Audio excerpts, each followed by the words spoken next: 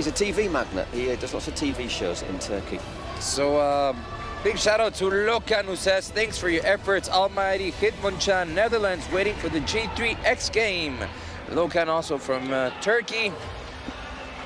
Kanguna Dejin, I'm sorry if I can't pronounce that. May the better one win and good luck. Big words for. Hi from the Netherlands. We have someone from Egypt. Biko 253. That's great. Let's Excellent. go Porcinos for Carlos Pascual Jr. Those 14 are aliens on. They were eliminated yesterday. They went out. They were 3-0, 3-1 up. Looking good, but as you said, Dronkos came good. And once again, it was golden goal, wasn't it? So cheers to Greece, to Irisumia. All right, let's go.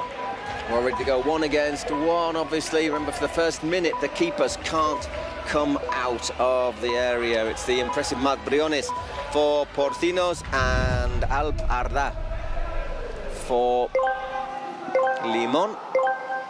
And it looks as if it's their main man, Metekan Demir.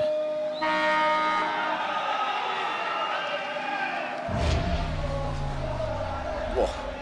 Well, straight away, bit of a clash of bodies there. It's Alex Gutierrez, Mini Pekka, who is starting for Porcinos. And good save. And chance here, straight away for Metekan. Good speed that from one of the star players in the Limon side, just wide. Remember, every minute we get a new player until it's 7 against 7. Just got a couple little problem. The Limon keeper, Alp Arda. He's had a great tournament. Hopefully this is nothing to take into consideration, because he's been a very important player for the Turkish side. I think he's played every minute, hasn't he, basically? Big shout out to Iker Doblas on the Twitch chat. Berat Erdogan supporting Limon from Germany. Obviously our German side as well, juniors. Had chances to have gone a bit further, I thought, but didn't quite take them. Missed a couple of penalties, missed a couple of big opportunities early on, which is why they didn't make it to the last 16. So it looks as if he's okay.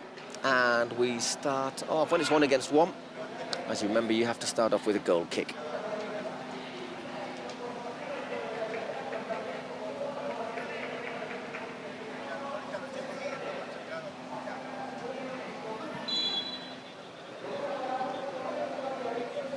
And away we go again. It's Alex Gutierrez. CTC 88 says, good power and another good save. And once again, Demir looking to make something happen. Good work from Guti, and there it is, 1-0. What was that? Gets the rebound.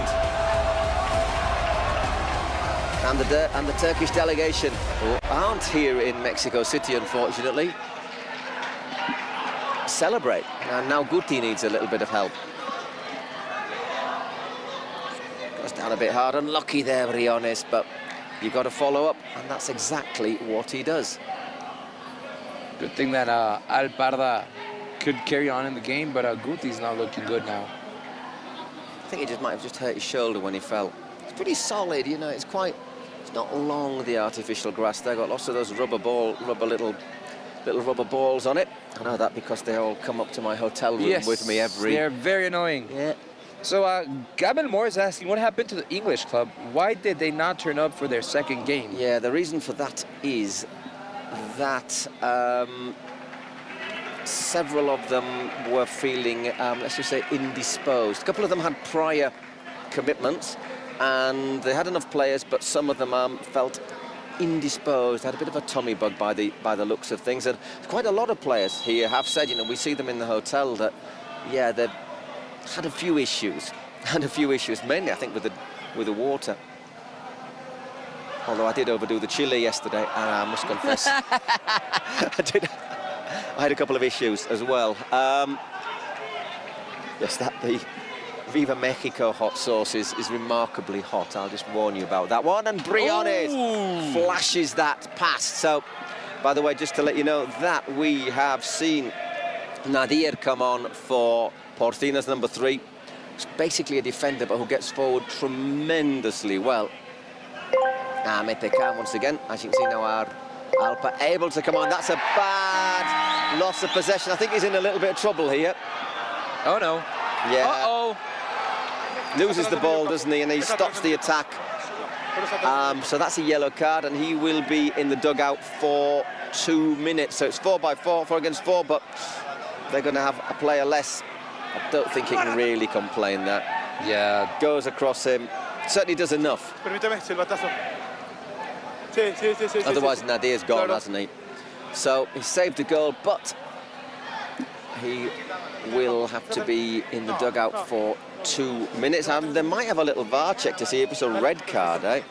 Obviously, stopping a deliberate goal scoring opportunity. This could be very controversial. The people in the chat are saying Alparda is the best goalkeeper of the tournament. And I don't know if I necessarily agree, but I thought the Japanese keeper was very, very good. He had plenty of opportunity to show it as well. And Victor, I thought Victor for Ultimate Mostoles was really good as well. Victor Valdez also scored a few goals. We have a supporter for Limon FC from Azerbaijan.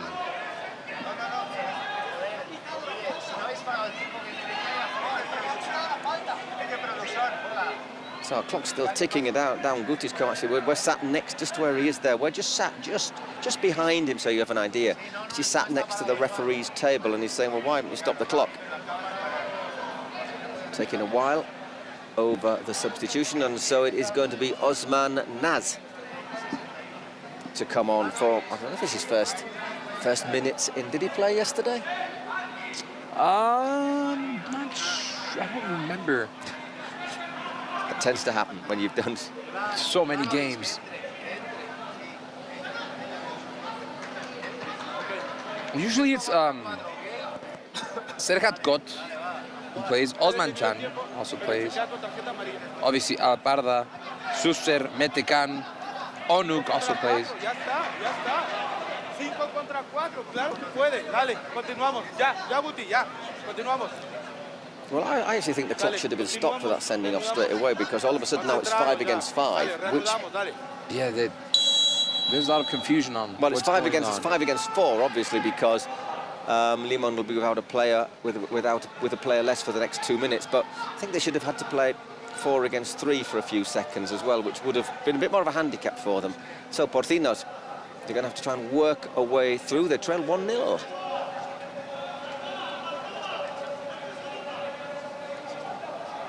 There's Guti again, and right across the face of goal. That's a well-worked goal, 1-1. Ibai Llanos celebrates.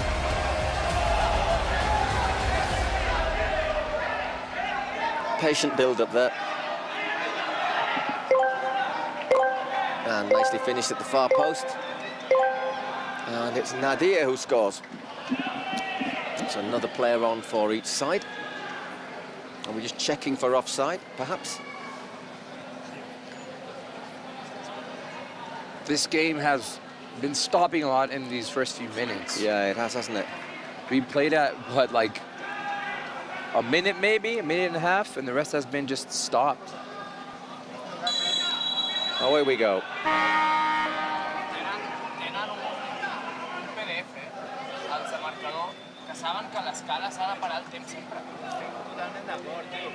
Serhat Kot on as well now for Limon.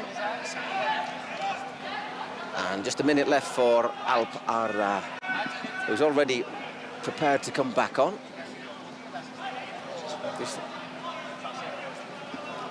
Can Porcinos take advantage of these? It's a 6 at the moment. It's 6 against 5. And there's Nadir who has a goal. That wasn't far away. I thought that might have gone in, but just wide. That was very close. Lovely technical as well by using his instep, and those balls are pretty solid that we're using in the Kings League as well. They are. Just using, by the way, top scorers, it's Rebollos for Aliens, top scorers so far in this World Cup, 7 goals. And there's obviously others, but in this match, top scorers are Pablo Hernandez and Adrian Lledo for Porcinos. Just 6 seconds before Arda gets back on, but he's might find a good little situation there. Nice work from Bekay Sese, who has been vital for Limon. Once again, Nadir cannons into the roof of the King's Arena. Kanguna Jean on the Twitch chat says this game is somehow a little bit strange, and I agree. It's been a bit stop-start, hasn't it? It is, yeah. There's 7 against 7, and Limon looking to bring Alparda back on. There's Guti. Pablo Hernandez, obviously a former La Liga, Premier League player.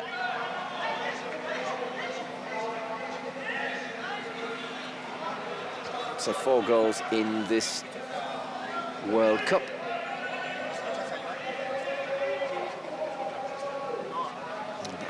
As you can see, they're ready to come on. You've got to have a bib in your hand so you come on, so they know who the player is who's next into action. Nadir. David Soriano, once again Guti, and Pablo Hernandez. Straight into Metecan there. Doesn't let him take the throw in. Alparda's back on. Yep, that's the sprint. Obviously, they're not making it easy for him. There's an off-the-ball incident there. As I think it's Oscar Cole who's gone down. Didn't see what happened because it was off the ball. We'll have to see if one of our assistant referees saw it. Did Cole try and obstruct him? Let's have a look. Cole sort of tries to obstruct him, doesn't he? And he bundles him over. So I think that was a bad play there. I mean, he's just trying to get to the goal, but Oscar Cole gets in his way. Yeah, that's all on Oscar Cole. That's not fair play. I think it's a foul for me. It's a foul from Oscar Cole. Exactly. It's obstruction, isn't it? He's trying to stop him get back into his goal, and he's been pushed over. The referees say, and Arda saying, was that a yellow card? And once again, we have another stoppage. Yeah, everyone in the chat is, what the hell is this? What's going on? Really strange. Lots of tension in the match. I think we're going to get more and more tension. Remember, there is $1 million prize for the winner. So I think as you get closer and closer, you can sniff those greenbacks. I can't, because I know I'm not going to get them. So yeah, it does restart with the free kick for Limon. A little mistake there, Nadir. Costa Pablo look for a ball across the face of goal, and once again it's Metecan. Mohamed Soser has been so important for Limon FC. Obviously, sort of international for Germany he's been, hasn't he, at football? Is it Football 7 or Football Sala? Now I forget. I would have known. I had it written down on my old team sheet, but somebody tore it into pieces yesterday, didn't they, Juan Carlos? Bruno made a mistake and tore your as opposed to the Peluche Calgary team sheet. Bruno having a day off, a well-earned day off today. Funsoda Twitch says, weirdest game in King's Tournament's history. Oh, I don't know about that. You've still got a lot of things you can see in King's Tournament history, but it's certainly not got any rhythm yet.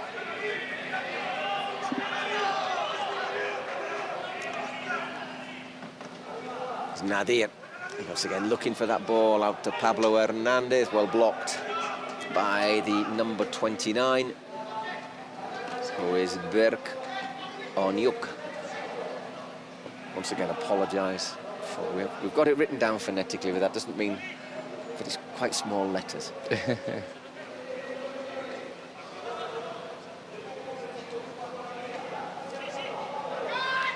This is Lledo. Nice little ball there. Guti, well defended though. Still trying to get the ball across, but I said that was a good defensive job there by Uraljan. At the expense of a corner, Pablo Hernandez will take it. Oof, I think he might have gone for glory there. As it is, it's gone for a goal kick. midway through the first half. Yeah, Jesus underscore Abraham Lee is asking, what would happen if he gets a second yellow card? 5-minute ban or ban for a game? I'm pretty sure. Second yellow and you're off. Yeah, so, you're and off. it would be 5 minutes with a player less. Well, it'd be 5 minutes with a player less, and then he'd probably, depending on what he did, be banned for the next match. Probably. We do have a committee that stands. But if you get eliminated, then... well, the next World Cup. Exactly. Is what they've said for a couple of people who've picked up longer bans.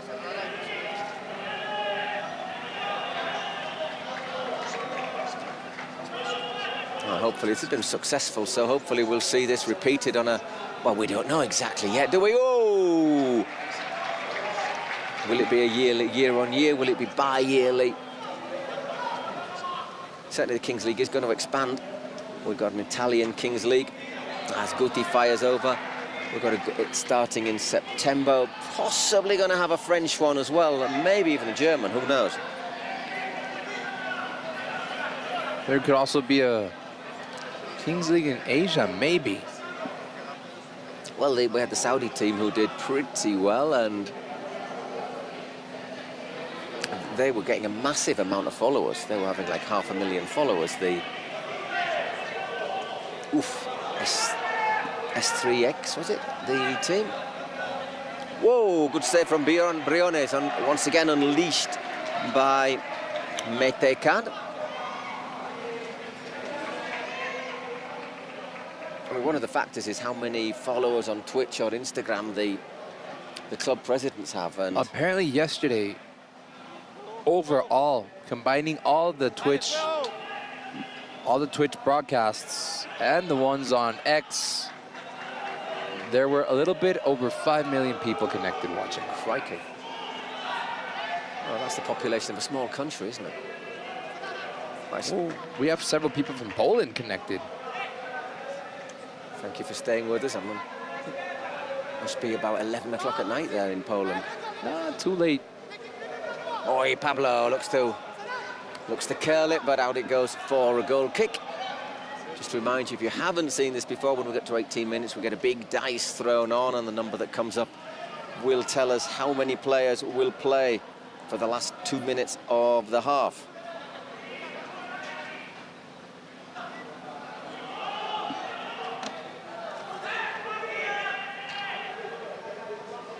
Once again, nice play from Jedo. Looks for Pablo to play a centre-forward role, but there Alparda gets down well. A couple more things, bit by bit, things are being put into place for our final four. We are going to start out with a bit of lucha libre, our famous mask-wearing Mexican wrestlers.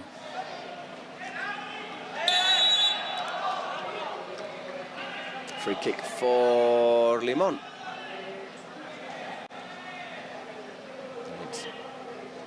Berkay Cese. There are, to me, two key players for Limon FC that have brought the team to this stage. Mohamed Soser and Metecan. Yeah. Those two guys. Well, and also, obviously, Alparda. I think he's done an amazing job in this Kings World Cup. No, exactly, and they have played, as I say, with normally just very few rotations. Not a bad effort there by Metecan. That was curling and dipping, and it looks like Briones had to get a little touch on that. Referee's given a corner. Oh, that is dipping. He just gets his fingertips to it. That's why you have to wear gloves, kids. So taken short. Working hard to close things down, and that's going to go back all the way to Alparda.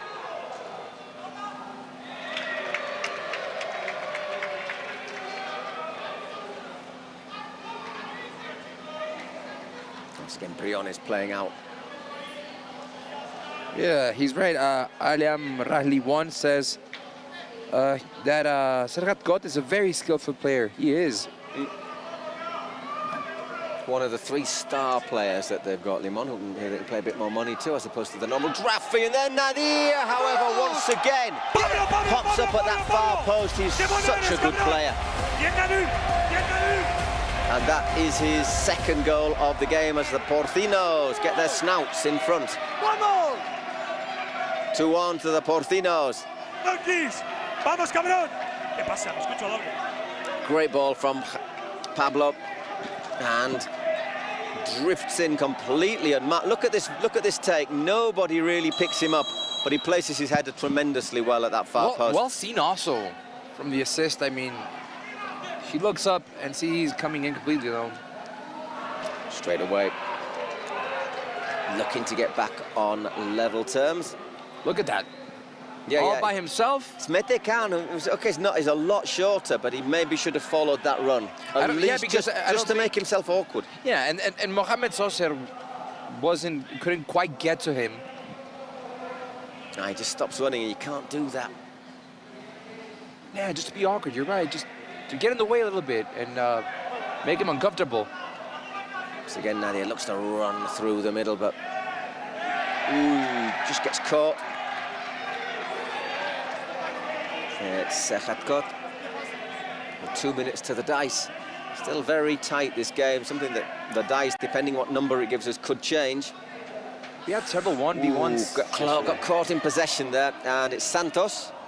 Well defended, though. Continúa. Oh, he's kept it in. Nice turn from Guedo. Still Guedo. Needs an option. He's got Nicolas Santos in front of him. Looks for the clever little back heel. Not sure if that's where you should be twisting and turning. And I think the offside. Déjame el balón. Gracias. I think it's offside that the referee's given. Ahora vamos tiempo. No, we have a player down off the ball. Berat Erdogan 19 is asking, if I may ask, where are you guys from? Well, I'm from England, and Juan Carlos is from here, from Mexico. From Mexico City. I'm the local.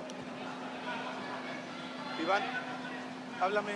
And Bruno's not with us today. He's from the fine city of Bilbao. Okay. No, He was bien. brought up in England for 14, 15 years of his life. Best of both worlds, being from Bilbao and brought up in England. Mudito. So what happens here?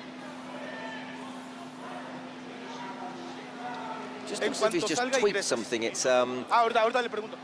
It's Dorkis who is who's had to go off. ¿Continúas? He might have done that by himself. Looked like it to me, yeah. So it'll... Okay. No. Yeah, big shout out to Sí. No, allá. El Ryan, who is listening to us. If you can listen to us, wave your hand. Sí, claro. Gracias. So what we're starting with... Ahí estás bien. Has he stayed on the pitch, Dorkis, or is he... Dale, atentos, reanudo tiempo. No, he's still on the pitch. Goes down a little bit too easy there, I think. And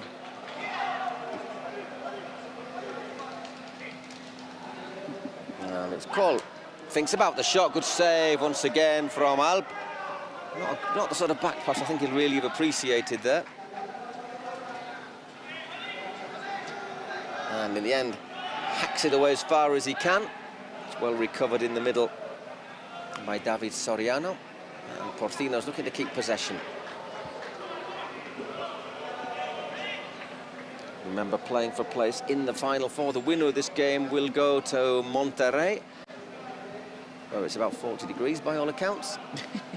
And the losers will go home. Big Bridge 4 is asking, will there be leagues in other countries except Spain and America starting in September? There will be. There's the Italian league starting, and I think, without giving anything away, it does look like they're working on others. There might be a big expansion of the Kings League coming soon, which is going to elevate the level of the World Cup, and that's going to be a lot of fun to see. I think Welsh wildcard teams like Limon have already shown that if you do it right, you plan it right. Whoa! Santos sees his shot deflected for a corner, but there won't be time to take it. We will have our first throw of the dice. Creo que estoy pinchado ya. Momento del dado. Vamos a ver qué tal. Los dos últimos no han tenido mucha suerte, así que espero que salga un número bajo. Oh, wearing his Club America jersey. He wants a low number. Oh! That's not bad. Keeper and 3 players. 3 outfielders. You can, of course, swap your keeper if you have the ball and play 4 outfielders and look for that extra man. It's risky, but it happens. So, Nacho Castro is the Porcino's coach. And we count down to the start of 2 minutes, plus whatever time the referee decides to add for injury time, of which there might be a little bit, because we've had a couple of injuries. And there are precedent penalties today, so I think there's precedent penalty in every game. What's quite interesting though is the Guaules, whose penalties haven't been that convincing. He's leaving it to a shootout in the last match.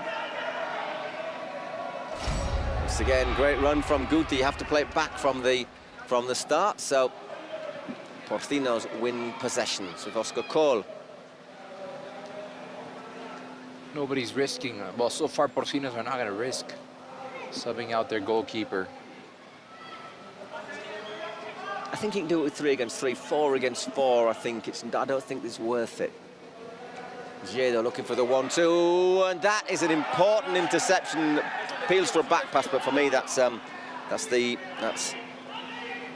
Serhat Kut clearly looking to make an interception. Here he is on this far side.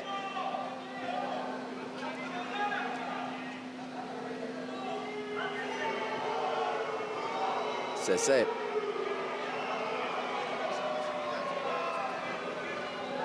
And that wasn't far off. Surprising Briones at the near post from Mohamed Sosa.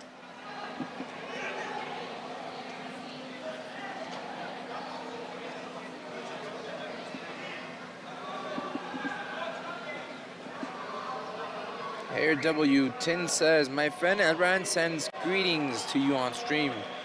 Can you send greetings to him? Greetings to him, of course. Of course. Greetings to Elran. Indeed, greetings, as nervous moments there you can see, can't you, from El Ryan, the Limon president, him and his 3 friends. They look nervous, don't they, at the moment? They are. They're contemplative, game, concentrated. Oh, they're enjoying themselves now. That's good to see.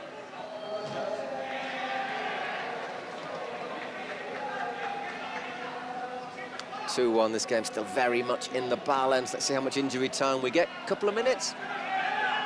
No, just the 1. I was expecting a wee bit more there. Ooh, he's getting himself into trouble again, is Alparda. And the referee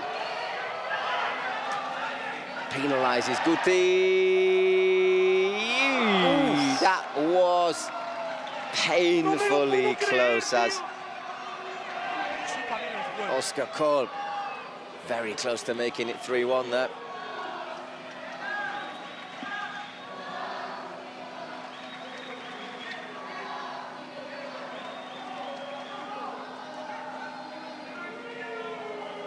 It's been a little bit more open, but both sides have done a good job. And there, once again, oh, it's in.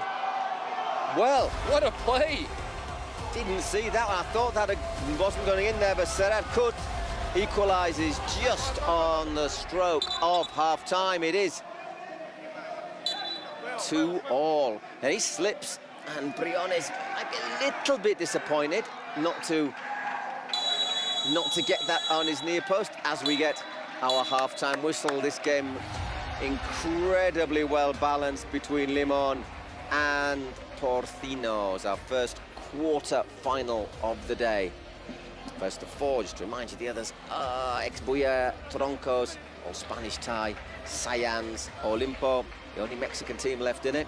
The one you probably wouldn't have expected to have been still in it. Yeah. And then maybe Raniza. I thought Raniza would have been already here. Maybe Peluche Caligari also. Real Titan, even so. They were telling us that Alran was saying that he is not nervous, and I agree. I don't think he's nervous. He's concentrated. He's determined. Con los aficionados de Porcinos que me dijeron que quieren decirle algo a Ibai. A ver si nos escucha en este momento. ¿Qué quieres decirle tú? Yo quiero pedirle a Ibai que le mande un saludo a un amigo mío que se llama Mateo. Ok, esa es tu petición para Ibai. Ibai, un saludo a Mateo, que es seguidor de Porcinos. ¿Tú qué quieres decirle? Hola, Mateo. que me firme la camiseta de porcinos y la bufanda de They're España. asking us to say Okay, Limón también es FC, otra Baba, petición Limón aquí. FC. Ibai, I guess fírmame that la is their playera y chance. invítame a la velada, eres un crack. Vamos a seguir con la Semblance afición, of haciendo la neutrality. barra, haciendo Ibai, el grito, give them, say hello to them. Nos vamos con la segunda parte, compañeros.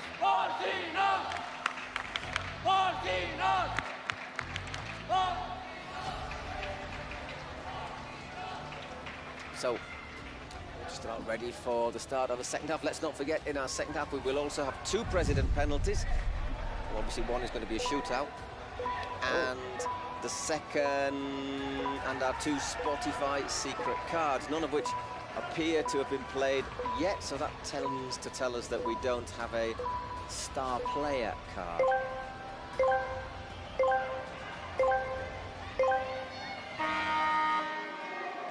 Off we go. And Nadir, such a good player, isn't he, the number 3 for Porcinos.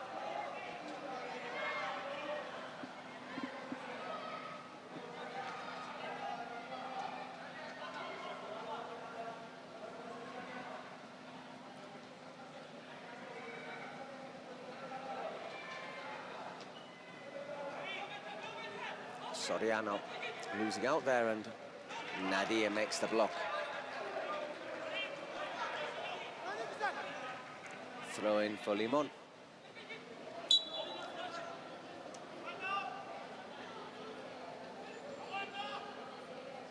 Once again, Nadir dispossessing the number 61, Berkay Sese.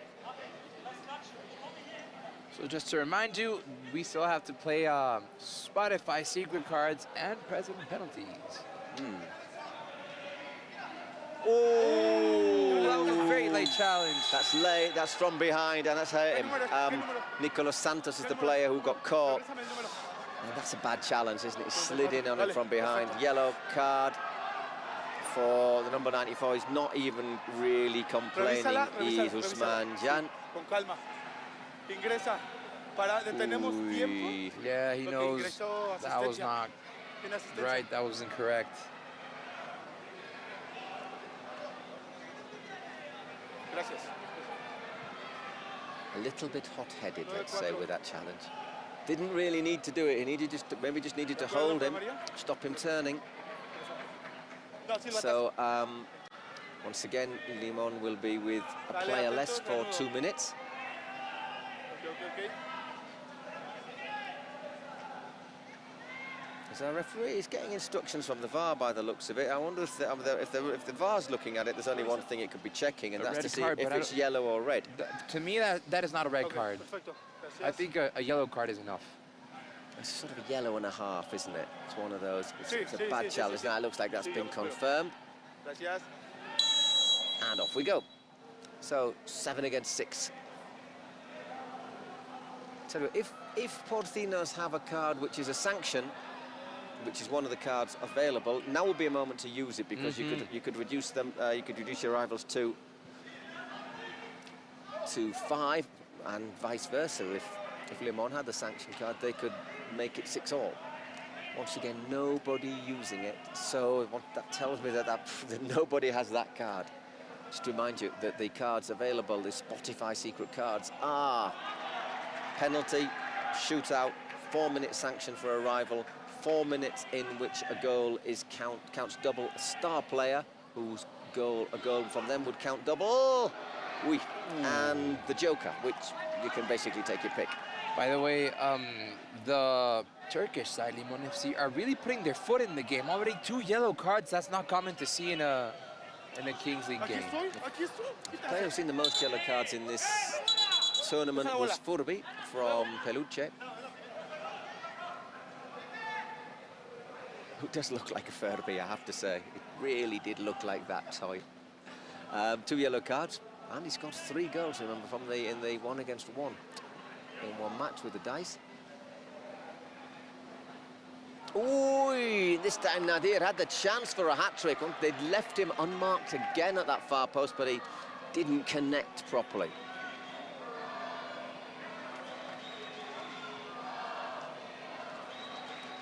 Nice ball out of the back there from Alp. Referee. They're saying the Spanish side. CN Ren says the opposing team needs vitamins, so eat lemons. Lots of vitamin C. Exactly. Here in Mexico, it tends to be more limes. This time it is Berkay Cesar, who got caught on the outside of his knee.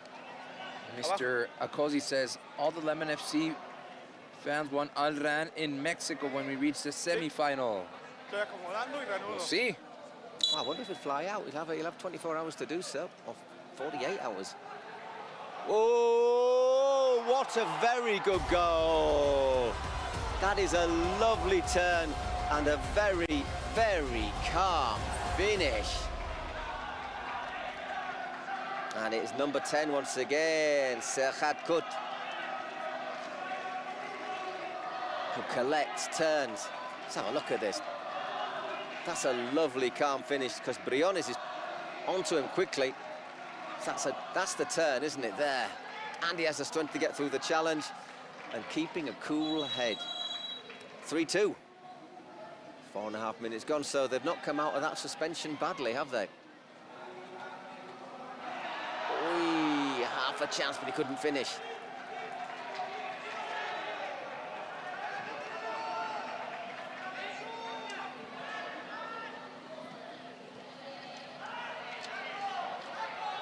I like that there's still a lot of variation from the teams we have from Kings League America, from Kings League Spain. I think that's what we want. Wildcard teams. I think that's what we wanted. Yeah, that's the whole point. Slight advantage perhaps for the Spanish side with 1, 2, 3, 4 in the last 8, but obviously more experience in Kings League. And of course disadvantage for the Kings League Americas. Only one team, Olimpo.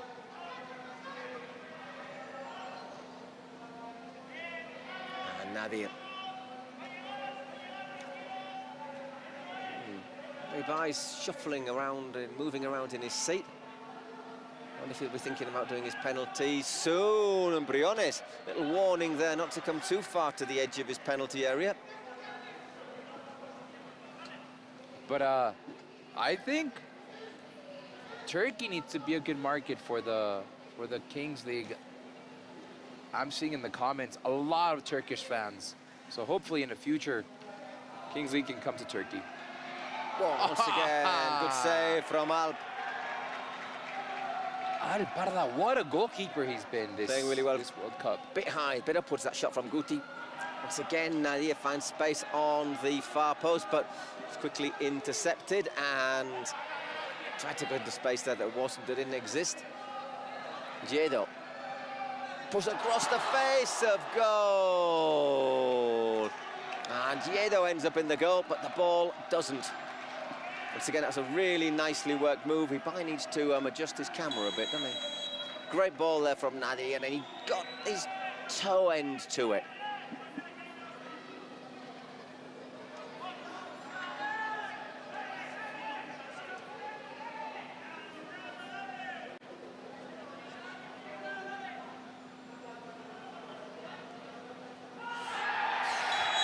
That's a bit of a lunge right in front of the Porcino's dugout, and it's I think it was Berkay Cesar who's also going to get a yellow card. A lot of yellow cards already. Is that Pablo? That's Hernandez. 3 yellow cards for Limon FC already in the game. Not common at all to see. Once again, he's not complaining really, is he? Ooh, bit late. And we're going to get the president penalty for Limon. Trying to put a bit of distance on the score. Third yellow card of the game. This is the sort of thing I wonder if the committee might look at this and think, 3 yellow cards in the game is pretty good going, and maybe hand out a little team disciplinary sanction. I'm not sure. I mean, that's just me speculating. Maybe a couple of minutes with a player less in the next game. We shall see. So next time the ball goes out, Limon will have the president penalty, which I think will get. Just looking in my WhatsApp list as that wasn't far away. So we'll get the It is indeed going to be a shootout. As once again Nadir at that far post. Leaps. Doesn't actually need to leap that much.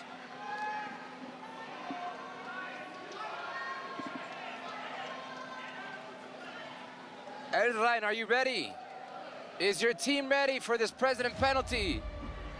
Okay, come on over, El Ryan, come on over. It's a short flight from Turkey to Mexico City. Only about 14 hours. But there is a direct flight from Istanbul to Mexico City, so we'll wait for you here in 14 hours. If it comes to Mexico City, you won't see the game. It's got to be Monterrey. Or come to Monterrey. It's got to be Serhat Kut. And well blocked by Briones. Big moment there. Chance to maybe have taken it 3-2. Here comes Ibai. Here comes Ibai. Here comes Ibai. Which will happen next time the ball goes out of play. It's a good save, that. It's not. It does give him a little bit. It doesn't. He's not right on top of him, but it's still a good finish. But remember, Limon still with a player less. Oof, making that a bit difficult, playing out from the back. But they are a goal to the good. And says it out for Limon FC, a very important player defensively.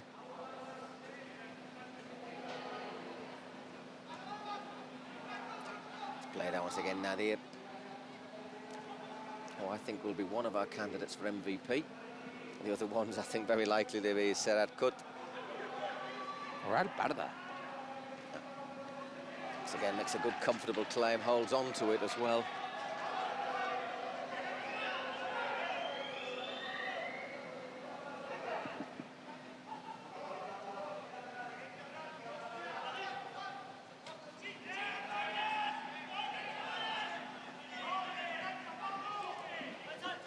Once again, Mete can't take it on Guti. It's a good race, that. Guti's really fast. But he got the ball across, nobody there to add the touch. So now it will be Ibai. Moment of truth here for Ibai Llanos. If I'm not mistaken, he's taken 3, scored 1 and missed 2. But he is going to face Alparda, to me, one of the best goalkeepers in the tournament so far. It's not a bad penalty taker, Ibai. Not a bad one, I say. It's not been hugely effective today in this tournament. Not sure if the ball's right on the spot there. So a chance to make it 3-all. Oh, he's doing a little pre-penalty ritual to get Ibai Llanos nervous. A little bit of water, spits the water out. I tell you, there's been so much water and stuff spat onto this pitch, you could give it a DNA test. A new strand of COVID starting here. Let's see, Ibai. Oh dear, that's not... Whoa, what was that? I take back my words. He's normally not a bad penalty taker, but that is not a good penalty. Let's be honest. But wait, was that part of the mental game by Alparda? He took a while. That's going to get repeated. Is he off the line? No, he is off the line. Oh, he is, isn't he? Yeah. That's going to get repeated. I get the... His left foot is right off the line. Yeah. Unnecessary, because it was such a poor penalty that even if it had been on his line, it wouldn't have made any difference whatsoever. But yeah, the rule is you've got to have a foot on the line, and has to be said he didn't. Yeah, that angle is not good. No. That's the right angle. Yeah, I mean, it's... You can see his left foot right off the line. Gracias. And the frustrating thing for him is that even if he'd been on the line, it wouldn't have made any difference because it was such a bad penalty. It was such a bad penalty. I always find that a bit of an annoying rule when the penalty's just gone way wide, but it is the rule. Yeah, there it is. We do. Nadir asking for a booking. Come on, you don't book someone having a foot off the line. Yeah, that's not...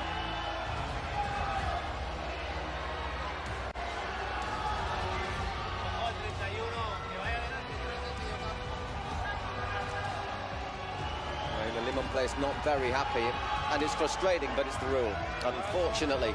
So Ibai gets a second chance at it. Let's be honest, if you count that, he's missed 3 out of 4.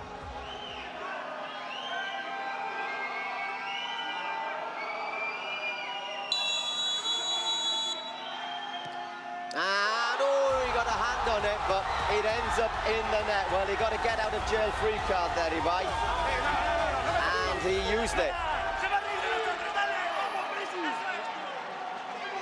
Once again, not the greatest penalty you'll ever see, but if they end up in the back of the net, they all count. They say here in the chat, it's a nonsense rule. I agree, it is a nonsense rule, but it's a rule.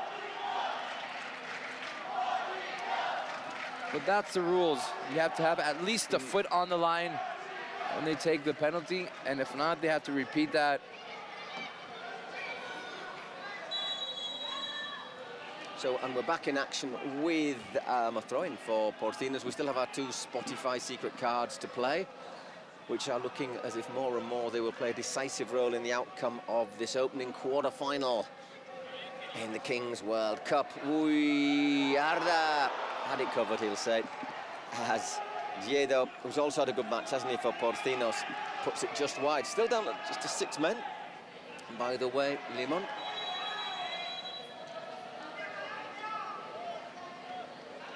And now they're 7 against 7 again.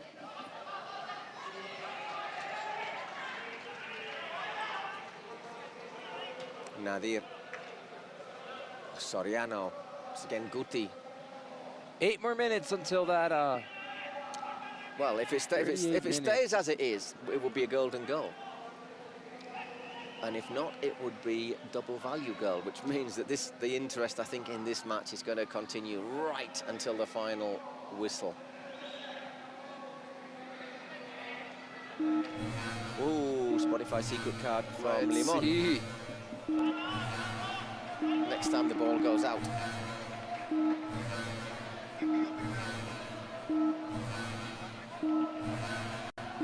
Both of them. Oh, lovely play. And, well, in the end, it was a kind bounce for Alparda. 2 secret cards in action. Let's see what they are. First one will be for Limon. Second one will be played by Porcinos.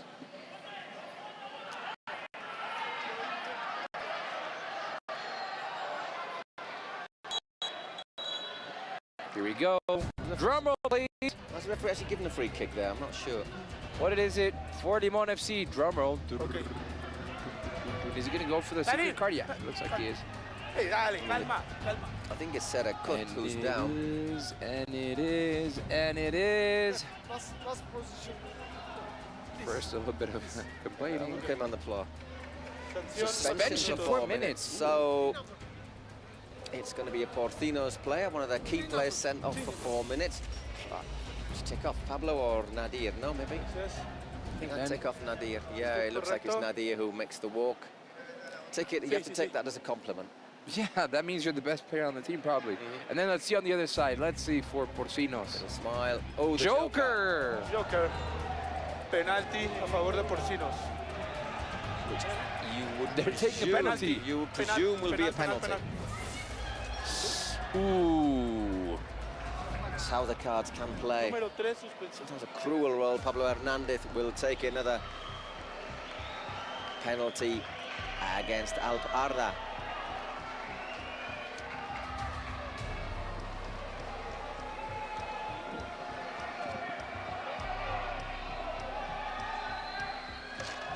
Big moment in the game. 4 goals for Pablo Hernandez in this Kings League. Romo. Oh, and now it's 5. What a very good penalty that was. Really struck like you'd expect from a former, I say, a man with a long curriculum in La Liga, in the Premier League, also capped by the Spanish national team.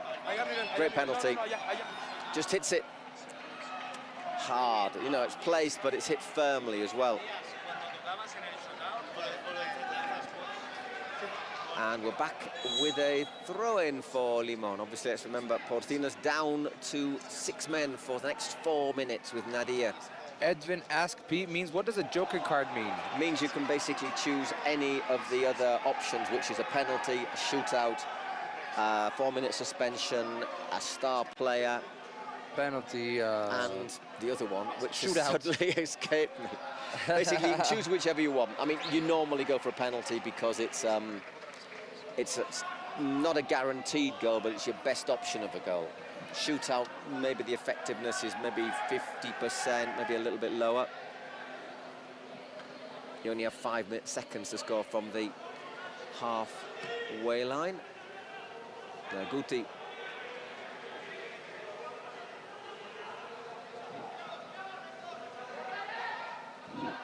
Let's see what Limon FC can get back here.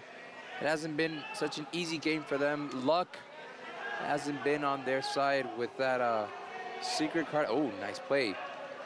Oh, that was not a bad ball pulled back, and it's got to be a shooting chance, and that was so close. Whew.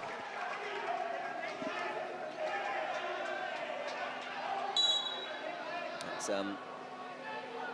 Berke, I think, who had that shot.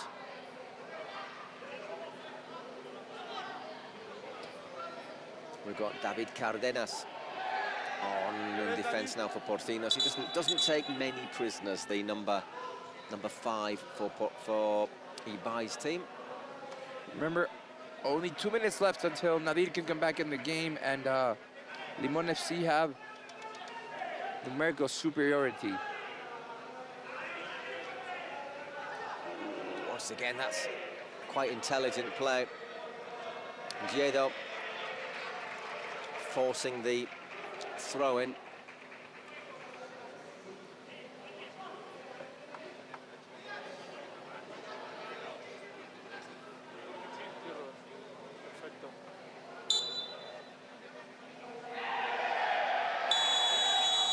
Given that one.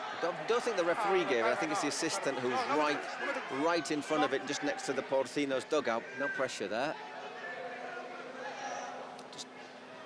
Yeah, that was was a little bit of a nudge, doesn't he, in the back? The back. It's not shoulder to shoulder, so.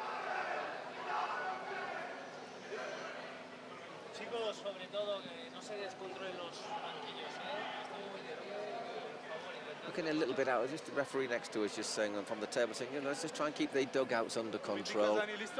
Obviously, you look at the Porcinos players, they're all sort of spinning out a little bit, standing behind the assistant ref.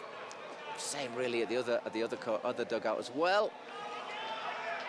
Just a minute still for Nadir, and then we'd have another minute until double goal. Can Limon find an equaliser? Just over. I think he got a little touch on that again. Yeah, it's a corner kick. Metecan hits that one. Taken quickly. Sose. Oh, he's lined it up, and Briones once again gets down well. Limon FC are really pressuring now Porcinos to see if they can get one before that 2-minute mark. No. A little appeal for a penalty there. The referee having none of it. No, he's having a little... Nah, I don't think there's anything there. He fell by himself. I think he's slipping. He might make a bit of contact with Guti, but I don't think there's a penalty there. Okay, Nadir's on. We have a minute now to the last 2 minutes. If there's a goal between now and the 38th minute for Limon, that'd mean golden goal. If not, it isn't a disaster for the Turkish side. And at the end of the last, as we know, any goal is counted double. The referee has played on after that, considering it to be a dive. Did look a bit theatrical from a distance. Now we're 7 against 7 again. 30 seconds left to play of what could you say, normal time? Before we get to double goal. Metecan. Porcinos getting bodies in the box. It's again, it's well defended, and another corner. You have to hurry to take this. 2 balls on the pitch, taking the time to get that one off as well. Cross it in. That was clever, in inverted commas there from Porcinos. Just keeping that second ball on the pitch a little bit longer, so they couldn't really take the corner effectively. So we're into the last 2 minutes. It says golden goal, but it's 4-3, so it isn't a golden goal, but from now on any goal would count double. So if Limon score, then it would be 5-4. If Porcinos score, it would be 6-3. And if no one scores, it'll be 4-3. El Ryan, give us a sign. How are you feeling? Nervous? Happy? He loves us. See? We love him too. Sending you hearts all the way from Mexico City. Háblame, Dani. Dani, háblame.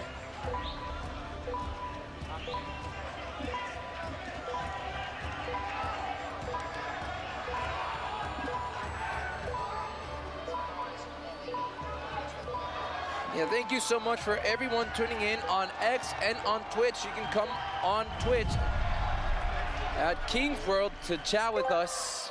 As you can see, we're having a lot of interaction with everyone that is... Next game, ex-Buye Troncos. Still the short, small matter of finishing this. A little bit too keen, and the first possession is for Porcinos.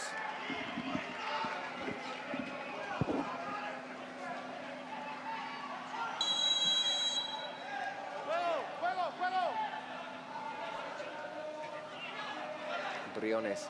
Remember, if Limon FC score here, it's going to be 5-4. And we've seen lots of things happen in this King's World Cup. Lots of things.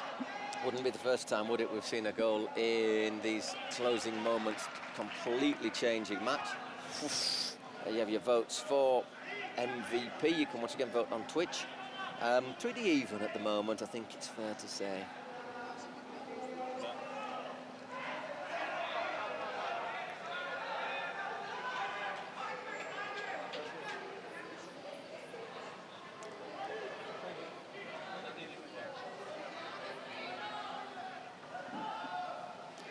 Again, I think they have to press a little bit higher, Limon.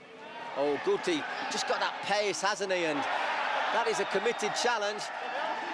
Doesn't look like a foul. I just wonder if it might have been handball, but the ball comes from a rebound. I don't think it's... Yeah, if it's a rebound, then that doesn't count. Really quick action there. Guti looking to exploit that pace. Double value goal, as we say. Looking for the pass on the overlap, well defended. And Oscar called as well. He's got Pablo Hernandez, Giedo. Pablo Hernandez got time, has he, to just go wide and just shaving the paint of on that post.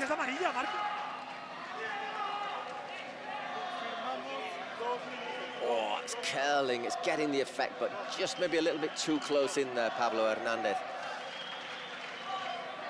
Sad cut. Nadia, that's well won. So set, and I think that's anywhere will do time, isn't it? I'm wondering how much added time there's going to be. Couple, 2 or 3, I would say. 2 or 3. I mean, I'm inclined towards 3. The clock is stopped.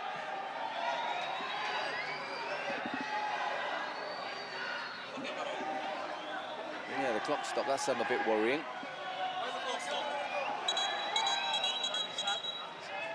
A little bit of bad-temperedness.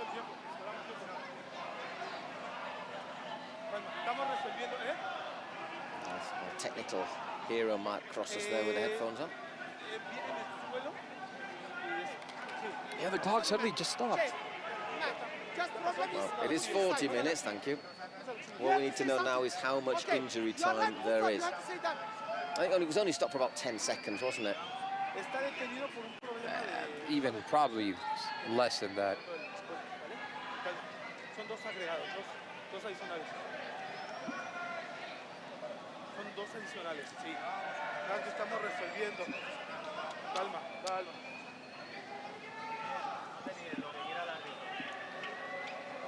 What is going on? Good question. There's a bit of tension. I'm looking at the two dugouts. They're both are pretty much the same people crowded near the touchline. A lot of confusion. There's not really much to be confused about. The fact is the clocks have stopped. We just have basically our injury time to go through now, but we don't know how much injury time there is.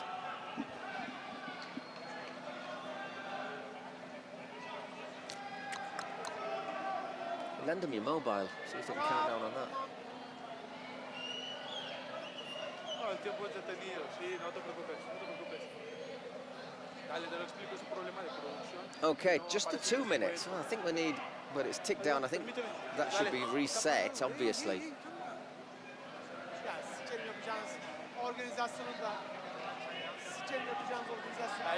Ahí está perfecto. Ok, ahí avisen que ya está el tiempo correcto.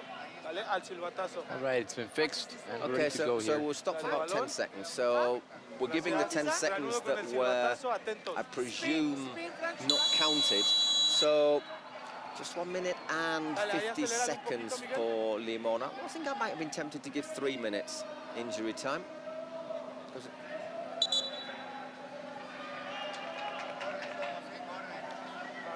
So Limon, basically it's down to this. Limon have to score in this 1.5 minutes that's left. I insist, we've seen some incredible stuff here in this World Cup.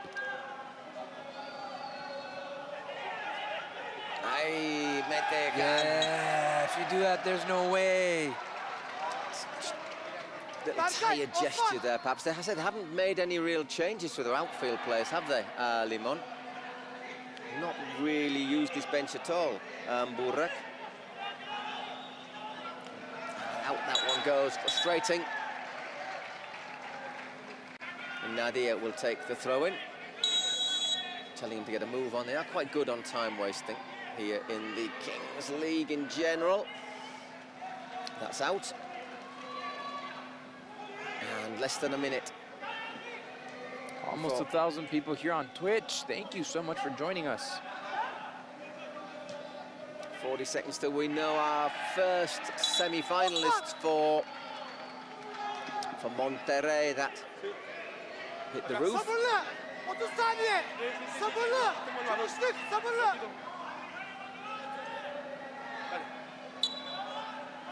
Got to go forward.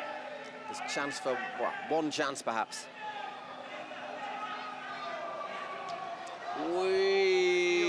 That's out for a corner. You'll have to be quick to take it. And of course, Alparda is up to take that. Oh! And that's into the hands of Marc Briones. And that is the final whistle.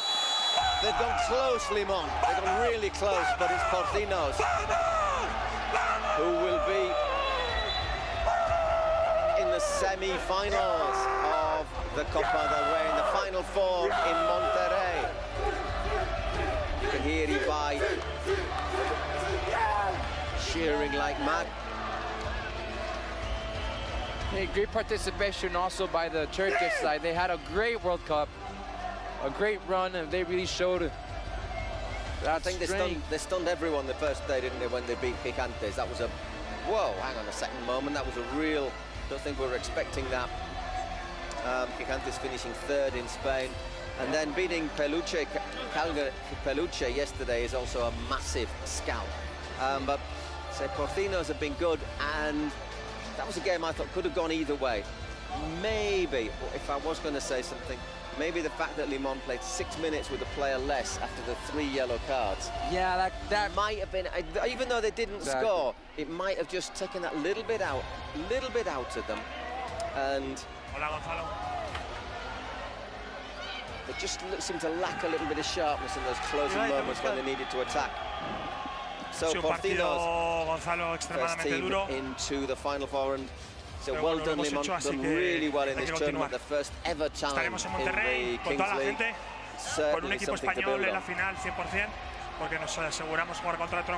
And congratulations to everyone in Turkey. You showed real passion for the Kings League, and hopefully, in the near future, there can be a Kings League in Turkey. Well, looking at the support, that's great to see so many people supporting it. Limon. Yo, Gonzalo, no aporto mucho. Por suerte llevo 2 goles en el Mundial, pero el primero lo he tirado fatal. Íbamos perdiendo, el portero minuto 98, ha empezado a beber agua, se ha empezado a reír y he dicho, pero si yo solo juego al League of Legends, ¿por qué estoy haciendo esto? Y por suerte se ha repetido, he podido volver a meter, igual que el día de Science, pero vamos, la victoria es del equipo. Creo que hemos tenido demasiadas ocasiones otra vez hemos vuelto a perdonar, pero hemos vuelto a marcar mucho y hemos vuelto a ganar, o sea que hay que seguir. See, by saying we've had chances, we've missed chances, we've let teams off the hook a little bit, but we've also scored quite a lot of goals, so we have to carry on. Well, good to see. Sin duda. Good relationships between the two teams at the end of the match. Yo creo que es el gran problema que tenemos. Es curioso porque fallamos mucho, pero también metemos mucho. Hemos metido 22 goles en 4 partidos, que creo que nos convierte en el equipo más goleador o de los más goleadores, pero no podemos fallar mano a mano, no podemos fallar en el área pequeña prácticamente, porque si no, no vamos a ganar. Y lo sabemos, es lo que tenemos que corregir. Thank you to everyone who is still logged on on Twitch. We are reading your comments. Next match, as we say, an old Spain affair, Ex-Buller against Tronco. I'm not mistaken. There you go, our first team in the final four, Porcinos.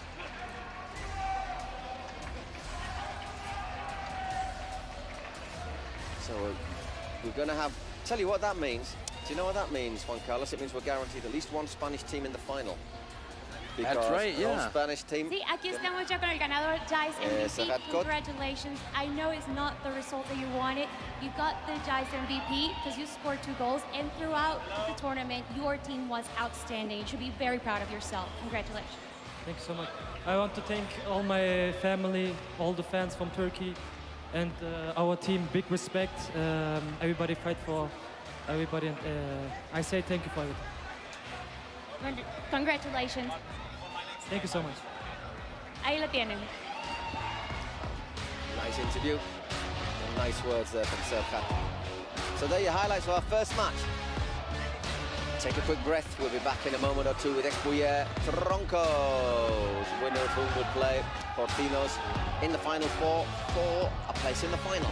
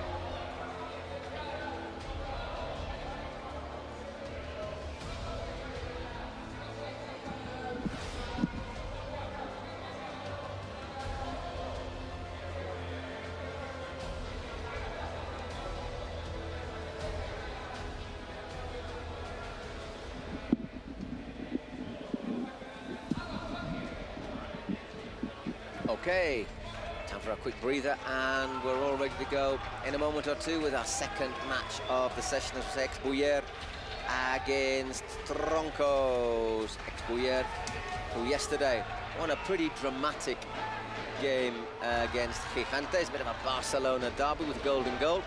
Although I have to say, I was watching it just pitch side. I got the feeling that they did enough. They deserved the win, was my general feeling.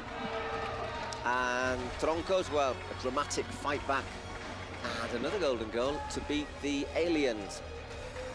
They were under the cosh to start with, but then got increasingly into it. This looks like,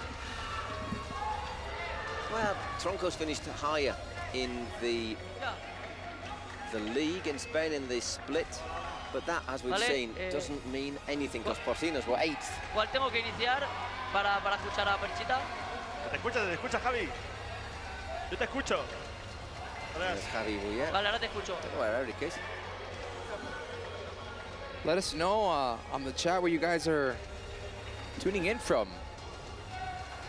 Pues un partido complicado, como todos estos partidos del Mundial. Los Bullers son un auténtico equipazo. Los partidos que hemos jugado siempre en España han sido muy igualados y yo espero que hoy sea igual, ¿no? Que sea un partidazo y que gane el mejor en el campo. Nervioso por el penalti, pero sí que tenemos que chutar, pero vamos a confiar que creo que podemos soñar con esa Final Four. Creo que voy a chutar con la izquierda porque estoy lesionado de la derecha, me he hecho daño practicando. No, de verdad, me he hecho daño practicando. En serio, pero bueno. Confianza máxima, sea como sea. Meteremos igual, tío. It's a bit warmer in Monterrey than it is here in Mexico City, and let me tell you, it's a bit warm here in Mexico City as well. Bien, yo creo que va. Espérate, a ver, me escucho doble. A ver, ahora, me escucho doble. A ver, ahora no me escucho doble. Yo creo que va a ser un partidazo, creo que somos dos equipos que perfectamente pueden llegar a la final. Troncos siempre compite que da gusto, juega muy bien con el balón, diría que igual que nosotros. Creo que se va a ser un partido que se va a decidir por pequeños detalles y que luego el marcador puede ser muy abultado, pero no va a significar, yo creo, el fútbol que vamos a dar los dos equipos. Simplemente hacer una advertencia, Carlas Plana, de verdad, te vas a casar, no hace falta, puedes salir ya para el aeropuerto.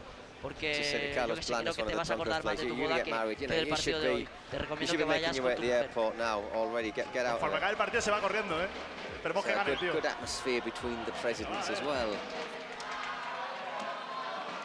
Va. Empezad ya, que se tiene que ir. Carlas, tranquilo, tío.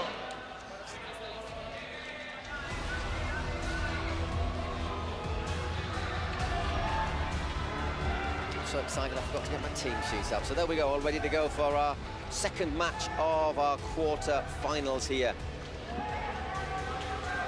Last afternoon in the Kings League Arena here in Mexico City, down in the south of Mexico City. To be honest, I've never really managed to get my bearings. It's so big. It's huge. I just sit in the taxi, just watch it go by. I think, where am I? I rained a little bit yesterday, though, so the air's a little bit clearer to breathe. Can get a bit polluted here, can't it? Whoa. You're asking when is the semi-final? That is going to be on Saturday in Monterrey. Yeah, the first semi-final should kick off at 8 p.m. Mexican time. I think it's the same time in Monterrey as Mexico City, isn't it? It is. Yeah. And the second semi-final, 9:30. The final is meant to kick off at 11. I must confess, I have a slight doubt that it'll kick off at 11 or a little bit later. But obviously got the two. Well, there's three. There's Maluma, what's his name, Blessed, and there's the Lucha Libre to get us warmed up as well. And there is going to be another artist to be still confirmed. UK time, that should be early in the morning, so it's 12, 6, 7 in the morning maybe? It's 8 hours. 8 hours. Spain is 8 hours ahead, so the UK is 7 hours ahead. So 7 in the morning. I wake up at 7 in the morning every day here. Yeah, it's not bad on a Saturday. Not deliberately, I just do.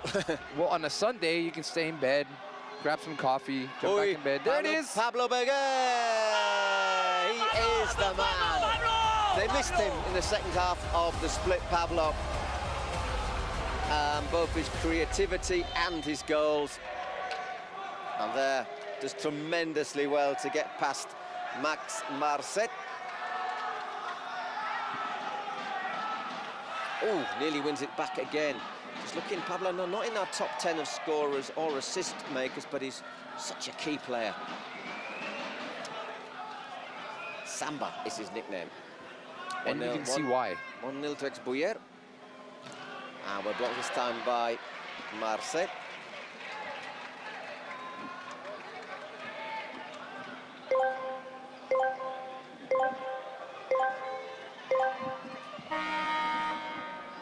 Second player's on. And now, of course, remember, the keepers can come off their lines. We've got to play a minute until it's 7 against 7. Capi in goal for Ex-Buyer. using his body, I think it's fair to say, in that move. And Cardo, who's also a vital player, well blocked. Still a chance for Cardo, turning one way, works it to Pablo. Great block there from Manuel Martin.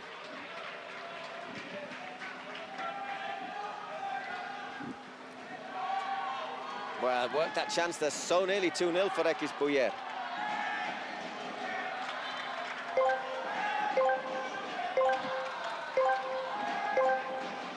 It's a very good start for the Buller boys. There is Carlos Planes on for the Troncos. Good team. They've obviously got the powerful forward, haven't they? Where is he? Edgar Alvaro, Roble, Troncos. Sometimes I wonder if they might be a little bit one-paced. And play on, says the referee. Chance for, once again, Velillas is on.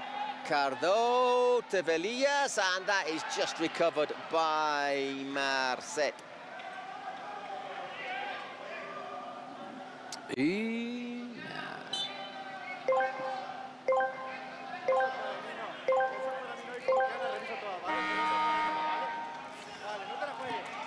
was in the gym. He was in the gym in the hotel earlier. Most of the team doing a little bit of a warm-up, lifting a bit of iron before today's game. The X-Buller team not overdoing it, mind. So now 5 against 5, and he's telling the Troncos guys, hey, you need to calm down. That was Roger Carbo. Whoa, right across the face of goal.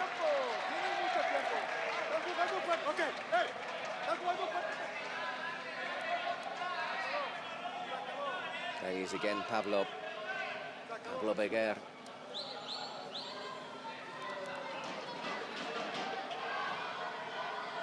Not got Marc Soroche on yet, but they have got Edgar Alvaro.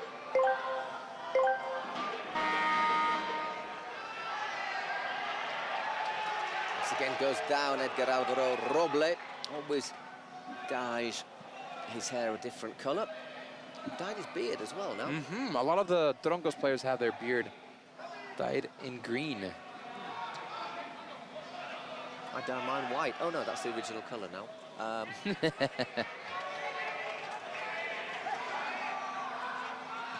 Whoa, thundering effort once again there from Fard, who was, I thought, brilliant yesterday against X-Buller. Dips, curls. By the way, I suppose there's a few people thinking it's strange that the first 2 matches today are played by the teams who actually played their last 16 ties yesterday, and the last 2 are played by the teams who played on Tuesday. But I suppose the good news is that both teams did play on the same day, both quarter-finals. It's like teams who played on Wednesday against teams who played on Wednesday, so there's no real advantage. My word, pick that one out. Roger Cardo unleashes a cannonball. My goodness. That would have knocked down the walls of the Alamo. That almost made a hole in the nets. That is a screamer. Unstoppable, and probably good news for Manuel Martin that he didn't get a hand on it, because he might have taken his hand off as well. And here they come again. He's done really well again. He's made a couple of good saves already, but that was an absolute bullet from Roger Cardo. X-Buller already taking a very important advantage in these first few minutes. And they're looking sharp, and they're looking quicker, aren't they? Here's Joan Verdu. It's another big La Liga curriculum. Espanyol, Deportivo La Coruña, when Deportivo La Coruña were like Super Depor, a really good team, and Betis.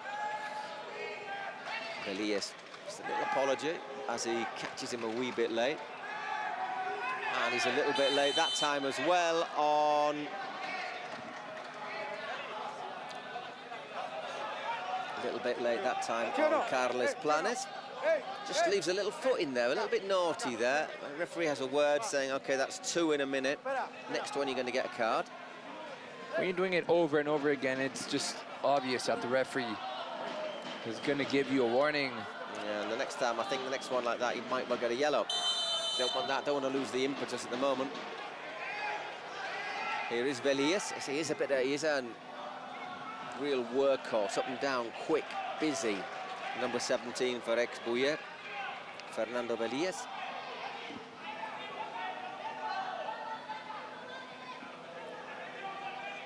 Verdú.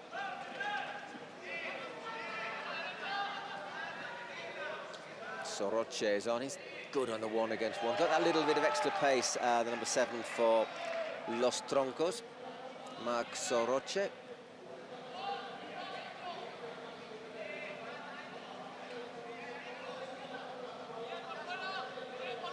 Planes.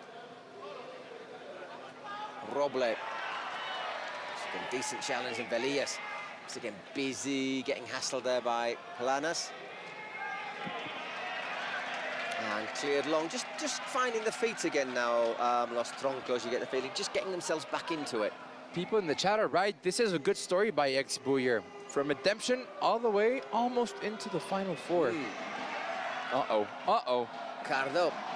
Whoa, another good save. I think the feeling was that their season, they probably, I mean, in the split in Spain, they were leaders after 4 games. They'd won the first 4 matches. And they just sunk. And Troncos, ex-Buyer and Troncos were the leaders. And they played each other in the 5th round of matches, I think. And it was a special game. They played it on a Monday. And Los Troncos just won it. And ex-Buyer, they lost Pablo Beguer through injury, and that was their form dropped pretty significantly afterwards. They also had, I think maybe Cardo was also injured as well, so they lost 2 really key players. Otherwise, they would have finished a bit higher. But you know, you get into the tournament through the back door, you might end up walking down the main stairs. So it's already 314,000 people connected on X, and 531. I still can't call it X, Juan Carlos. Me neither. Me neither. Although bearing in mind the numbers of scantily clad young ladies who seem to like my posts, maybe X is a very good new name for it. I don't know you. Why do you like mine? You want to find fulfillment and happiness. Oh my goodness. Right, yeah, that happens. That's exactly the same as she says, and the same as she says. You know, I do think somebody isn't really keeping control of the box. CTC. Oh, hang on, Verdú! CTC88 says we are supporting Limon from Hungary.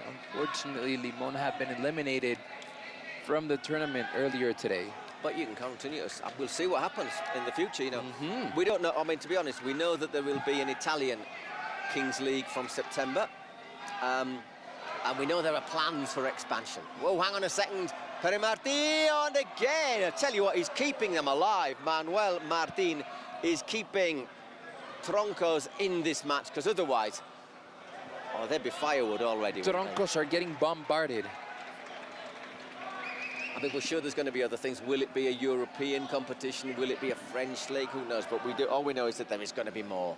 And we might get some more news in the next few days. Negotiations are underway.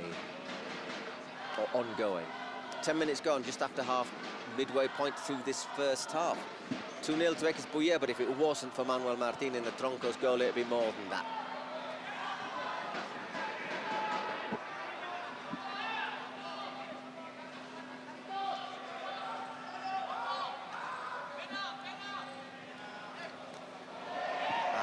Skill and Ian.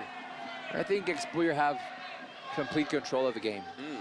It's interesting though, isn't it, how ex-Buyer and Porcinos had a disappointing time as ex-Buyer started really well in Spain, dropped off. How they've come good, you know, they found their form a bit more towards the end of the Spanish split, and they've carried that on. A little bit like Aliens in their tournament as well. Jesus Abraham Lee is asking, will there be any mobile app for Kings League? I'm not sure, is there? Is there an app? Is there? I'm not sure. I would look on Google Store.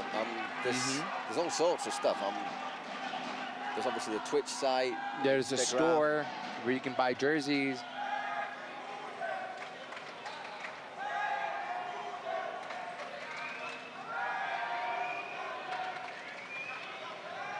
It was given away, and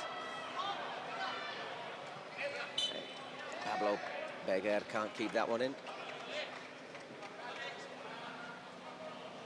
Ian Gonzalez, nicknamed Bamboo. All the Troncos players have names of plants. Nicknames are the names of plants on the back of the jerseys. As we say, Edgar Alvaro is Roble, oak tree. Verdu is ginkgo, and ginkgo is ginkgo in English as well. Bamboo is bamboo. Spelled differently, but yeah, more or less the same. There's a couple of Bruno and I saying, I don't know what plant that is. There's a baobab out there as well.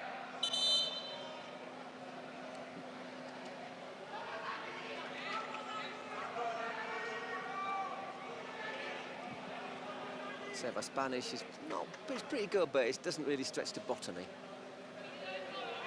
About basic botany, you know. I mean. Kept in by Planes, and the cross, however, slides away. Puts in 13 minutes mark in this first half. We have 5 minutes till our throw of the dice. I think it's going to be Guaulis, the president of GX3, who will throw it. I wonder if he's had a wash since a couple of days ago. He was nervous in that game. Yeah.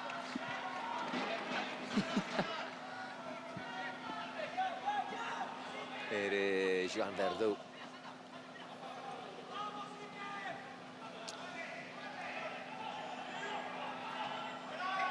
Well, once again, Pablo Beguer. Look to loft that one, but in the end can only prod it into Manuel Martin's midriff. And once again, here comes Verdu. Lovely little skip inside, brought down by Cardo, just outside the area.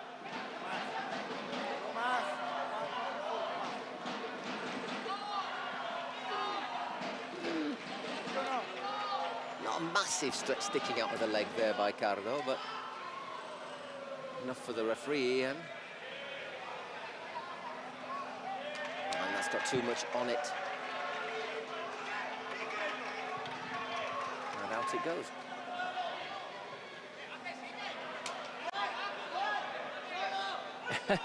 He was getting some word from his players. What are you doing, Ike? And comfy for Capi. Oh, he's carried on through, but once again, he's alert to it, is Manuel Martin. That rhythm of play died down a little bit.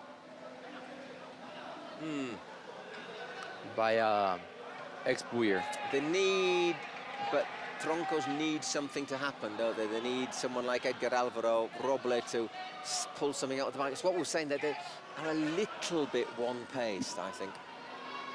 Oh, that's a good turn, though, from Marcet, but once again, it's smothered by Adrià Gutierrez. Nicknamed Capi because he is the captain. Cardo, scorer of that absolute thunderbolt for the second goal for his team. Lots of skill, great performance there.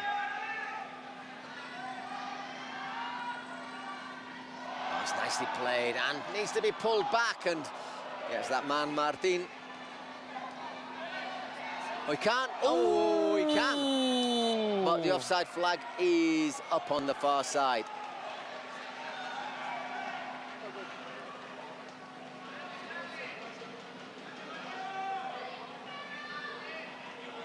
Oof. Icaral Carazo with that shot. Whoop. Already. Verdu scrambled out. Well, I think Perchita has decided he needs to try and get his team back into this. If he scores now and it's 2-1 going into the 18th minute, who knows what might happen with the dice. So wise thoughts by the Troncos president. Always seems very calm, doesn't he, when he's in his booth?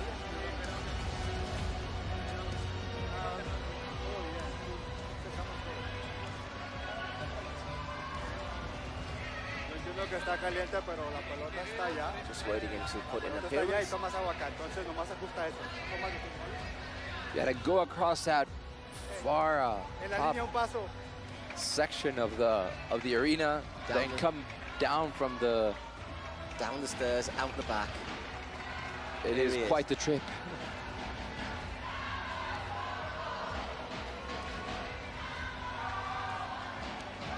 So a chance to get Los Troncos right back into this. They came back, let's not forget, against the Aliens yesterday.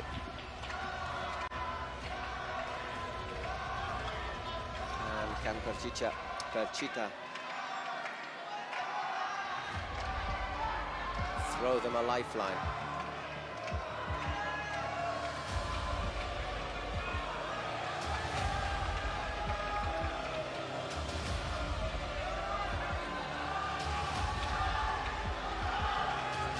Varies penalty-taking style. It's interesting to see where Capi's standing.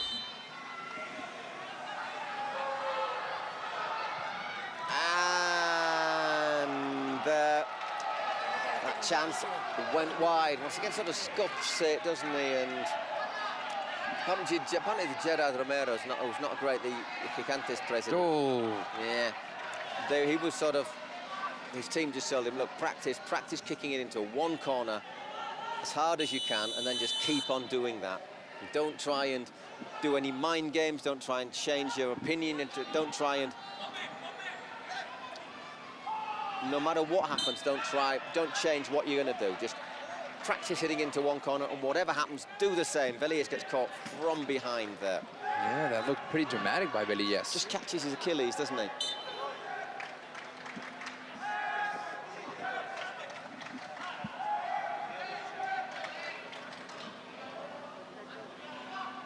Belly is how he looks up, he's recovered there, making that strong run forward, wins a throw-in. Is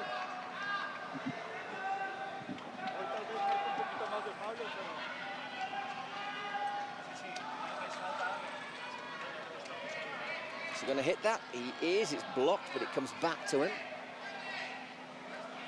Oh, well played there by Marcet. Hey, Pere Martinez gets a foot in, and that, yeah, I think so. In his haste to make the challenge, Dani Perez, it was, brings down Verdú.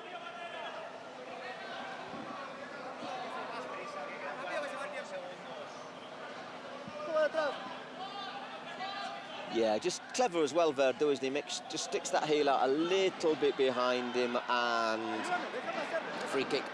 I'll tell you, yesterday, he hit one, Roble, that was an absolute rocket, which hit the crossbar, and I think if it hit anybody en route, it would have left them pretty bad, in bad shape. In a bad state. Here he is again. It wasn't quite as good. Still not clear, and he's just put it wide. So closing seconds of our first 18 minutes. As we say, it's going to be our Brazilian president, Gaules, to roll the dice. Thank you to everyone that's tuning in on Twitch at King's World. Send us your questions, your comments, where you guys are tuning in from. Send us good vibes, good luck, anything you guys want. Olá a todos, vou querer número alto, 4 para meu irmão. Not particularly popular, I think, after the way they celebrated after beating Móstoles. And he's given us 2 against 2 though. That's going to be fun. Well, who will that benefit? Once again, I think if you've got Roger Carbo and Fouad or Pablo Beguer, as Ekis-Bouyer have, they won't be upset by that. So they've got options. Once again, here's going to be Pablo Beguer, who scored after about 15 seconds, of course, at the very start of the match. Remember, this time You can change your goalkeeper when you get possession. Now, once again, well, he sends it backward, but only manages to set up planners. He makes one block, does Capi, and the other. Capi does go off, so they'll look for that advantage. Ekisbuyer, and it's Beguer and Carbo taking on Carlos Planas. And, of course, that man, Manuel Martin.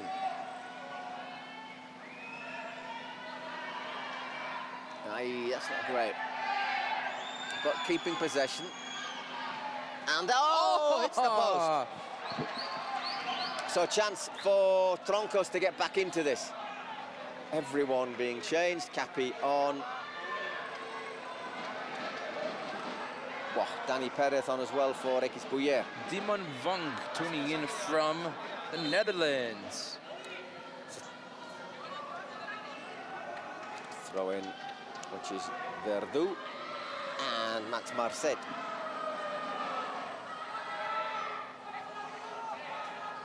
Marcet looks to go it alone, and Verdu should have just a tap in. And Capi's body language says, yeah, we know what's happening now. So a lifeline for Troncos, 2-1. All change again. Ian and Martin. And once again, it's Pablo Beguer and Roger Carbo.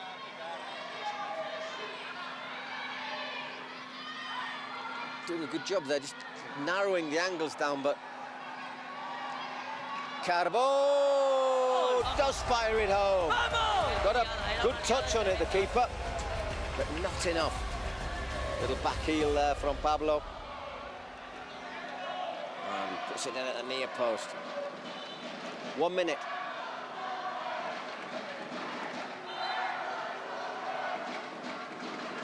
As was Marseille and Verdu. And 3-2.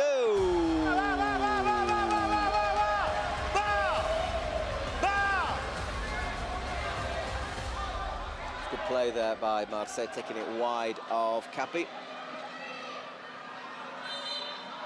I think they're wise. They'll try and use as much of these 30 seconds as possible on this chance to try and ensure that they can score, but deny an opportunity to the Troncos.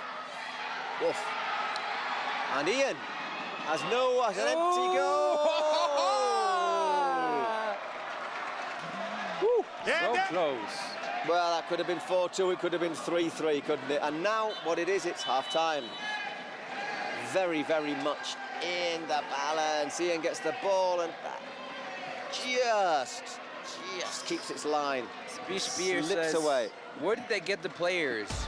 There's a draft. They basically do tryouts, and then they have a draft in Spain, so there'll be some new faces when we get going in September. And also several ex-professional players that get invited to play. Exactly.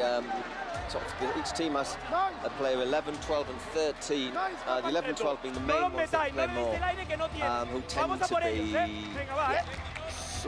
This the Spanish teams tend to be ex-pros. Maybe not top flight, but... So some of the ex-players that we saw in this tournament were Francesco Totti, Niangolan, Aiden Hazard. Which other ex-players did we see here? And as we say, looking at the Troncos team, Claro, 1000 veces, Macarra desde la cuna. Desde la cuna, te sabes el nombre de todos los jugadores de Chelsea. Claro, Juanma, Belillas, Beguer, Carbó, Dani, Juan, Capi, Dorado, todos. Todos. Y tenemos amigos de Raniza. ¿Ustedes con quién van? Muller. We're going to have a present penalty. También. Bueno, vamos al segundo tiempo aquí. Yo estoy con la X. Eric will come down, gets a little big kiss from his brother. Lo voy a mirar, Eri, lo vas a meter, va. Takes decent penalties.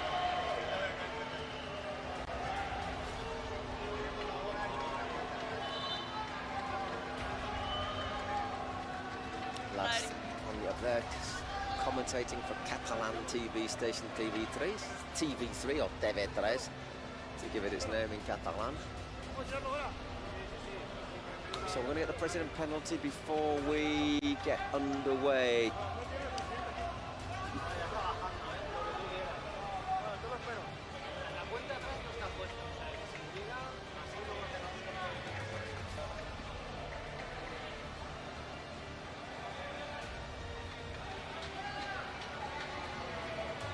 There's 600 capacity in here. And here he is.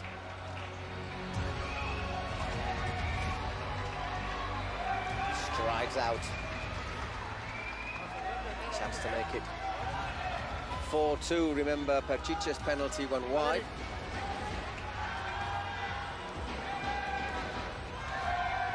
Not normally normally a pretty decent penalty taker, but obviously he's against Manuel Martin, who has been in great form so far in this game. Let's see here.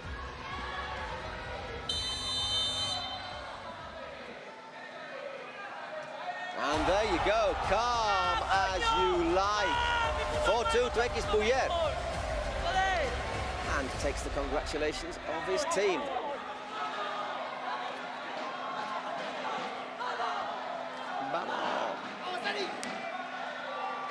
What a... Yeah, good penalty. Yeah. Sends him the wrong way. Great well ability. disguised. So we're already go for the start of the second half. Our ball's in the cage. And the countdown has begun. Obviously, we have our 2 Spotify secret cards still to play,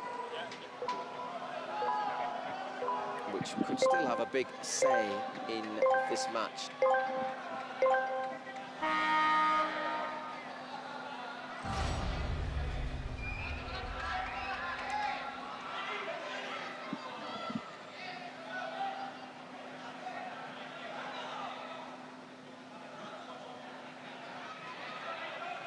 Back it goes.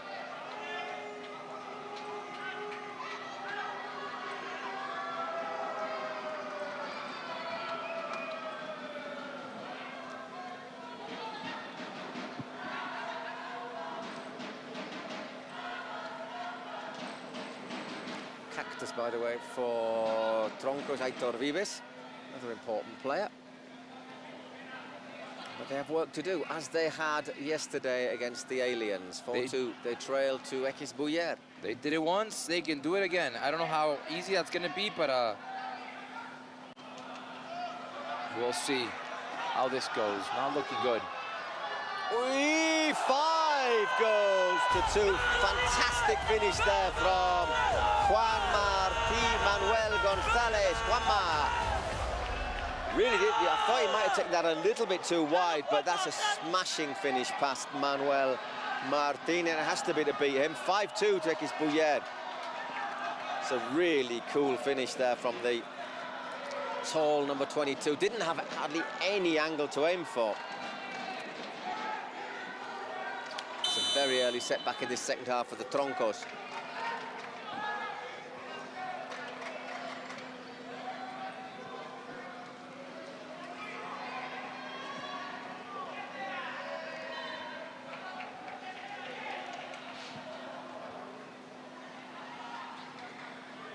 Some of the Ukrainian side still there. I saw Chigrinsky there in the sort of VIP sort of star area.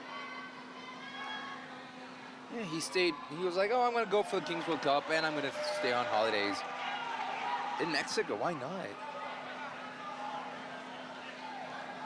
So looking good for. I think the big advantage for X Buller is they've got a bit more pace about them than the Troncos.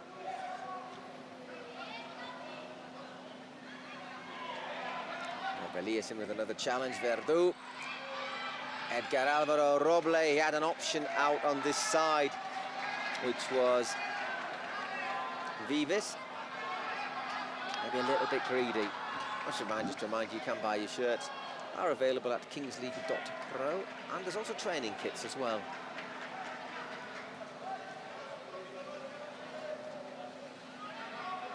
Verdú.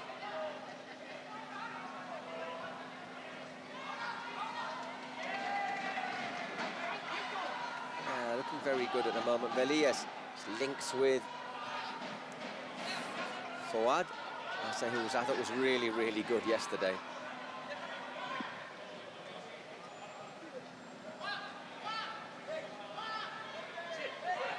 There he is good again, skill, skipping amazing past. stuff by Fuad.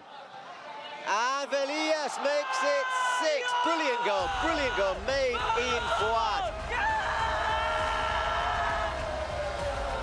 Dare I say it, but I think Ekisbuyer have put half a foot, if not maybe a little bit more. Yeah, this is starting to be in the final 4.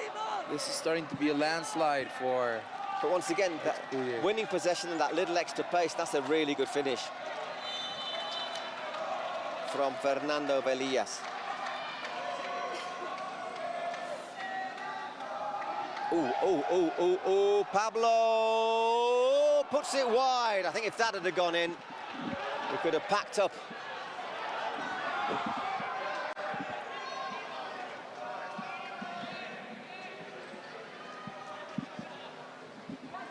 So 6-2 to Ekisbuyer. It was 3-2 at the break. For the President penalty.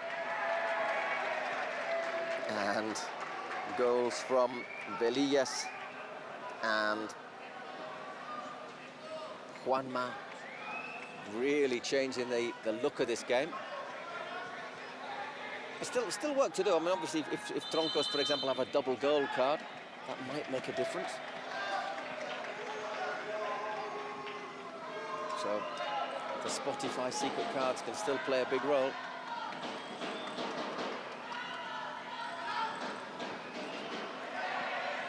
Once again gets back. It's a brilliant little bit of movement there to set up that 6th goal.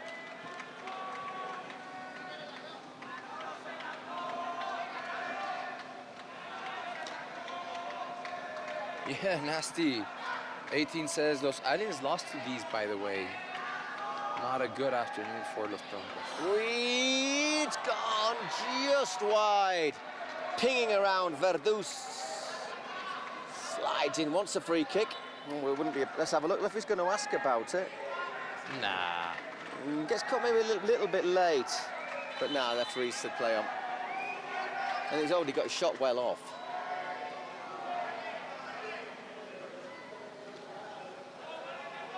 That's a nice little flick from the former Betis man. But the shot rifled over.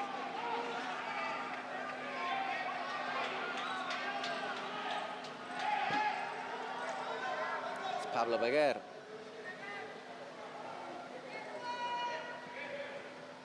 Again, looks for that little back heel, but this time it's going to go, well, it's going to go back to Manuel Martin. That should go straight through the cappy. Indeed it does.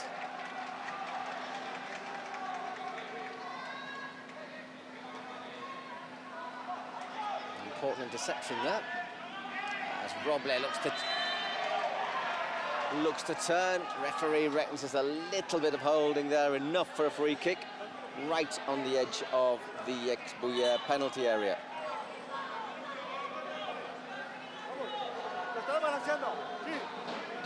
Perchita looking a bit nervous up in his president's booth. For him.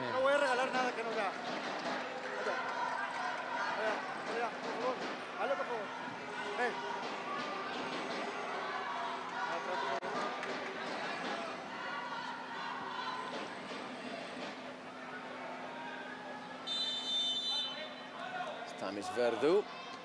Oh! Cappy does tremendously well. Doesn't have much time to react, but react he does brilliantly. Although he's fallen badly. And also, cheers to the 253 people watching on YouTube.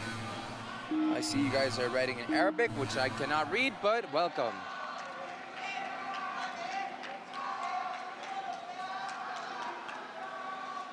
Going to get a president penalty for Ekisbuyer in a moment. Well, a secret, sorry, Spotify secret card. They've already had the presidential penalty. Both of them did. And Tronco's also playing their card. ¿Lo hacemos al mismo tiempo o no?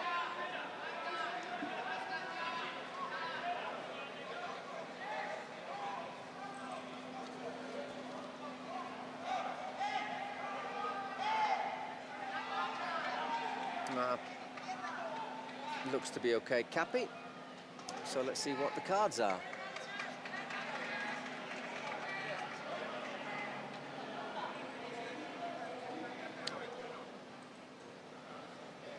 Suspension is the card that X-Buyer have.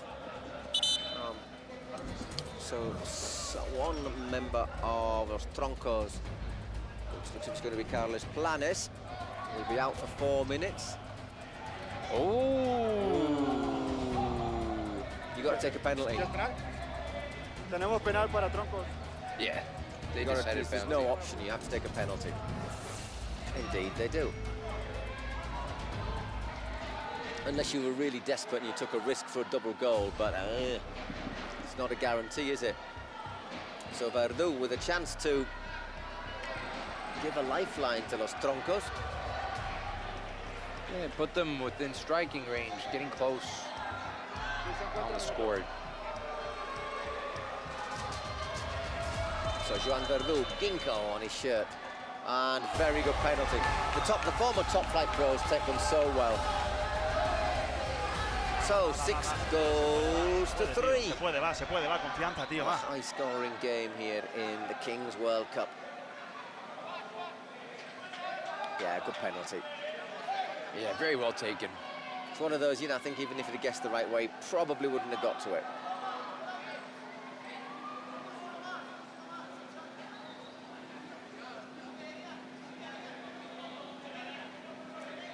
I'm not sure what we're waiting for.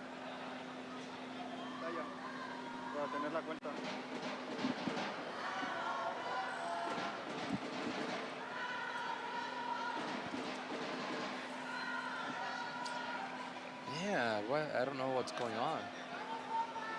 Verdú's looking around saying, well, what's 4 happening? minutos en la pantalla. The graphics on the Necesitamos los 4 minutos de tu jugador en la pantalla. screen. So We've lost the graphics for the 4 minutes for the suspension. Está parado el tiempo, está parado. There's a couple of players from the same team, from the different teams, asking what's happening. Right now, reset the graphics. Todo el torneo. And the countdown, of course, for the suspension, because we have to know how long. They've got 4 minutes, Los Troncos, with a player less.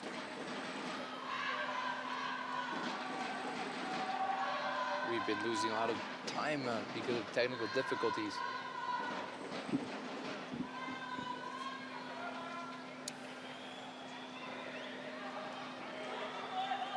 A little bit of frustration from our referee. From the referee and the crowd. The crowd are not liking this. If I was an X-Buyer player, I wouldn't want this to happen either, because they're playing well, they're looking good. I would say they've been considerably the better side. There we go.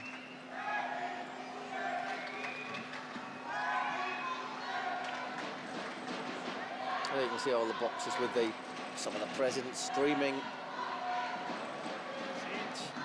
Javi and Eric.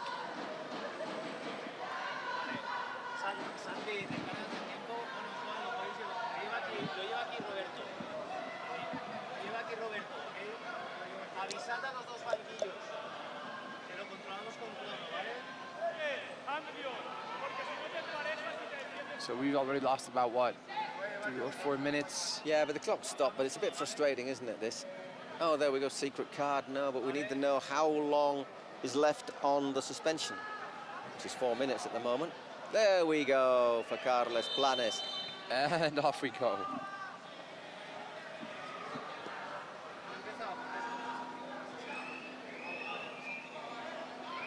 That took a while, but that's okay. Really is the Capri, so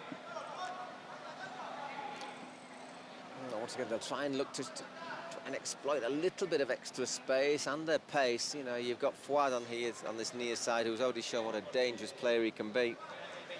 If he picks the ball up and there's nobody covering him, he could do all sorts of damage.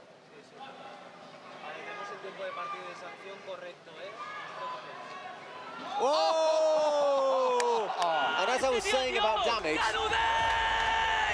that is not just damaging, that is destructive from Fuad El Amrani.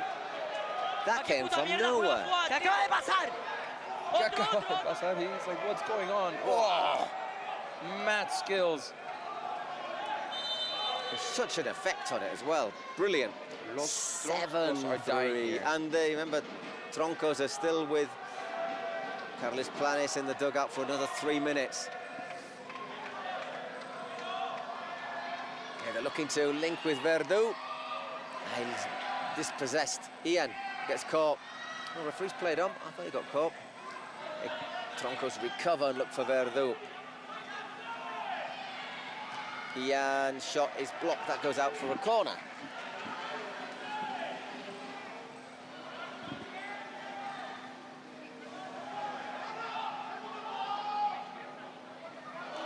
Looking for the spectacular. That was that was Aitor Vives. Capi once again to Fuad, who's already given an assist and scored a blistering goal in this game, and he's won a free kick there after that foul from Marcet. He's got to be a bit careful. Remember, his team are down to 6 men. They don't want to go down to 5. It's looking very, very hard for Troncos.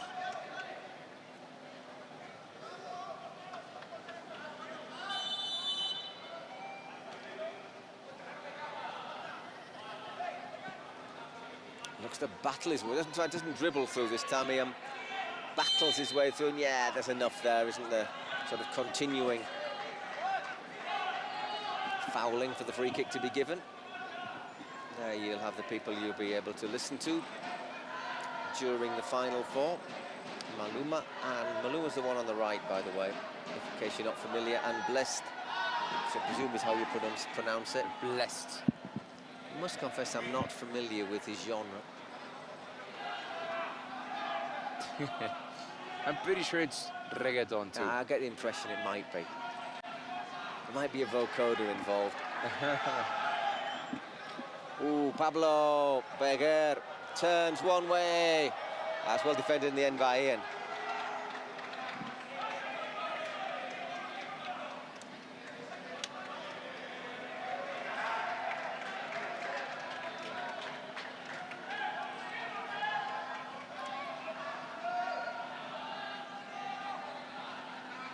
Nice turn from Marcet. But once again, there's that little extra numerical advantage. And if they play their cards right here, surely, brilliant play from Martin. That should have been 8-3. That's 3 spare players there. Plan has 10 seconds till he can get back in the game.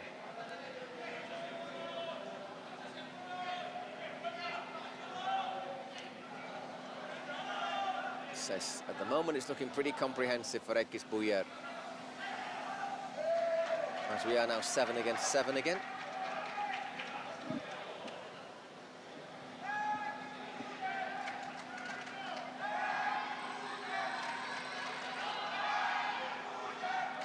Vives. Remember, a lot of these teams all stay in the same hotel, not far from here, so it's pretty... Well, they all know each other as well from the tournament in Spain, so...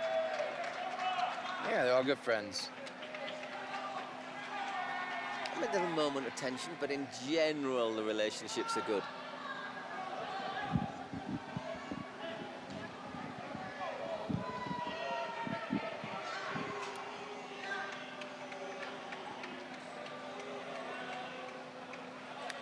Manuel Martin once again to Ian. The clock continues to tick away. 32.5 minutes.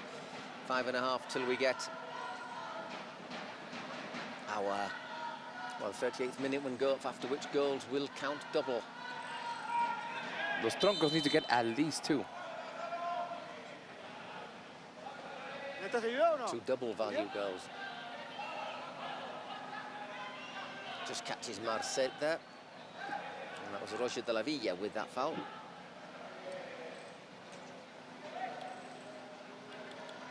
Verdú kept on going, hasn't he, Joan Verdú? Ginkgo on the back of his shirt.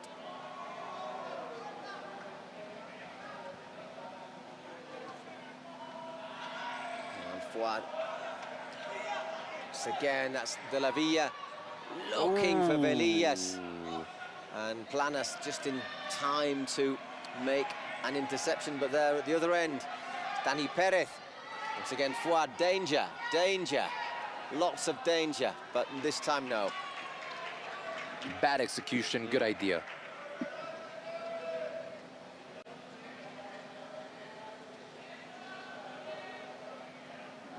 The thing is, in the penalty area, you've got to be so careful about challenging him as well. You don't want to concede another goal here because you're still sort of within striking range. I mean, if you score one more, you have the opportunity of, with the double goal, maybe getting one back.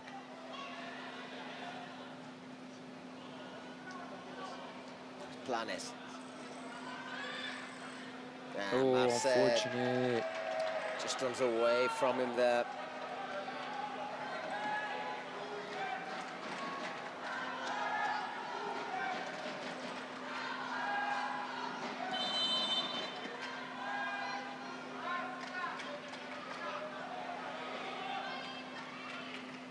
Velillas and Capi. Once again sends that one long, looking forward, but I was going to say nobody got a touch on it, but in the end it was nearly steered in.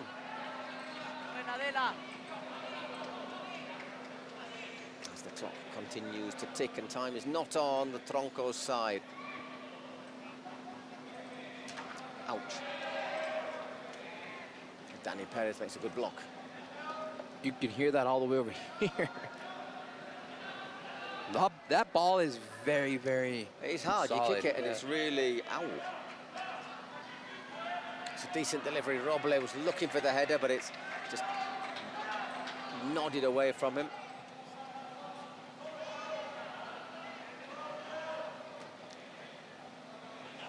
Verdú just glides past that challenge, and that is a good ball, and that is a goal. 7-4. See, now you're within striking range. I mean, if in that double goal you can get something back. Made in Verdú, that goal. Glides past Pau, and then just puts it on a plate for Roble. Quick check to see if he's offside. I didn't get the impression he was.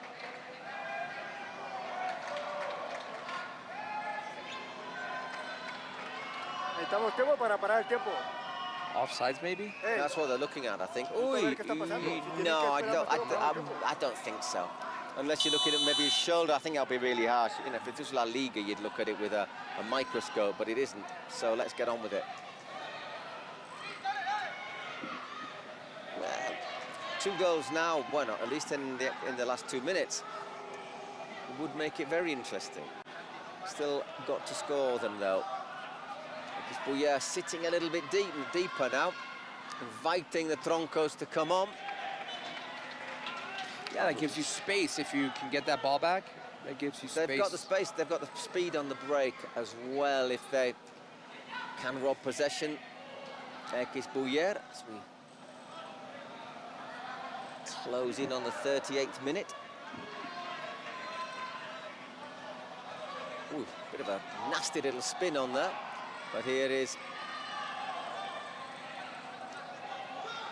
De La Villa. Oh, once again, Pablo Berger looked as if he was just unlocking it.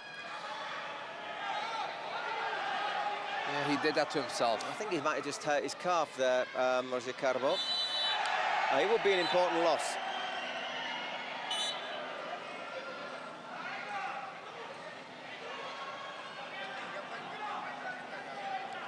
Yeah, he did that to himself. Oh, it's not a foul, is it? He just goes for the ball. Does he just tweaked his Achilles or his calf? Is it just a little knock on it? Certainly not foul. And that's what we just missed. Ooh, that's a little lash out there, Roble. Yeah, that was Alvaro. If he'd have caught him, Alvaro, a.k.a. Roble. If he'd have hit him there, yeah. Adios, amigos. Half a minute left before we go to double value goals. What's the referee saying? Is it a free kick or a throw-in?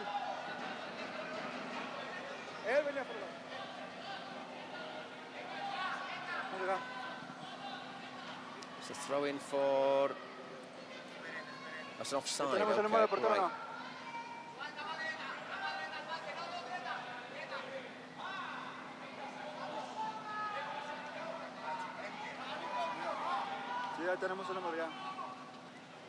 What are we checking now?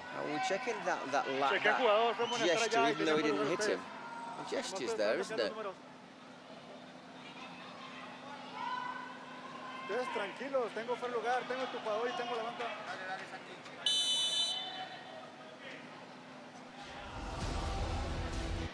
So Gisbuya down to 6 men after Alvaro Romero was shown a yellow. I missed that, I must confess.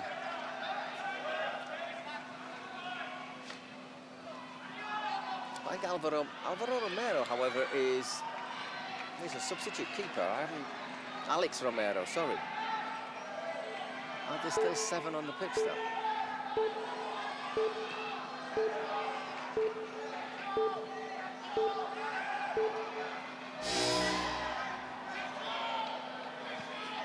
There's still 7 on the pitch, though, Gisbuya, so Romero must have been booked while on the dugout. So there we go, into the last 2 minutes, just whatever gets added, double goal. So basically, Troncos have to score twice. That's right, and it's not looking easy for them.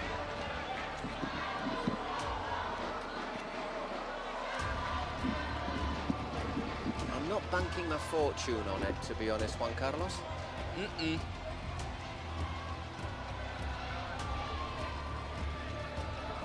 Yeah, they need to make at least 2 goals to turn this around. Nos vamos a ayudarnos todo el rato. Somos prácticos y jugamos arriba para... No, es que llegamos fin al final, tío, si ya nos queda res. Nos queda res. Sí, conseguiste un gol. Some final instructions to the Troncos.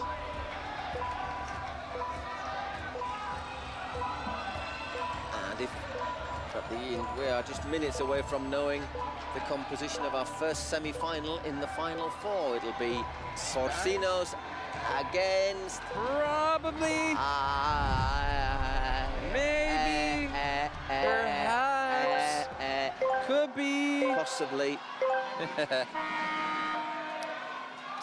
Time will tell. All will be decided. It has to go backwards. With a train crash, isn't it? And Capi makes a quick save there from Roble.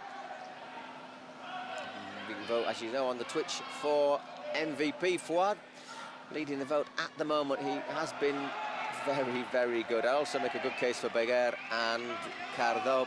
And Capi's also been good. So 3 players from Gisbuya, just the one, Joan Verdu, who certainly everything, as usual, everything for the Troncos does go through Verdu. And I think that's both the strength, because he's a good player, but also the weakness, because maybe they rely on him a wee bit much. Yeah, and if you can identify that as a defense, you know what to do.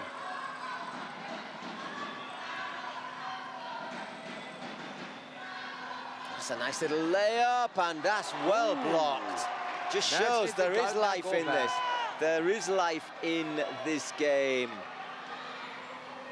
Big block there from Pere Martinez. And that's not what you want.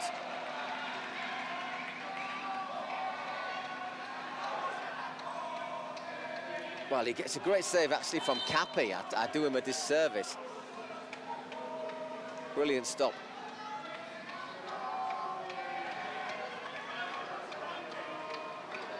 There's Ricardo. Looking for Fuad. Well, a little slip there at the wrong moment. Fuad once again. Maybe too generous, and what a block. Nice block. What a block from Vives, because if that had got out, the offside flag is up.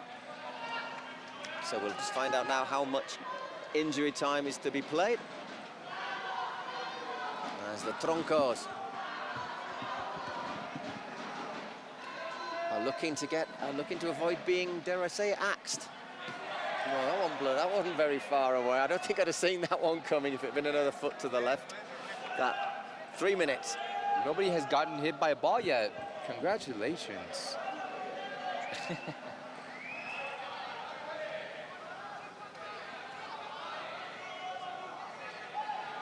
Yeah, asking for it, but not getting it there. Juanma. He was just powering through. Dani Perez. Roble went down asking for something but not getting it. And once again, it's Verdú.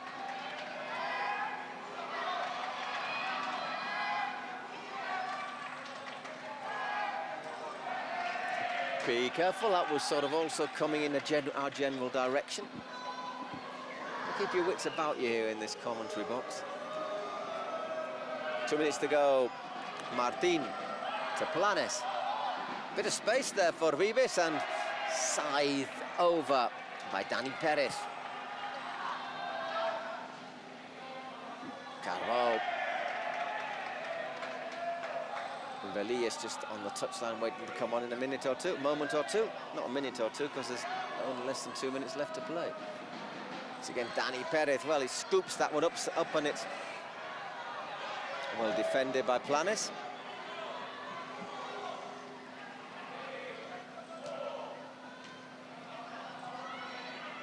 And Capi should claim that one. He does, and does what all good keepers do. They go to ground. This is getting very close now for ex-Buyer. They are surely going to be the second semi-finalist of this quarter-final round. Yeah, so close they can almost touch it. Woo's given away. Pablo Beguer. And that's it. Finishes it. Ex-Buyer are in the semi-final. What a very good goal from a very good player, Pablo Beguer. They missed him when he was injured. And there he scored a lovely goal to make it 9-4. And to mean there is no doubt about who will be playing the Porcinos in the first semi-final on Saturday. Look at that, and as well it curls in. Nothing that Manuel Marin can do about that. You've got to say, I feel sorry for Manuel to look at that and say, oh, 9 goals. He was great. And I think the fact that he was such a good, played so well for the Troncos tells us just really that Ex-Buyer have dominated most of this match. And that is about time. Ex-Buyer are in the Final Four. There we go, final whistle. Ex-Buyer win 9-4 against the Troncos. The Troncos are axed from the Kings World Cup. They'll be on the plane with us tomorrow to Monterrey, unless they get a special plane. A private jet.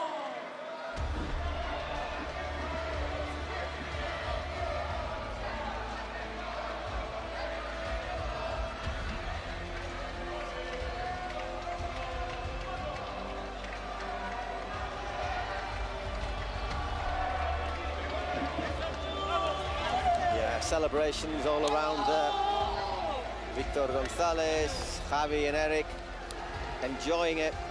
Say they had to, like you say, they had to go through the redemption. To be fair, they won easily the redemption game, but that's a good story. Once they've got everyone fit, it just shows they have a team to be reckoned with. Quite literally. I'm going to leave you with Juan Carlos for a moment, and I rush to wash my hands. Taking a great story from the bottom all the way to the top. From the redemption up to now the Final Four. The crowd y por fin este hombre va a estar en una puta Final Four. This man is going to be the Final Four. ¡Vamos! Perchita, te quiero mucho. Lo que no nos ha salido en los anteriores partidos nos ha salido hoy. De repesca hasta la Final Four. Que siga la historia. ¡Vamos!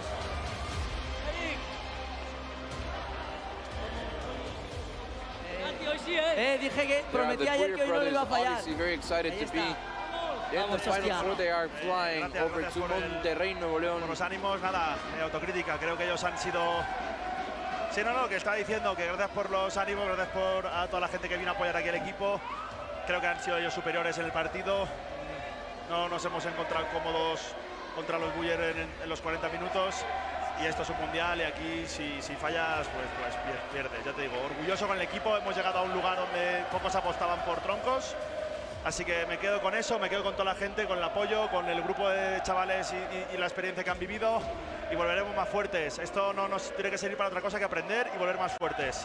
Ya te digo, es duro, pero hemos perdido merecidamente, así que nada, a seguir trabajando y nos vemos en la próxima King League, el próximo mundial, si el fútbol quiere. Saludos. They were better. We were the better team, and we got to keep working, keep going.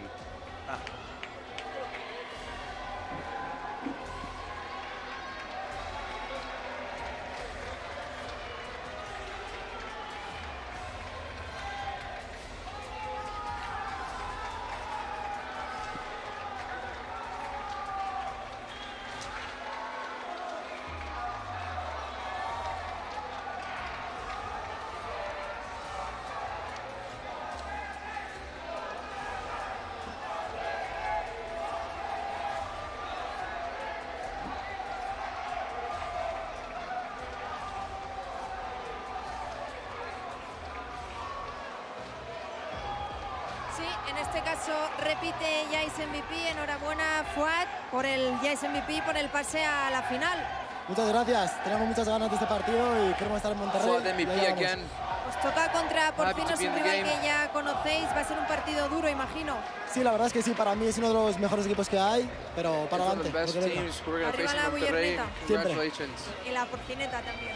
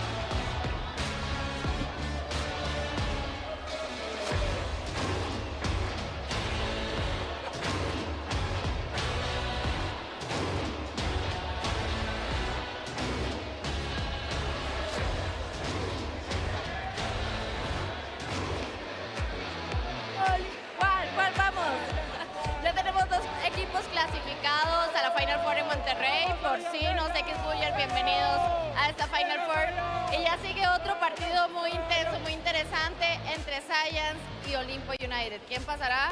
Hay que ver, hay que ver. ¿De dónde vienes? Quiero que nos cuentes de dónde vienes. Desde Costa Rica. ¡Ay, qué lindo país es ese! ¿Y bien, eres fan de Ref toda la vida? Sí, sí. Desde que empezó de la Kings League nada más y ahora que vino aquí a México topamos con la suerte de poder verlos. Qué bueno, desde Costa Rica, bienvenido, pura vida. ¿Cuánto queda el partido hoy? Vamos a ganar 5-0.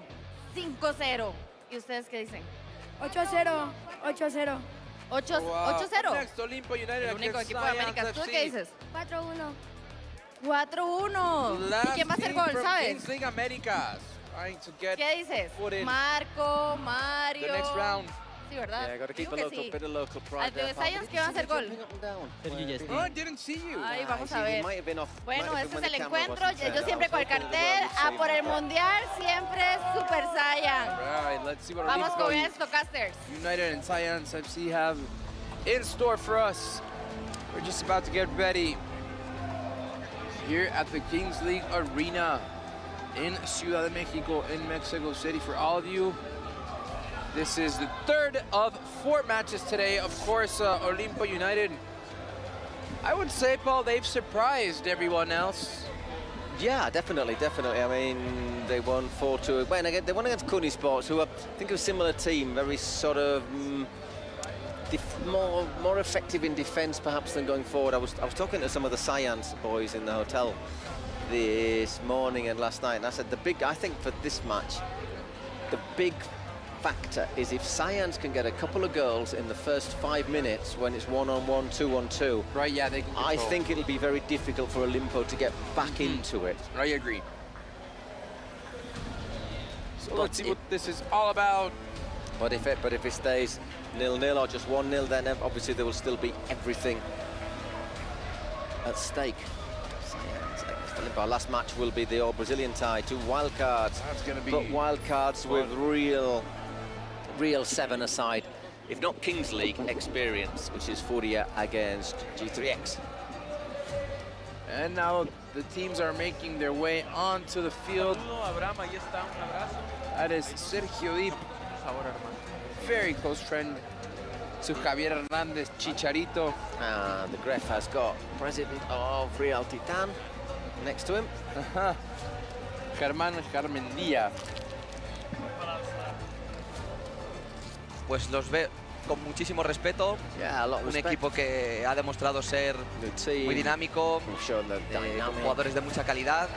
Así que nada, por nuestra parte intentar contrarrestar con nuestras armas y con mucha ilusión de poder representar a toda la Kings League América y llevar el escudo de Olimpo a Monterrey. Kings League America alive. Science, let's not forget the winners of the tournament this year in Spain. The first split of the year. What a strong side for joder, me escucho 30 veces repetido, tío. The Spanish side. Hola. Ahora, te intento contestar, perdona, tío. Que nada, aquí en México estamos haciendo colaboraciones increíbles, la verdad. Y hoy pues me acompaña Germán, que es un chico que acaba de empezar en YouTube. Y si lo podéis apoyar en su canal, pues sería una ilusión muy grande. Sé que no es el momento de hacer spam, pero él se lo merece. Y también Benja, el hijo de Augusto, que hoy está de cumpleaños. 13 añitos cumple la bestia. Y nada, pues un partido contra estas bestias, contra Olimpo, que yo creo que es un rival muy infravalorado, por lo menos lo que dice la gente, pero si están en cuartos de final, será por algo y por el trabajo que han hecho para llegar aquí. All right. That's the vote of the people, the voice of the people. Here we go. Both teams now hopping on the field to see what they can get back. Let's see who is going to make it to the Final Four in Monterrey. Is it going to be Olimpo United or Science FC? Is it going to be the Mexican side or the Spanish side? The last standing team for Kings League Americas. Well, at the moment, obviously the public are leaning towards Science. I think it's logical. They're my favourites today. Just simply because they've got so many attacking options. Jessa Gigesti, Dani Linares, Jero Martin. And then they've just got a really, the three sort of pros, Martin Mantevani, you saw them leading them out there, Augusto Fernandez, who obviously was a top quality player. And they're just, it's all over the place, but in a good way, in a good way. All over the place, one of those players who can really cover the entire... Just reads it so well, And David Lopez, also another tall, elegant player. But as I say, it's also the non-stars. As I say, I'm picking up Jero, Dani Linares, 21 goals in the split for Dani. And he and Jero, I think, are going to be vital in these first 2 or 3 minutes. Good crowd here in... Well, quite a lot of Science fans here we've seen in other matches, and of course a lot of Olimpo supporters as well. It's going to be the man, the Mono Osuna. Mono Osuna against number 11, Jero Martin, and off we go. So Jero's like a greased rabbit off the line here. 10 seconds. 5, 4, 3, 2, 1. And off we go for one pass to the Final Four in Monterrey, Nuevo León. Olimpo United against Science FC. Moment of truth here we go. It is Jero against Mario Osuna, Mono Osuna, ex-professional player in Liga MX, Paul, good player. And he's their main man for Olimpo, isn't he? Both defensively and attack, keeps on going. Very smart player too, when back in the day. Here we go, Jero, can you get this in? And good pressure by Mono Osuna. And it's Baruch in goal again, Baruch Mateos. Baruch Mateos sort of looks like Baruch Ochoa from La Raniza. That blonde, curly hair type. Still Hero. Oh, again, nice great block. shot. Once again, it'll be another goal kick, because when it's 1-1, you do restart with a goal kick, having a little chat to each other, a friendly little chuckle.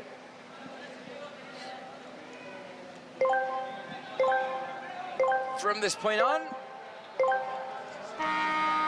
Danny Perez, let's not forget, he can come out of his area. He's got a great goal on Tuesday, but not like a shot from the edge of the area, like basically dribbling a couple of rivals and prodding the ball home. Baruch already making 3 good saves. Lobo on for Olimpo United. I say, along with Victor Vidal, not Victor Valdez. One of the best players with his feet, Danny. Hey, Danny Linares puts it over. So 4 chances they've had so far, Science, and they've hit them all, well, either at Baruch or over. And it's going to be Baruch Mateos starting from the back out to Mono Osuna. Back to Baruch Mateos. Here we go to make it 4 against 4. This is Mono Osuna telling Baruch Mateos, come on, bro, move forward. Lobo back to Baruch Mateos. Mateos to Mono Osuna. Mono Osuna dribbles the ball, maybe to Triperes with a shot just wide. And this is still 0-0. Oribe Peralta looking surprised and confused. That is Alexandra Castro, no? Yeah, that was Oribe Peralta, the assistant coach. It's Hero once again. As I say, I do think they need to try and take a lead in these opening minutes. Science once again. So close, but no cigar. I think, Paul, if Olimpo United can support these first 5 minutes with no goal, that is going to be very favorable for them. Now coming on for Olimpo United is going to be Marco Bueno and Chuy Perez. Main dribble around. Main forwards there, Chuy Perez as well. Could that have been a corner kick? Nah, I think he just curled, didn't get the curl on it. Just remind you, after this, it's going to be the Brazilian tie, G3X against Furia. That's going to be fun to watch. Hopefully.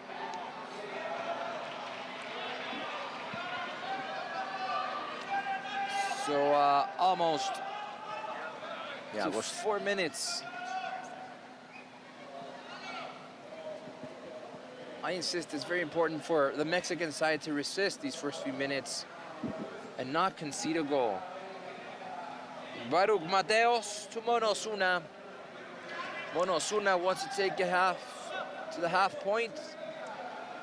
Gets it across to Chuy Perez. Nice cross. Is that a handball? Well, there's an appeal for handball. I think that was a handball. Did you see a handball, Paul? I thought my instinct was, at first thought it was a foot, but I didn't really see it clearly. They're checking it, obviously, with the VAR. Certainly worth having a look at, yep. Does that check over? Creo que es aquí, se toca en la mano, es penalti. No, it's his head. Se toca en la mano, es penalti. His hand's high, isn't it? But I don't think it hits his hand. No. No. No, that's but not I mean, handball. you're taking I can see why everyone thinks it's that. Oh, does it hit his elbow? Does it hit his elbow? If there's, look, does it deflect there, or? If there's another angle, because it's not clear that it hits his elbow.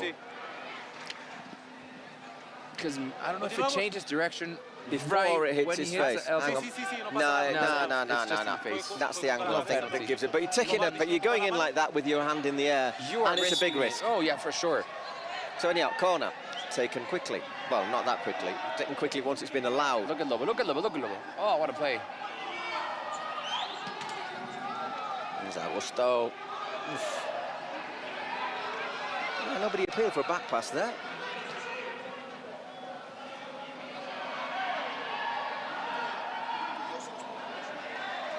Baruch I was going to say Baruch Ochoa, but not Ochoa. Baruch Ochoa plays for La Ranisa, and he's already been eliminated.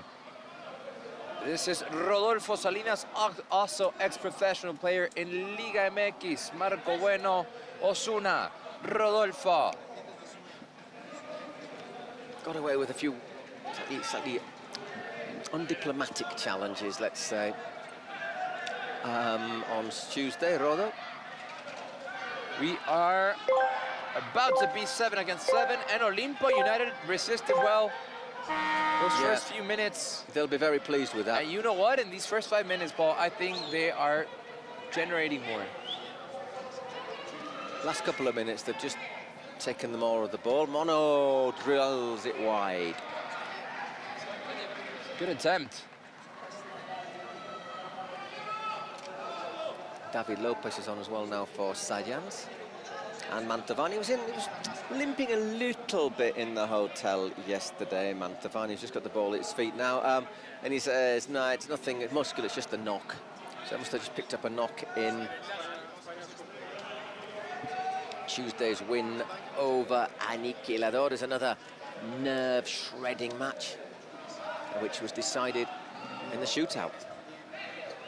Starting from the back, it's Sayas trying to get across the midfield. This is Pablito with the ball now out wide to Augusto. Nuevo León is getting ready for the Final Four. Still 0-0 here in Mexico City. Once again curled in, but easy for Baruch.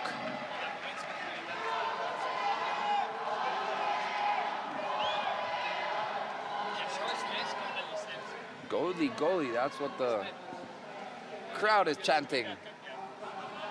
Two very good keepers here. I think most of the keepers actually that we've seen in the Kings League and the Kings World Cup have been excellent. Throwing goes for Olimpo.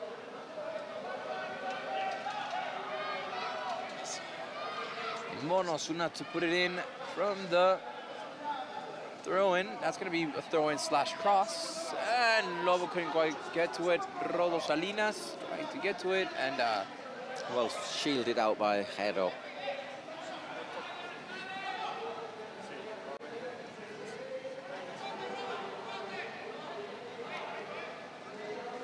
Augusto will take it. So former Celta Vigo, Atletico Madrid amongst his roll of teams on his CV. Pablito Fernandez making himself awkward down that side. That is Alejandro Castro, the coach for Olimpo United, and Oribe Peralta, the other coach, a Mexican international. Great player. Whoa, Mantovani. Oh, no, it was Mantovani who just... That was an awkward shot. That was an awkward head. You know that he'll always put his head in there. Will Martin Mantovani. Did it when he was a pro, and he's still doing it. Okay. Referee just checking is okay. Look at that. Ooh, that was a head against head, but fortunately, Mantovani is doing good.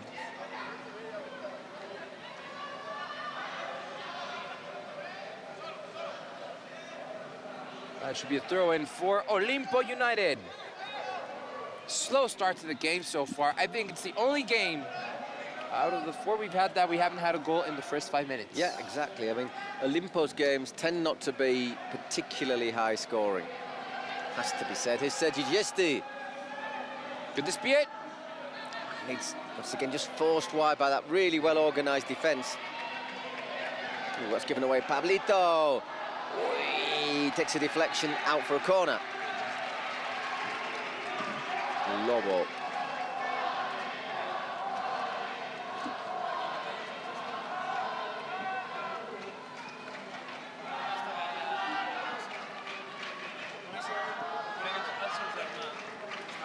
That's a bit untidy from Augusto. I think the referee's able to give an advantage.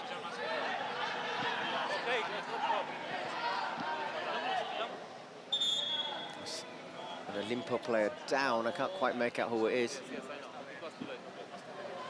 Right, it's Chuy Perez.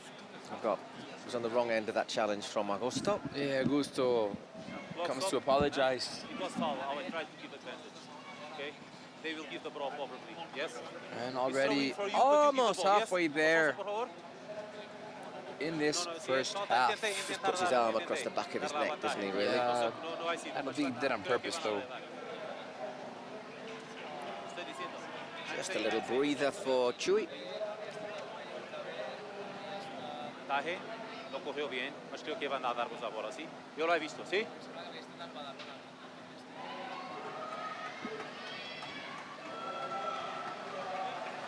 I saw, no, lo he visto.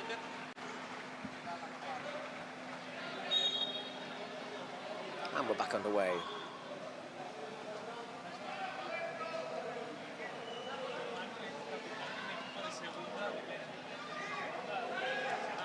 Oh, given away.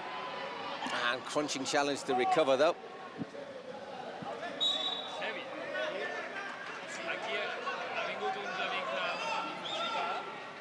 Look at Chuy Perez stepping on the ball in no hurry whatsoever. I think Olimpo United have had control of the ball. They've had possession, but it hasn't been easy for them to generate. So far, I think I've seen a better game from Olimpo United than well, they're just sticking to their game plan, aren't they? They're keeping it tight, you know, and hopefully they know that something will come, whether it's a president penalty, a Spotify secret card.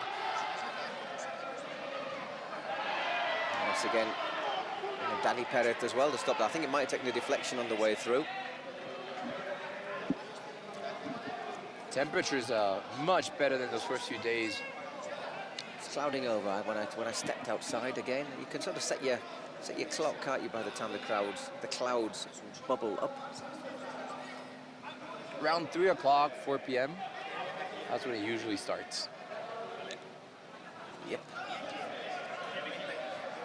That's a nice turn. Yeah, what a turn. Sergi Gesti, and oh, what a save. What a save. Baruch Mateos, great job by Baruch Mateos. Great play from Sergi Gesti as well.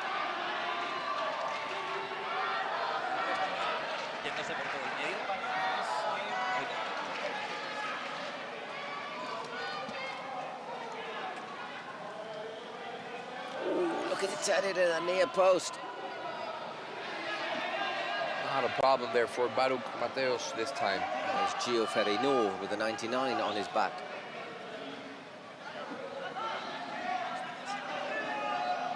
Made several substitutions now, the Olimpo United. Rodolfo Salinas. Out wide to Sura, and now Iñaki back to Rodolfo Salinas. This could be it for Marco Bueno. Marco Bueno. Oh. The referee's penalised the push there, but it was well smothered by Danny. Yeah, that was a good defending by Mantovani.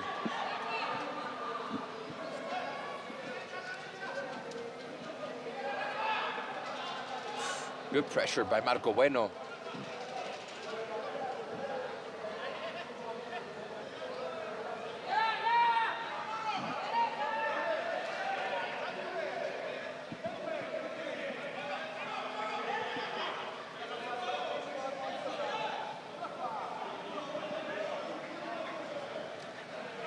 Slow rhythm to the match.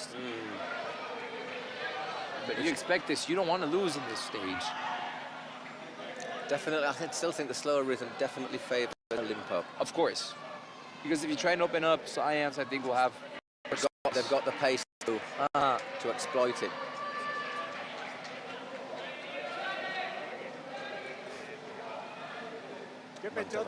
Forward. No, he's not stayed back for this throw-in. He's going to go all the way in the dugout.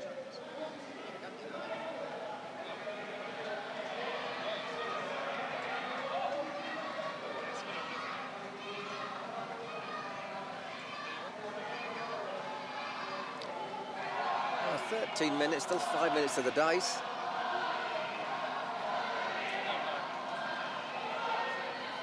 Which will be thrown by the Furia president or Estrategio. So 13 minutes in. Not much action we've seen so far.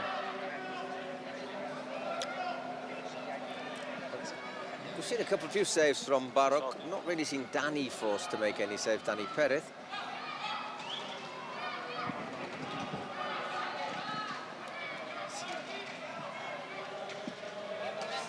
Well played.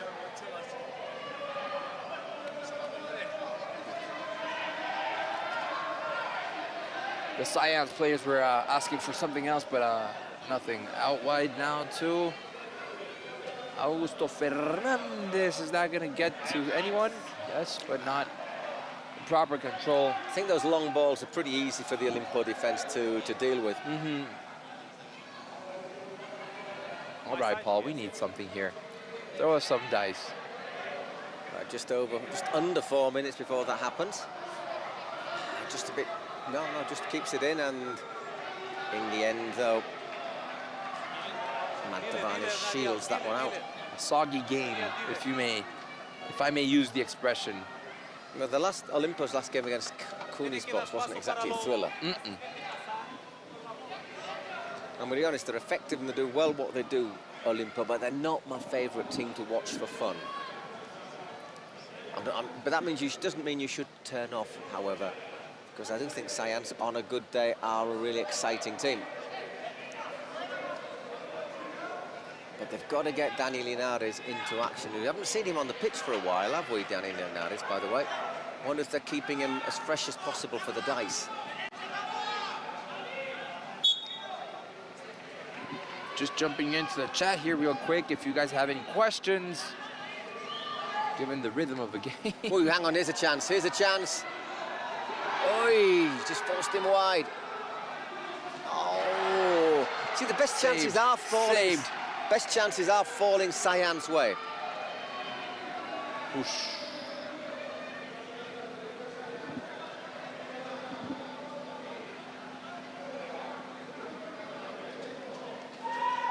Nice, Danny Linares on now.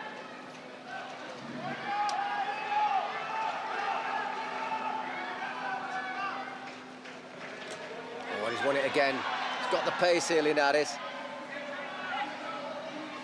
That's well recovered, though, by Mono. Oh, nice shot. Well saved, Danny Perez. Better save. Who in the ranking of goalkeepers, by the way, before today was 5th ranked with 30 saves.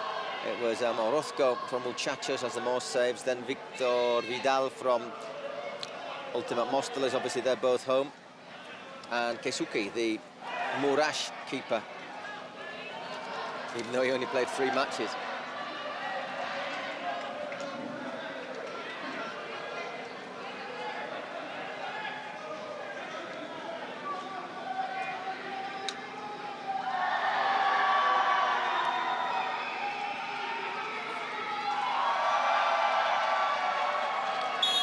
Caught there, Sergi Gesti.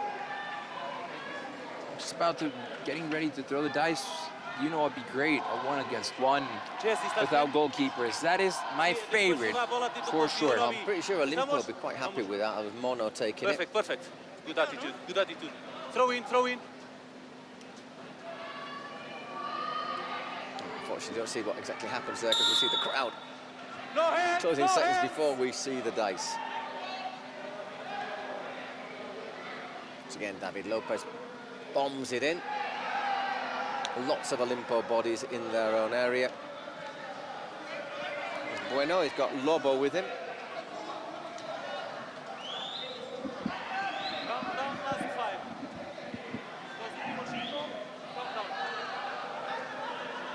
Mono Suna trying to get something in there, but nice maybe ball. This could be it. Oh, great goalkeeping too. And there it is.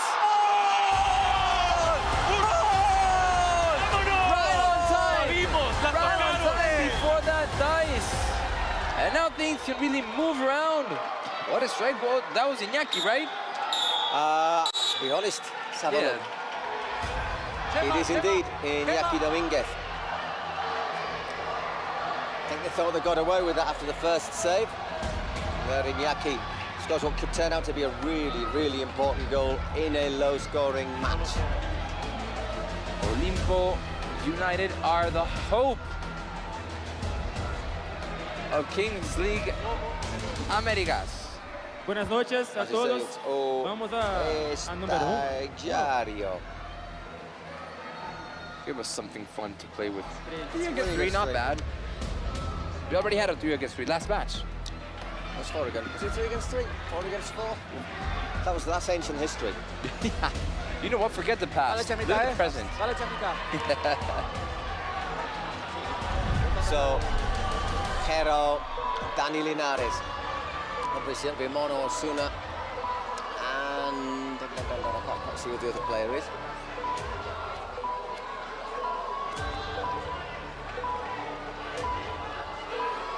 Might be Chema.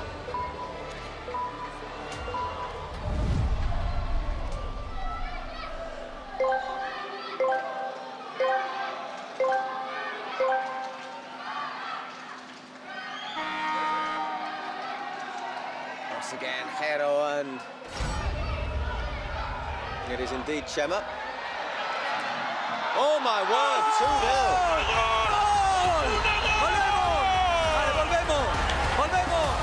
Well, you gotta stay concentrated. You might have scored, but you gotta stay concentrated. Olimpo United are taking the lead. Not looking pretty for Science. No, they've got to take advantage and score at least one, you'd say, don't you? Jero to Linares. Trying to over-elaborate, and that's another save from Baruch. I was just about to say, what is Baruch Mateos doing? He's just going from one place to another. But you know what? It worked. Drilled in that goal, by the way, on the near post. It's again Jero and Linares, usually so dangerous together.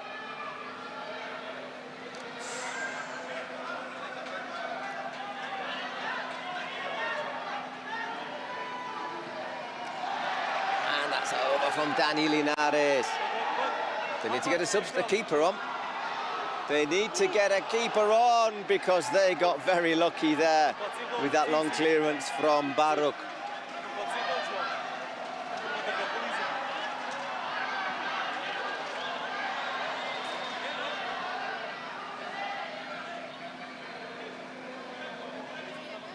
Once again, Dani Linares. And again, they waste the chance. This time, Pablito goes off to allow Dani Perez to come on. The kids really love the Kings League. They love this. So do I. End-to-end stuff, goal-mouth action. So once again, Mono and Chema.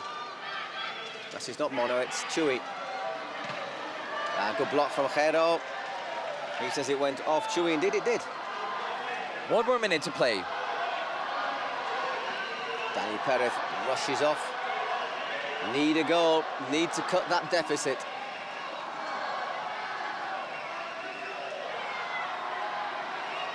And again he saves it.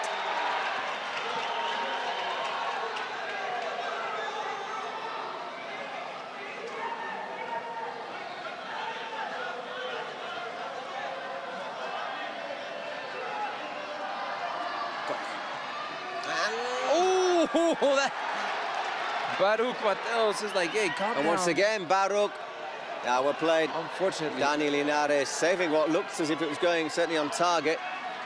It's got 15 seconds. Slipped.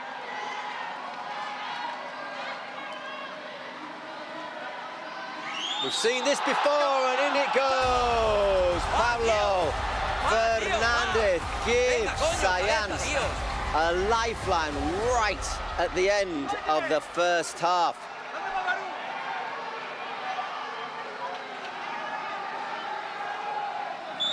Half-time.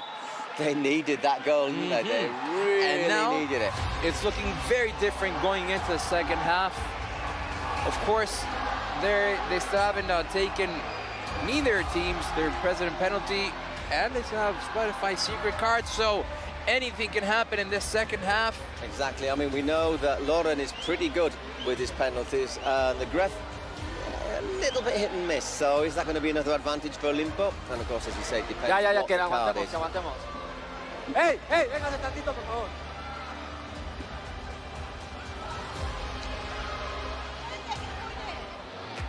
Aquí estoy con los niños discutiendo entiendo por qué él dice que va con Science, pero es de X-Buller. ¿Tú qué dices? Que van a ganar los Science. Es muy obvio. Sí. ¿Cuánto va a ganar los Science? Tan obvio. 4-2. 4-2. 4-2, he reckons that Science are going to win. 8-2. 8-2. ¿Y tú qué estabas diciendo antes? Vente por acá. 4-1. 4-1. 4-2. Gana Science, claro. 4-1. Bueno. 5-3. Gana Science. Vamos a ver, vamos de regreso. ¡Aguante el Olimpo! Los 3 mosqueteros y Mar. Vamos. No dice que aguantemos. Big team talk. Vale, muchachos, nos lo comemos 25 minutos, cabrón, dale. Science trail 2-1. Olimpo lead 2-1 to put a different spin on it. They finished 6th in the Latin American split. Science was winning the playoffs in Spain. This game we have stopped less. That first game, Limon FC was it just took ages to get going, didn't it? Took a long time to get going. And here we go with Rodolfo Salinas back to Mono Osuna. Mono Osuna in no hurry whatsoever. I don't know what he was waiting for his team to move around maybe. But that was out wide to Rafa Gonzalez. And Baruch Mateos plays the long ball all the way out to Lobo. But that is very well intercepted by David Lopez. Careful here. Rodo Salinas! Just on the side. Sergio Deep cannot believe this. Neither can the cow. So, President penalty for Olimpo.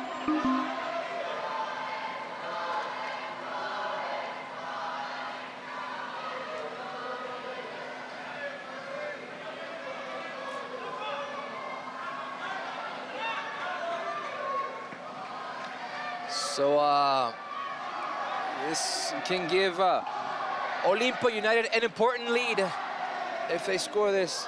But they are chanting the oles for Science. Usually you chant the oles if you're winning. If you're not winning.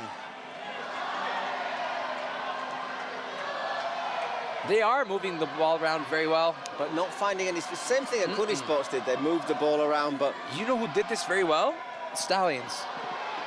They were very well organized in the back. Yeah, I know, Italians. Catenaccio. They pretty much made it up. That was Rafa Gonzalez trying to take the ball forward. And here we go, President penalty for Olimpo United. Massive moment this, because it would put a lot of pressure on the ref if he scores.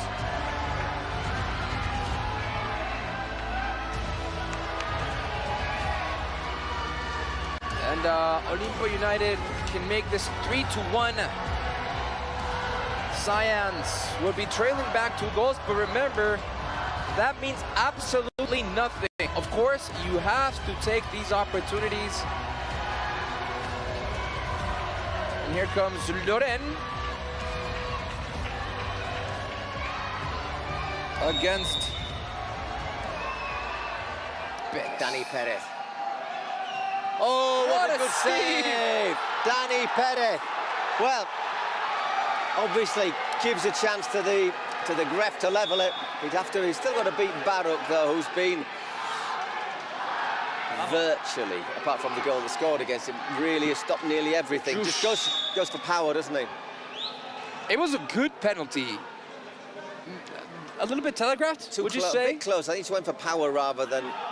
So I think Lev a couple of times he's put it quite high into the corner. He looks as if he changed his penalty this time.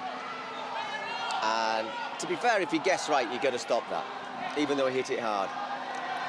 Science are definitely still in this. So David Lopez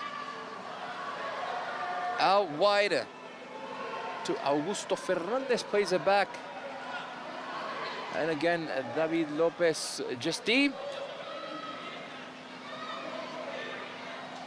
And that is Mantovani. Oh, just got too much on it there. Baruch Mateos was a little lost there. Mark can't keep that in. Mark Galvani.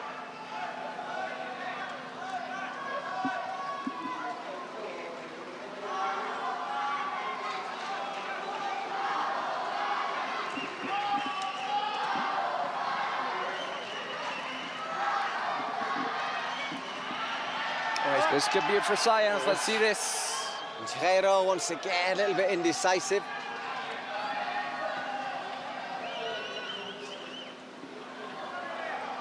We're getting a nice breeze in here. I just think it smells as if it's raining. Well, that's good. Smell of damp air. We need the rain.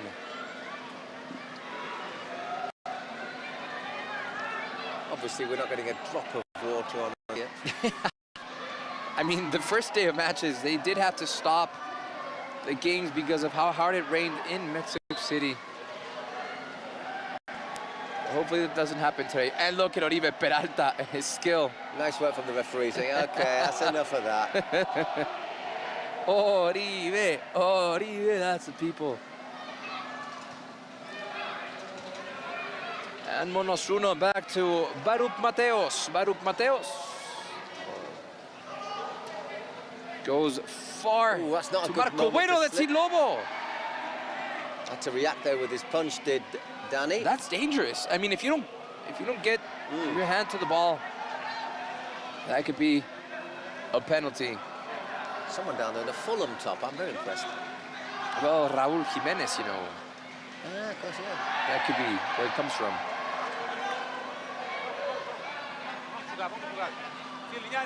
Also at Wolves, wasn't he? And Atletico Madrid. Big shout out to Álvaro Schwartz in Monterrey. He is gonna go to the Final Four on Saturday. That's gonna be fun.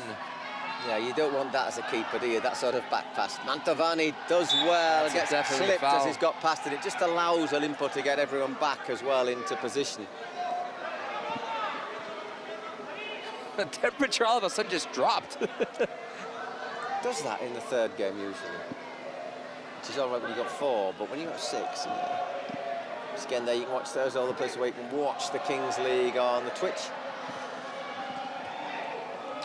Marco Bueno has it back to Monosuna. Monosuna in control of the ball, in no hurry. Obviously, things are going to change. I'm thinking from the 30th minute going forward, things are going to change. 25 minutes already gone by. Well, I'm just intrigued when Gref's going to take his president penalty, because if he took it and scored now... Yeah, a level game, yeah. But I'm wondering what their secret card is. I mean, it could be something. Imagine if it's 2 penalties. Well... Oribe Peralta doesn't look happy. Oh, it's a nice ball from David Lopez. Couldn't quite turn on it there, Sergi.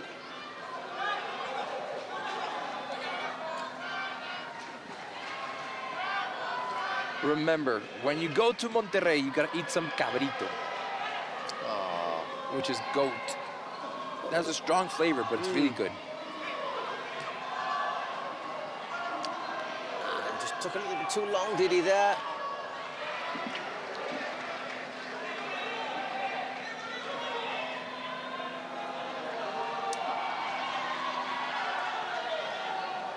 Linares with the corner. Oi, Mantovani once again gets up. Yeah, but good job by Mario Suna getting in the way and not making it easy for him. Not too happy, the people in the Science bench. It's against powerful attacking play. I don't think there's anything really wrong there with the mono.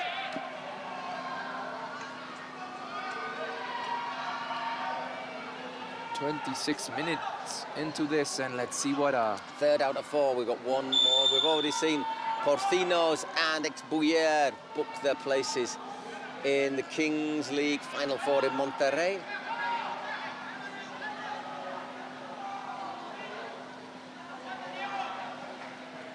I hope you guys enjoy your time in northern Mexico. It's a bit of a flying visit. We go tomorrow. We've got the finals on Saturday, and then Sunday morning we're jetting back. From Mexico City to Monterrey, it's a short flight, but I don't know, all the way to Madrid.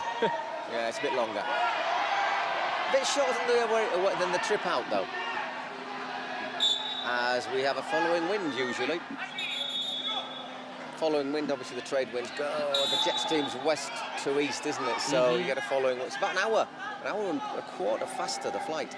Once again, Danny Perez gets a bit of an ask here. He takes a risk there, Mantovani, but once again, it's not quite working for Science. This is by far the slowest match I've seen since yesterday, and including today. It's been quite slow between Science and Olympia. It looked it was gonna wake up. The rhythm's gonna get better, but no, they're defending in numbers, making it really awkward for Science Olimpo. They're not comfortable.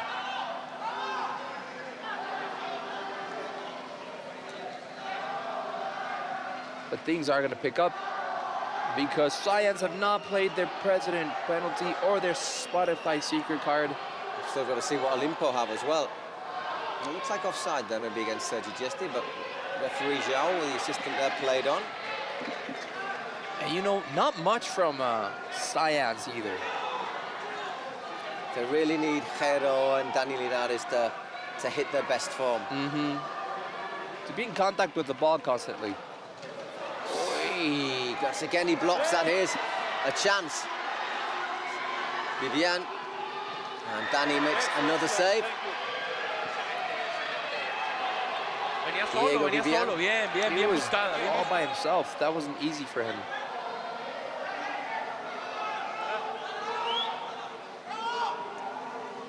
Almost last 10 minutes of the match. Hooked away, but that should be easy for Olimpo. In the end, Mono not held there back. Barro just a little bit too far out. He couldn't risk the back pass.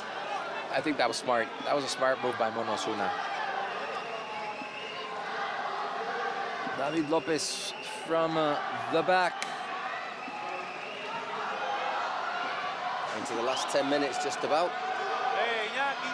I think from now on, Paul, things are going to start moving.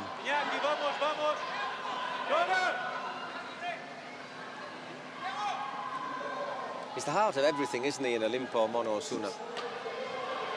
I mean, obviously he gets able help from Chema, Chuy, Lobo, but Mono is the main man.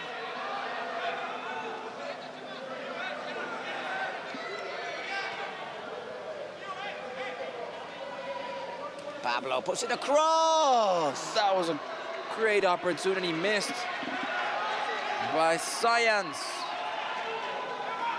And Olimpo United still in the lead.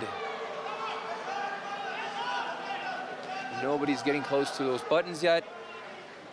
Pablito with the ball out back to Montovani. Linares.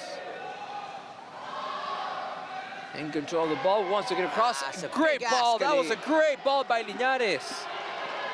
Just stretching for it, Augusto.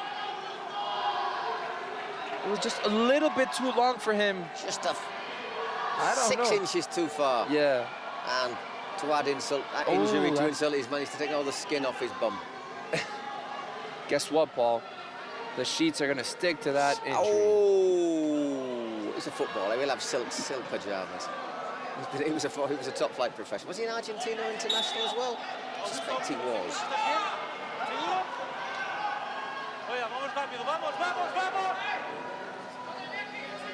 Don't forget to tune in on Saturday for the Kings World Cup Final Four. Maluma's gonna be there,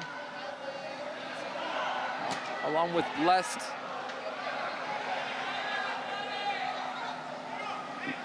Along with Porcinos too. And the wrestlers. And the wrestlers. The wrestlers. And Paul. I'll be there. And Bruno. All goes well with the plane. He also played for Cadiz. My question is, will Zlatan Ibrahimovic be there? I think he will. Well, he should be. He's the king of kings. You guys are really going to enjoy Estadio BBVA. Beautiful stadium. One of the best, I would dare to say, in Latin America. Linares. Montovani. Linares. 4 international appearances for Augusto, but he was in the 2014 World Cup in Brazil. Still no sign of either of the Spotify secret cards or the Gref's president penalty. Pablo to Montovani. Castro with his lollipop. He's trying to calm the nerves, sort of like an Ancelotti thing. Johan Cruyff used to suck a lollipop, or chupa chups in Spain. They say Ancelotti has between 18 and 20 pieces of gum during a game. That cannot be good for your teeth. Got good jaw muscles, though.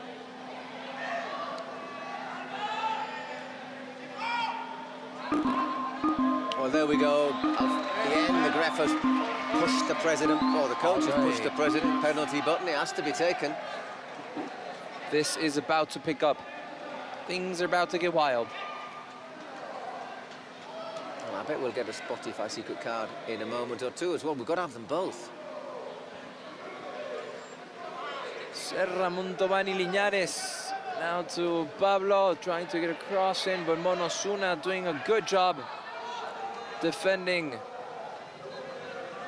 his box. David Lopez. Out wide to Augusto Fernandez, the man you were just talking about, Paul.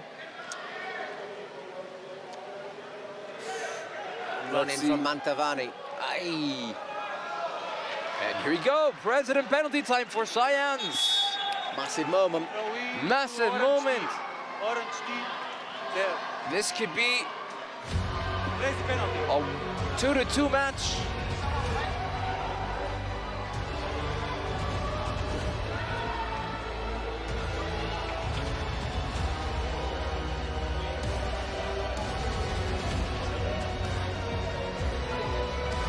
And here he comes.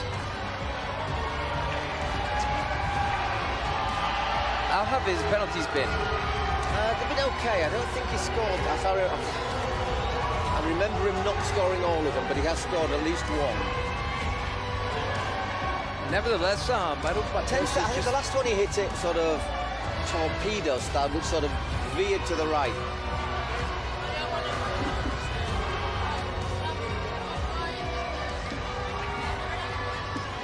So here comes Gref G, I'm sorry. Let's see, can this be the game? Can this be the tie? Make it 2-2. Big moment. And here it is. A shot. Oh, yes. We have a tied game. A little over 5 minutes to go, and this is 2-2 in Mexico City. Science. The Gref G has tied the game. Well, that's a massive penalty from the Gref.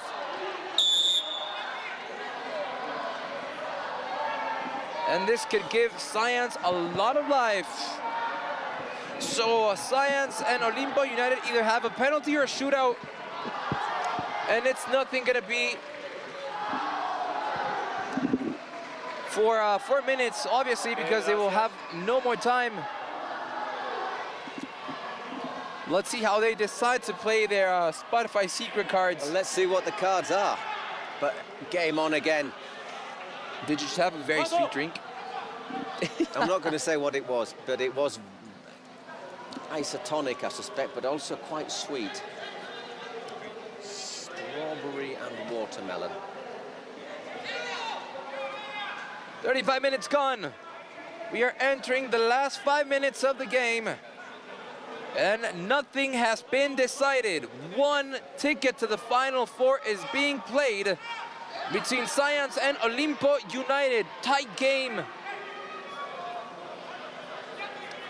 between the last team standing from Kings League Americas and Kings League Spain. Not last team from Kings League Spain. The last one to play today. Yeah, exactly.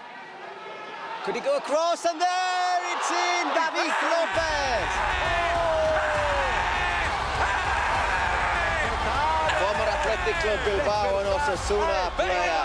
Science have made it 3-2. They take the lead. I suppose we'll have a little VAR check to see if there's off. Let's see. Ooh, I don't know. Maybe if we have another angle, we can see, but... Is he in the area when the pass is hit? That's what I might be looking at.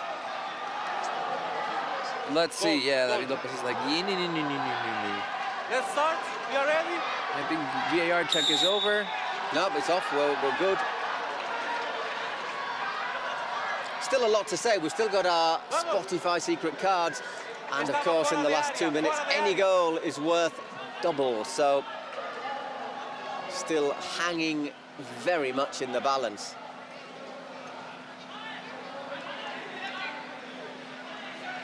Iñaki back to Baruch Mateos. Out wide to Monosuna. Tries to get a shot in.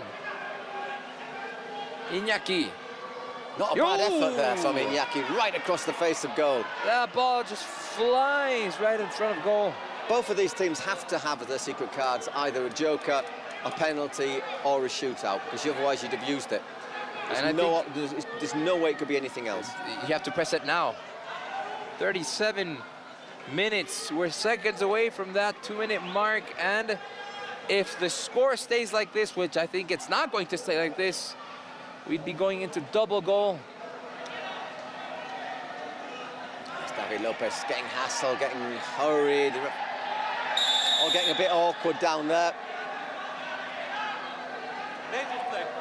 Looks like nobody's in a hurry to press the secret card. There's only seconds left. It's a real battle of nerves. 10 seconds left. Well, we've got to have these cards. Is nobody going to use the cards? Press the button. There it is. There it is. Well, it's got to be penalties and shootouts, hasn't it? I would understand why they waited so long if it's not that. So first, we're going to see what Olimpo United have in store. I think what the X was doing is waiting. They must have, so you get to the stage where you know, look, they must have a shootout or a penalty option. Yeah. Try and change the game round. So we want them to use it. Let's see what Oribe Peralta has to say. Let's see if we can say. Joker! You first. Joker! Everything. No, you press first. You press first. Yes. No, you have to decide here. You have to decide here. So Joker for Olimpo. And obviously you're going to say penalty, isn't it? Olimpo United. ¿Qué quieres? Presaron primero, tienen que decidir todo primero. Sí, sí. Por eso. Puede ser penalty, penalty shootout. No, because you have to do it after. When you have the option between a penalty and a shootout, you take a penalty. Penalty for Olimpo. Let's check. And now let's see on the other side what Science have in store. That has to be a penalty, I think. Joker, penalty. Ooh. Penalty, of course. Ticket card for Science, penalty. First penalty of all, it's going to be Monosuna. First penalty for you. Which would make it 3-0. And then the penalty for Science. First well, let's just see what happens. I think Olimpo United have to take the penalty first, right? Yeah, exactly. Which is, I wonder if that was part of the gamesmanship, to see if they... Yeah, I think they were waiting to see who pressed the penalty. The president. See, if Mono misses, then there's a chance to go 4-2 up. I mean, who pressed the Spotify secret card button first? Let's see. Monosuna against Danny. Neither of these penalties are given. I mean, they're both, you'd say 70-30 in favour of the striker, of the player. But Moment neither of truth. is a given. Osuna to tie the game. Oh! That was close for Dani Pérez. ¡Qué tamaños, ¡Qué tamaños! Vamos. ¡Qué tamaños! ¡Qué tamaños! ¡Qué tamaños! Says... Without even going in, you don't think you even need to translate. But he has got some things that are quite big, both of them. Pretty explicit. So that was, do you know, it's part of me thinking, will there be a Panenka when he took such a long run-up? And after the start, the Czech player who scored one in the European Championship, Dani Linares, will take it for Science. Usually a good bet. Now then, if he scores this, it'll be a double goal. If he doesn't, it's golden goal. Por la línea. Oye, no es necesario una amarilla. Ahora es muy malo para tú. Trying a bit of the old Emi Martinez. Nahuel Guzman, the goalkeeper for Tigres, also likes to do a little show. Linares! Makes no mistake. And has a little word with Baruch. Well, you know, the keeper tries it, so yeah, I think you're justified in giving a bit back. So, we don't get a golden goal. We have time where it will be double value goals. So, they're still in this, aren't they? Olimpo, but they have to score. Basically, if Olimpo score, they are in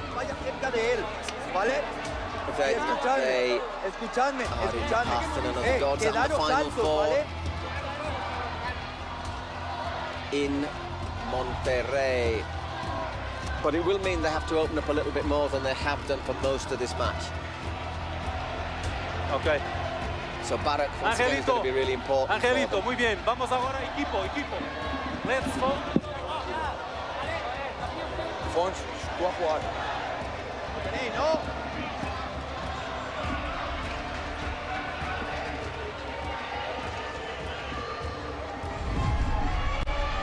So, another tense one. 4-3 to Science, the Spanish champions, against Olimpo United, the last remaining survivors from Mexico and Kings League America.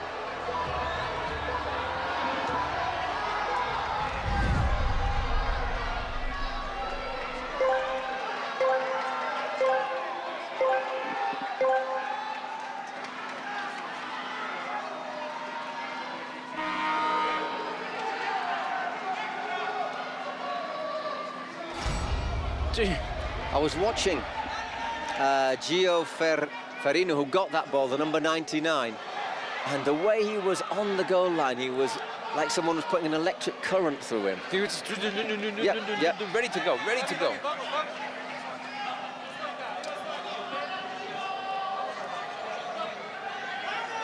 David Lopez is in no hurry, and Chuy Perez wants David Lopez to throw that ball in Get a bit quickly, of a move, get a bit of hurry up, yeah.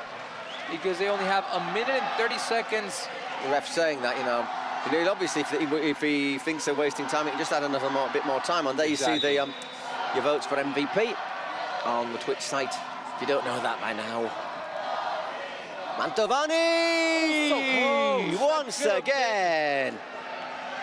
The goal that decided everything. Chuy Perez starting off from the back. Unfortunately, couldn't get to it. Mantovani, and that was Just clean got by a little Marco nudge. Bueno.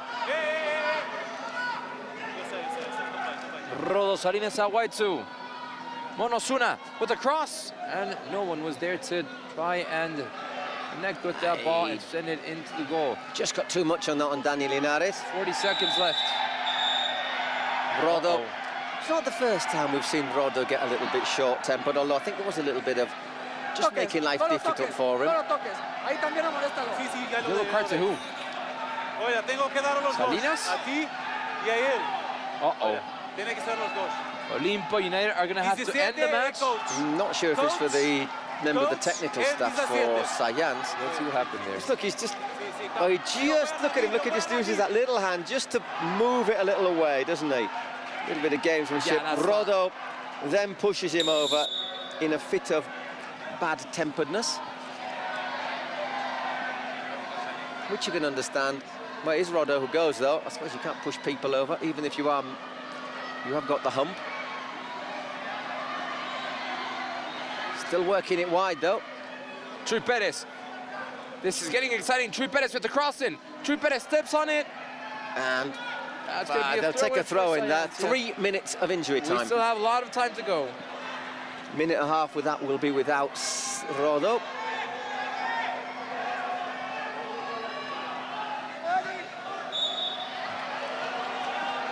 Throwing, did I just go straight into the roof, that throwing?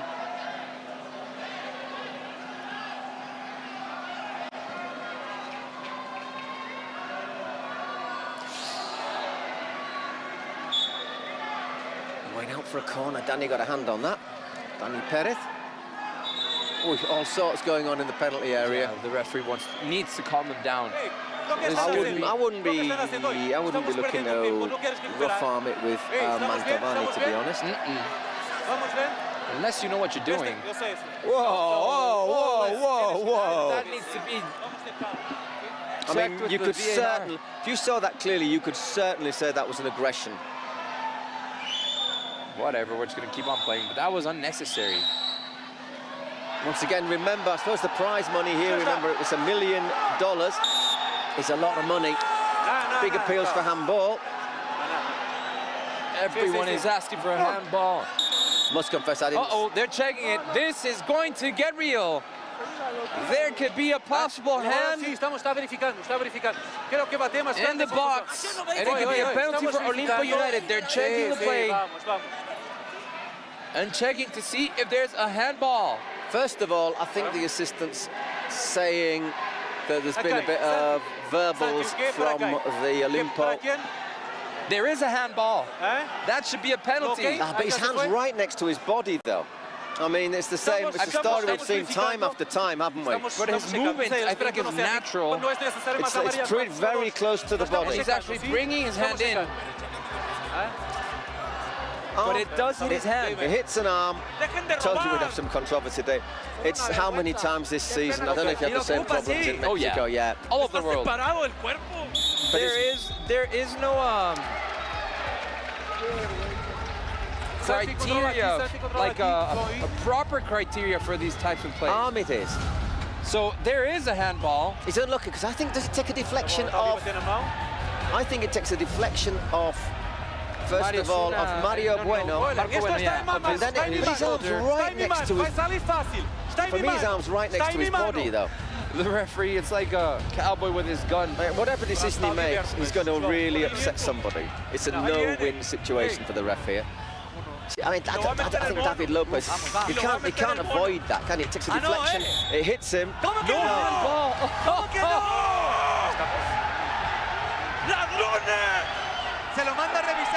My feeling is that the referee has probably decided that the hand is close enough to the body to not give it. Jesus Christ, the people... Whoa, but, well, it's not... Is it the biggest controversy we've had? Yes. Well, I would say G3X against Olimpo. For me, yeah, I can see why he doesn't give it. But I'd also see why you'd want it, definitely. Especially at this stage of a match, with $1 million at stake, possibly. Oh, well, that wasn't hands. No, he just plays that one down the line. That was the closest we've been. Yes, yeah. Almost. We felt that. Now, Salinas is going to come back on for those last few seconds.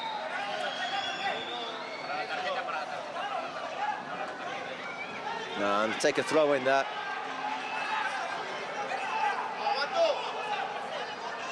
Yeah, Osuna is not happy at all. He's telling the referee that he's scared, he doesn't know what to do. This is going to be very controversial. This is going to be a heated end. You know, if you ask me, I think that should have been a penalty for it. You see, I don't agree. I think it's a natural movement with his arm really close to the body. It's which shows how hard it is. I think it's just really close to his body, and it sort of deflected off someone in his favour, like a yard away from him. So, I mean, you haven't... I can see why Olimpo wants it, though, obviously. I mean, yeah, you can see why he didn't Last chance. Oh, he leaps. And corner. A couple of the people from the referees' table are leaving their seats. No, it's a goal kick. I think they're anticipating a bit of pressure on the referee at the end of this. Sayans with controversy, with that penalty which could have been but wasn't given, are into the final four. We have security on the field now. Yeah. Obviously, Olimpo United. Someone's got a red card. Yeah, one of the refs next to us has just made the gesture saying, look, it's because it was right next to the body. You know what? A great attitude by Oribe Peralta. A great attitude for Oribe Peralta. Big perks to him. He's telling all his players to go back into the bench, to calm down. Some of the players were just running towards the referee, and Oribe Peralta came up to them, and he was like, go back, let's be good sportsmanship here. So, a lot of security. I think if I was Sayans, I wouldn't be celebrating too much. But because you wouldn't want to really rub it in, because I said there is controversy. I think that the arm is too close to the body, but let's have a look at the stats. 21 shots to 13, 12 on target, 67% possession, 247 passes to 111. I mean, I think Science deserved to win, but as you say, if that penalty had been given, then it would have been 5-4 if he scored it, and I would have put my money on him scoring it. Well, you gotta say, great attitude with Oribe Peralta. Yeah, the players all shaking hands. So there we have our third semi-finalist, 3 semi-finalists from Spain. There will only be 3 because our next match is Furia against G3X, 2 teams from Brazil. And you know what, Paul? The Cyan players are taking a great attitude towards their... Yeah. And to be fair, the Olimpo players are sort of calming down. They're like, hey, let's be calm about it and let's celebrate. Dani Perez, by the way, MVP. Mantavan is limping.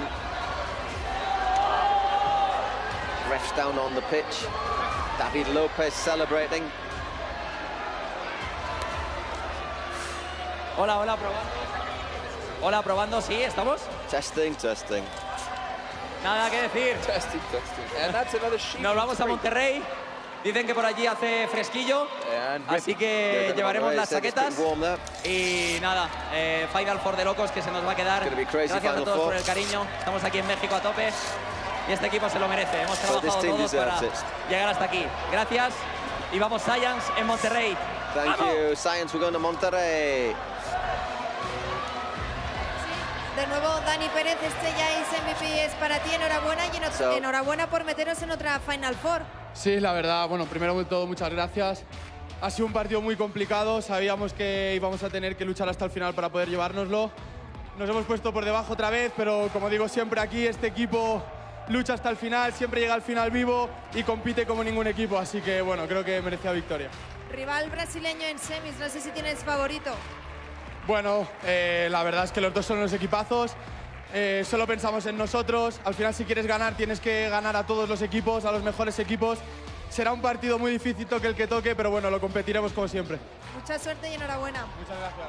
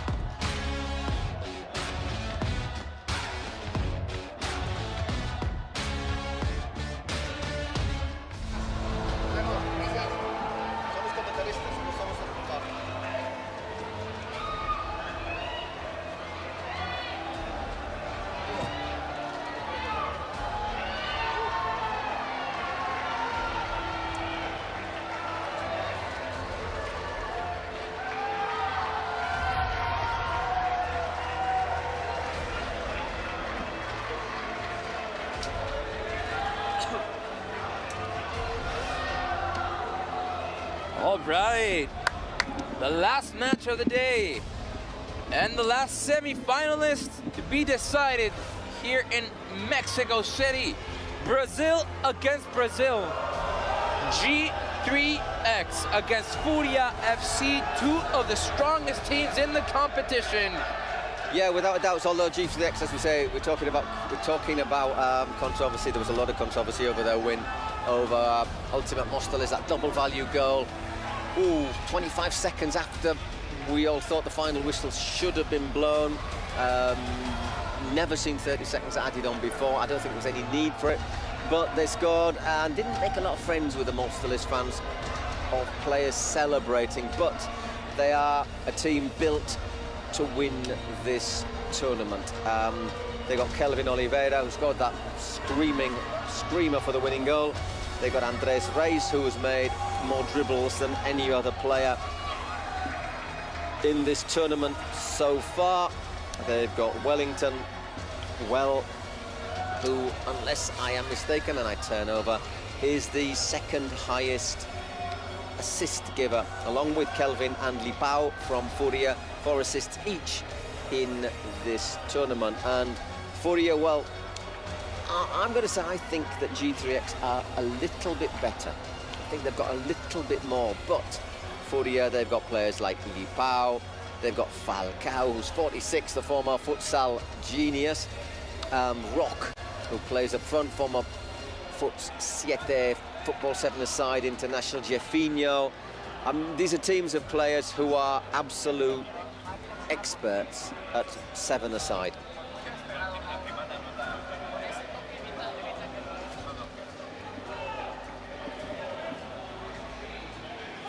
Two teams, as we say, both wild cards, but with a wealth of experience in this sort of football, although if not exactly in Kings League.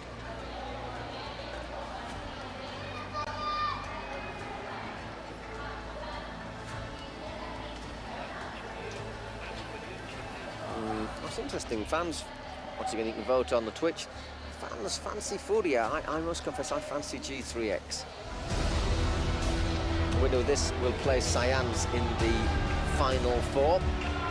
The other quarter-final, other semi-final even, Porcinos against X Buyer.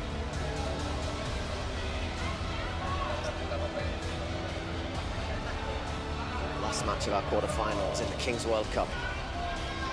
I am excited for this game. Yeah, I think it's going to be different to the other matches, isn't it? I wish we can hear some batucada go. No, we had a couple of drummers in 2 days ago, and it was that annoying? Remarkably annoying, actually. Yeah. Couldn't hear yourself think. Oh my God! It's loud enough in here. So, did you see the voting? Furia FC are winning. We're winning as the favorites to win the match. As I say, they're not my favorites. My favorites are the team I think will win our G3X. I think they're going to win the championship. Let's see today. I said that's why that late goal against Mostel was so important and also so controversial, because they could have been the favourites out, and that might well have made Mostel his favourites. Ultimate Mostel is.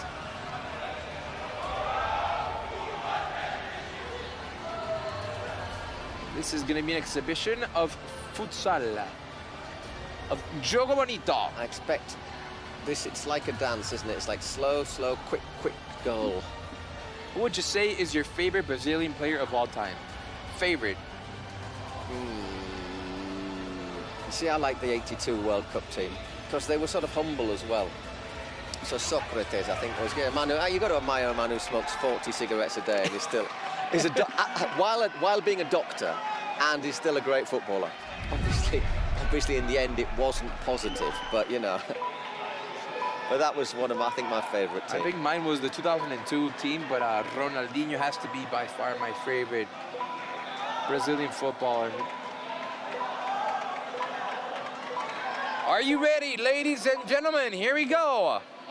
The last ticket to the Kings World Cup Final 4 in Monterrey, Nuevo León. About to be played. Okay, and it is the main man, I think, Kelvin Oliveira on for G3X. You know what? You got to give a big round of applause to the cage. It's worked. Really held up, not in the first day, but the rest of the days, perfectly. Lipao. Right, skinned it. Furia already up 1-0. That was just 15 seconds into the game. And let's call them the Panthers because of their logo. The Panthers are 1 goal ahead, but that means absolutely nothing. G3X want to get back into the game. Well, taking his time as well, Lipao, just to try and run the clock down so he doesn't have to defend a 1-against-1 against Kelvin. And that's why play on. By the way, an interesting thing in the three previous matches, Gaules, the G3X president, has taken a president penalty. Okay. Yeah. He scored against Ultimate Mosteles, but he's not convincing. His first two penalties were rank. So today, he's not taking a penalty. They'll use a shootout. Which is we were talking. Something it's we were smart. no, it's something Bruno and I were talking about, and it's aside. like, you know, who's got a better scoring, Kelvin in a shootout, or Guaules from the penalty spot? And I think it's probably Kelvin. And off we go from the back. This is number 9, Kelvin Oliveira. Barata is the goalkeeper for G3X. João Pedro, who was very good for Furia in the last match where they beat Muchachos 7-3. Oh, did you see that skill? Kelvin Oliveira stepping on the ball twice. You're crazy, Kelvin Oliveira. That was beautiful. And then he somehow spooned it over, which was a real sort of futsal attempt at a finish. Jefinho from the back. Ooh. Oh, nice. Between the legs. Look at that. Look at that. Oh, my God. Oh, my God. Look at that by Furia. What is that finish? That was beautiful by Lipao. What is that? That is... Lipao Pinheiro, you are insane. Flipao. Flipao, yeah. Jesus Christ. Oh my God, look at that. Oof. Takes his time getting back after scoring. It's just like, yeah, that's my regular thing. I do that every day. So 2-0 to Furia. Oh my God. My word. Oh, great save from João Pedro, who is a big keeper. Eh? He's also plays for Santos Football 7.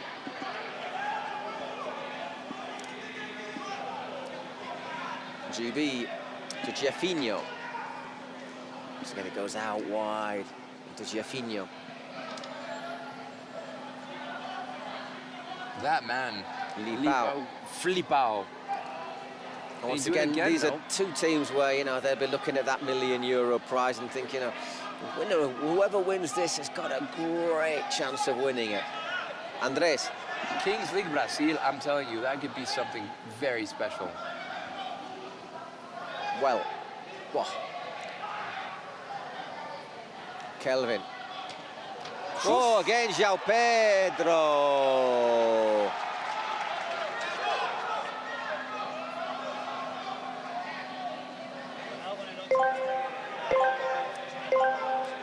Andres, I say the man who's completed more dribbles than anyone in the Kings World Cup. Well, one of the big assist makers, or givers. Right on top of it, the referee. And GB, Gabriel Batista. Team GB. Let him have a word of that. So we're just about to get 7 against 7. And it's GB with the ball. First touch. A little bit too much there from Leletti.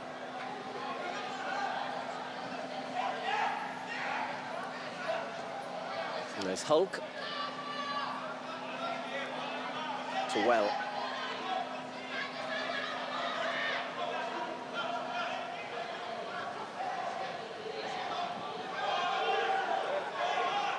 Oh, pure joga bonito, come on. Once again, really good defending though by Furia. I love Furia, they're just celebrating every block. Andreas, what can you do? Ooh. And out it goes. Too long. 7 against 7 now.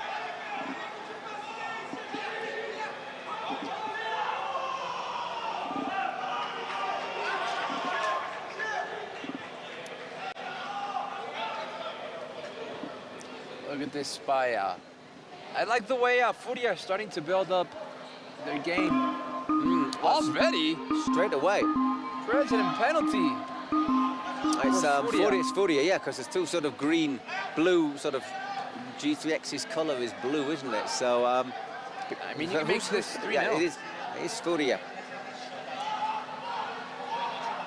Yep, on you go, Mr. Estagiario. Leletti, that was out wide to... Wembley, as I said to Bruno, it's a great name for a footballer. It is a great name. Great name for a footballer. It's a good joke, and I'm going to keep on using it as well. Yeah. I don't think it's going to get old fast. No, so no. Keep using it. That is... It's a very good, by the way, very quickly, I'm going to recommend the Netflix documentary on the last European I've been Championship final. I've been tempted to watch that. Oh, it's oh dear. Doesn't make you proud to be British, to be English. I think if it was Scottish, you'd be saying that's nothing to do with me, mate. Yeah. So President penalty. All right, can Furia make this 3-0 against G3X? The worst, I think the enduring image, by the way, of that match is a fan who thought that the best thing he could do, after obviously imbibing and possibly taking other substances than alcohol, decided the best thing to do was to stick a lit flare, up his backside and use it. Have you not seen the image? No. Oh yeah, it's quite an eye-opener. It probably was for him as well, to be honest. No, it's like, what on earth are you doing? It's just...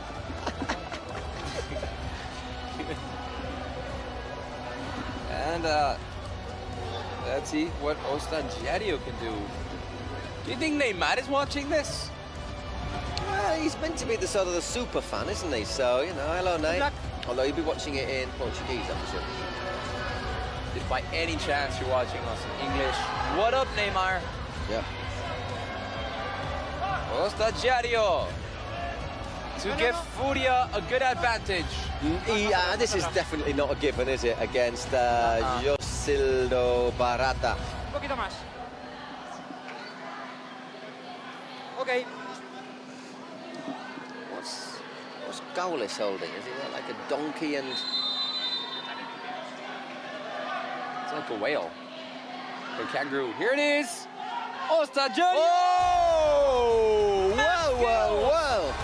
Mad skills by Ostagiario with a little step kick.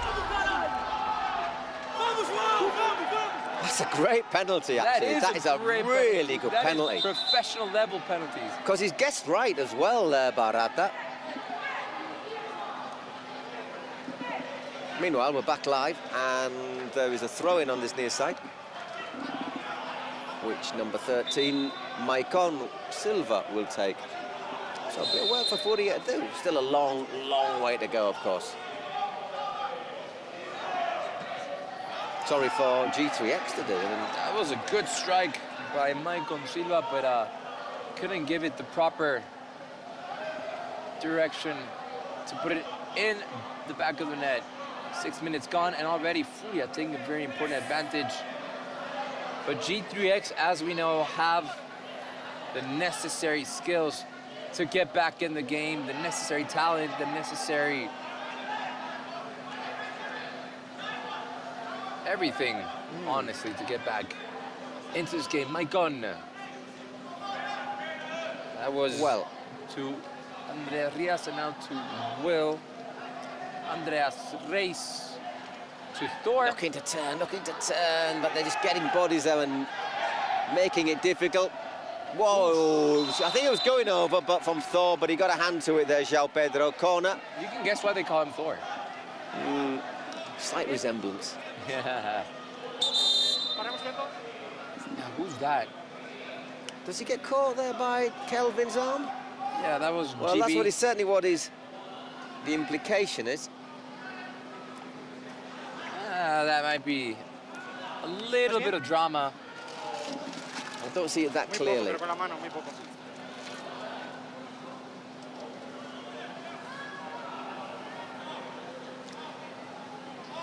Vamos, GB. ¿Puedes continuar? Ok, tranquilo. Vamos arriba. ¿Ayudo? Vamos arriba. ¿Puedes?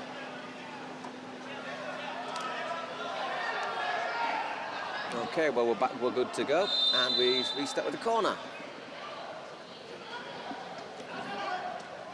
VB looking to... No penalty, come on. A little bit theatrical, I think it's fair to say. That was Gustavo Simon. I'm sorry, not Gustavo Simon. VB. Victor.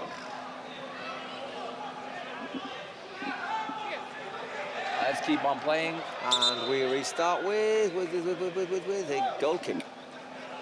8 minutes gone in this final game of the quarterfinals of the Kings World Cup. And I must confess, my prediction's not looking great at the moment, but still a long way to go. I said I fancied G3X. They've got a lot. If they want to prove me right, they've got a lot of work to do. So Cyans are in.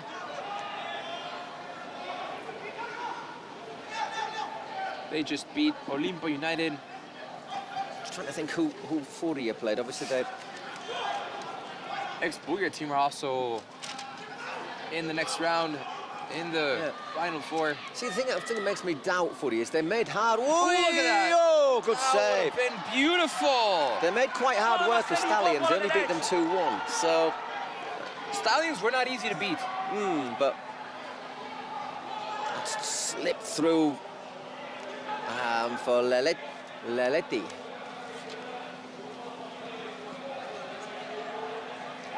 So ex-Bulgaria team are also through. Cyans are through. And Porcinos. Porcinos are through, and we're just waiting here in these last 40 minutes. Who is gonna have the last ticket, the last flight, the last boarding flight to Monterrey? 10 minutes into the game, already a quarter of this match gone by, and that is not a problem in the back for Barata. Rosildo Barata. Icon passed it out wide. Up to Andres. They can take on GB. Being a Brazilian and having number 10 on your back, that is quite the responsibility. Maicon, Pepinho. Oh, looking for that run, but well defended though, well defended. Just gets his body in front just to make sure he can't quite get onto it. Completely clean. Children, if you're watching at home, that is a proper defense technique. And out back for Furia is Lipao, and out back too. Take the time, take the sting out of it, and this is how they play, isn't it? Slow, slow, and then just that massive acceleration. No free kicks as the referee. Thor puts the ball to sleep, tries to do that bender. Leletti. And G3X, I think G3X have had control of the ball almost large part of the game, but they haven't had good chances to level the game, the match. And what they have had, João Pedro has saved very, very well indeed. 3-0, I'm still very surprised by that.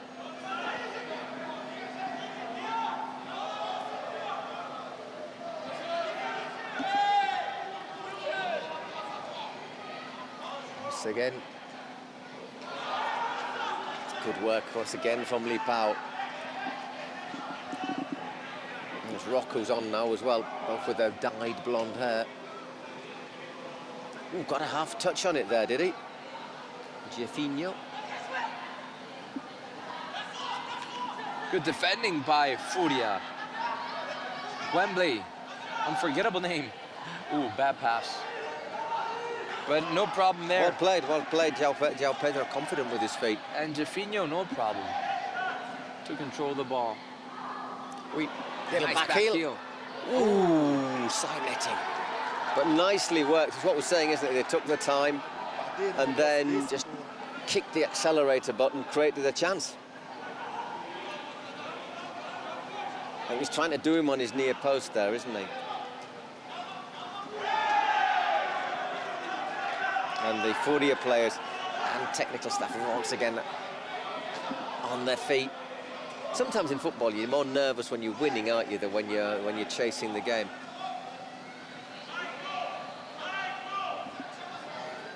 Yeah, they say in regular football the 2-0 dangerous score. Exactly. Maybe you can apply that to Kings League because 3-0 means absolutely nothing. Especially if you get oi. But maybe this could be 4-0. Oh, great defending. And that's going to be a goal kick. Remember, we've still got G3X with the President penalty, which is likely to be a shootout for Kelvin, which you'd expect him to score. And then, who knows, double value goals, penalties, shootouts. Child with sunglasses.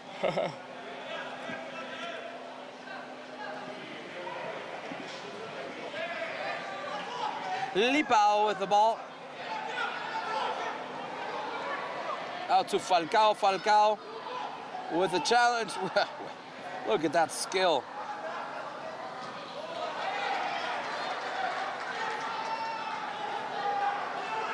Some problems there with G3X and Furia players, but nothing to be worried about. Can this be it? Oh, hey, Marcelino, and he's really quick, isn't he, VB? Really quick, but Zhao once again makes a great save. And a great celebration too. He was really excited about that. Look at that. Boom, boom, boom.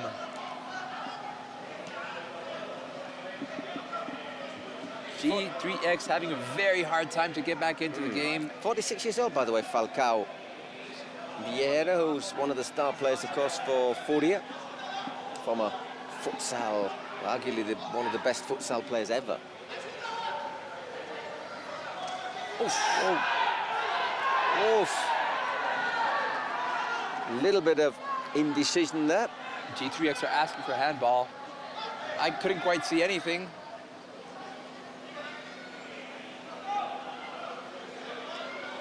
Not asking that strongly, are they?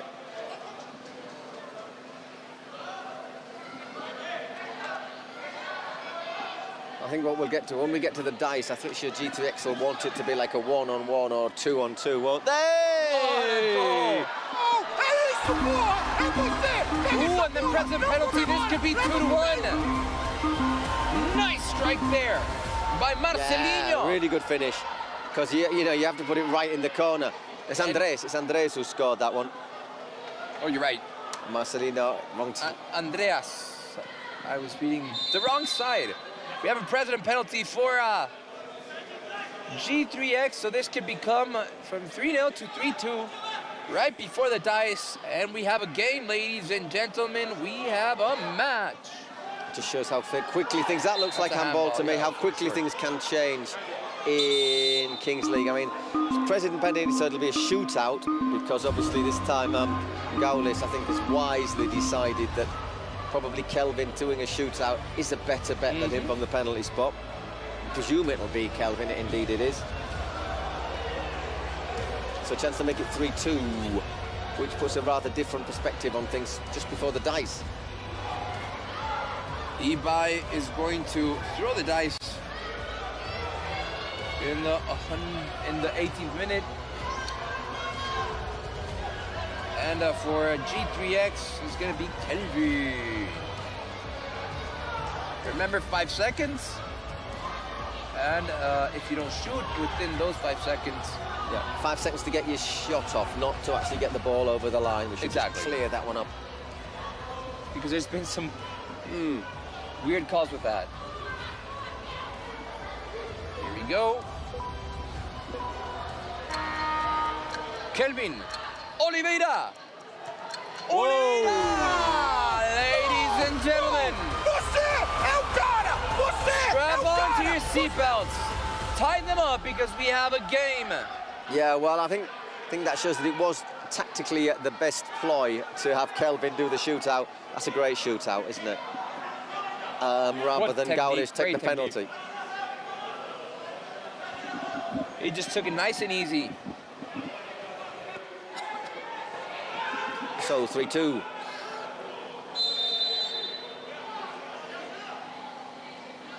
So both precedent penalties scored. One was actually Ostagiario.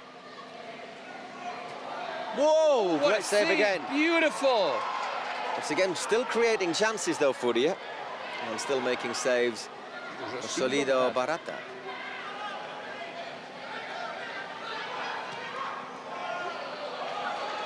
Under a bit of pressure, has to send that one long. That was the smartest thing to do.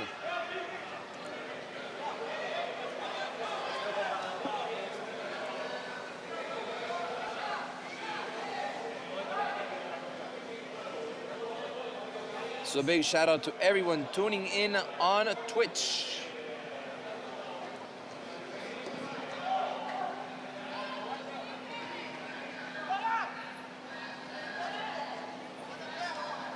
This should be an exciting second half. Andres. Still got the end of the first half to do. Who knows what the dice will produce for us. Oh, nice set by Pepinho. Pepinho couldn't quite keep it in.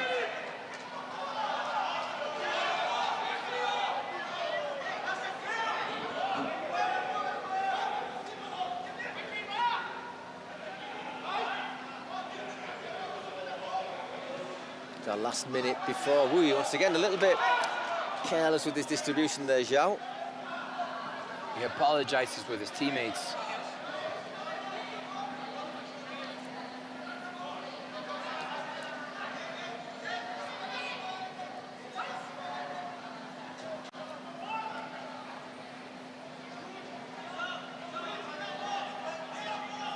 Now from the back for G3X was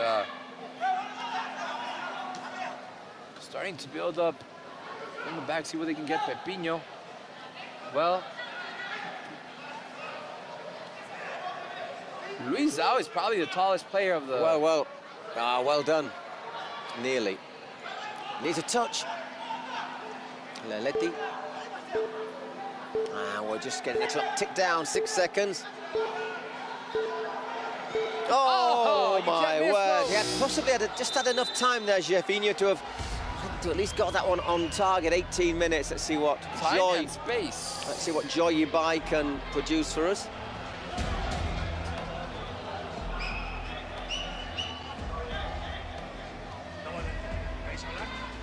Estamos presentes, estamos en vivo, Acá logra mi primo Ibai.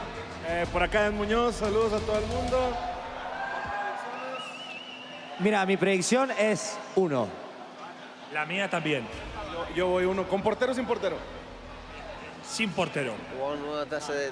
Sin portero. Lo vamos a tirar suave. Ok. Yo creo que entre 3 debería salirnos si todos estamos deseando que salga uno, ¿no? A ver. A la 1. A las 2. Let's talking more a las 3. I'll give it a good old roll, and whoa, good prediction, lads. Yeah, you. Yo sabía, era. The contrary. Well, I'll tell you what, if I was Furia, I'd be quite happy with that, though. I would have. The more players on the pitch, I think that's probably better for Furia. Yeah, it's harder to find spaces. Stopping Kelvin in a one-on-one, it's not easy, is it?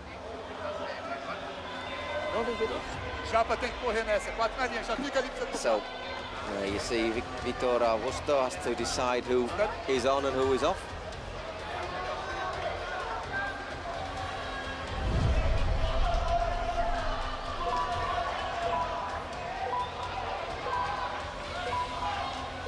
All ready to go. They get the 5 for Furia, the Furious 5, and the G3X. Leletti, Jefinho, I think Lipau's there. It's either Lipau or Rock. I think it's Lipau, probably.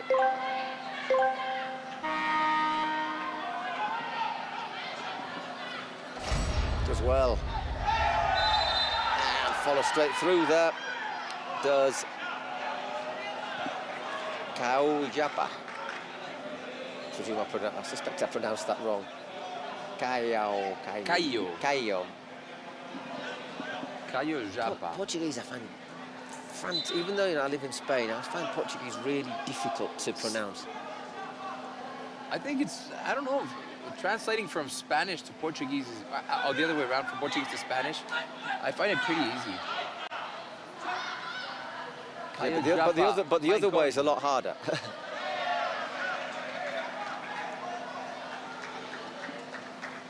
Almost a minute until the end of the first half, of course. Besides what they add. Once again, Laletti, wide. Is that his second chance? With that wide shot he had before the throwing of the dice? Ooh. Hey. He's under pressure, wasn't he? But be a little bit disappointed not to at least force the save out of Barata. What a good player, Bebe, by the way.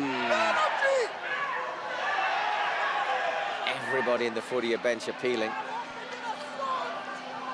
Juan having a word with Kelvin, the referee.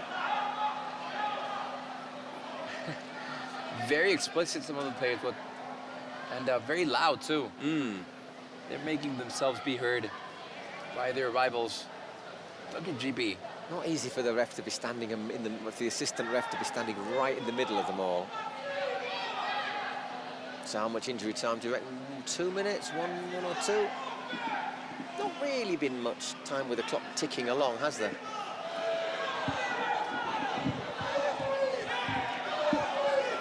One minute, yeah, just the one, sense. Yeah. Makes sense. Good marking here, pretty much man-to-man, isn't it, from the G3X team? What do you want to do, end the first half like this? No, if I was G3X, I'd be reasonably happy. I mean, obviously, if we could get another goal, I'd be over the moon.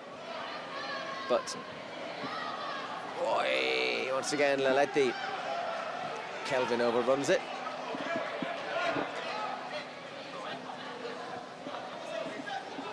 .30 seconds left in the first half. Furia might take the advantage into... Yeah, I think they're going to try and be careful here, aren't they? They're not going to be rushing to... And I mean, G3X is still close. Oh, wait. So that's exactly what they should not have been doing. And Kelvin is going to score 3-0. Way to tie the match. Beautiful play by Kelvin Oliveira.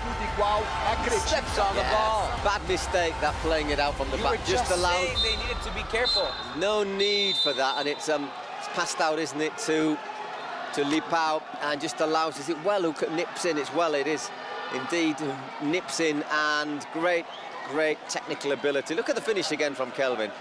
Just wonderful. Just works a little bit of space. 3-3 at half-time. They've come back from 3-0 down.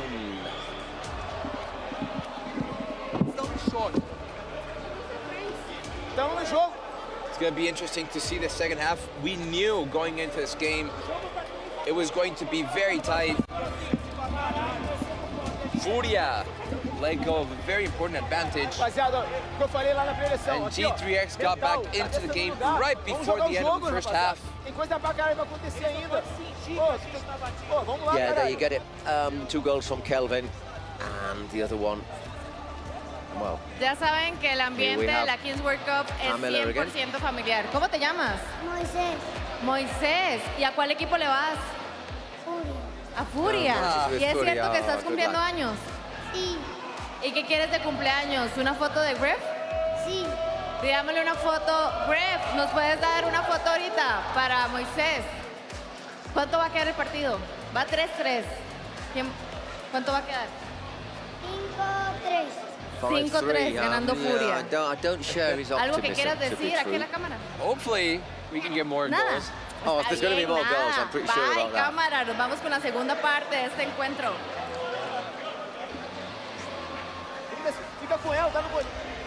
So they've come back from 3 down, and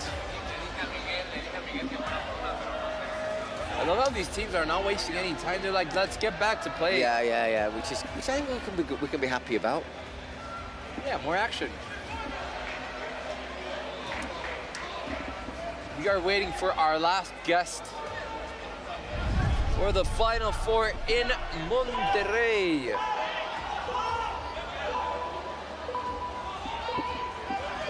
And actually, you know, the stadium is not in the city of Monterrey. It's in the district of Guadalupe, but it's within the municipal boundary. Exactly. it's within Monterrey, the Monterrey metropolitan area. Well, we've both got our Spotify secret cards.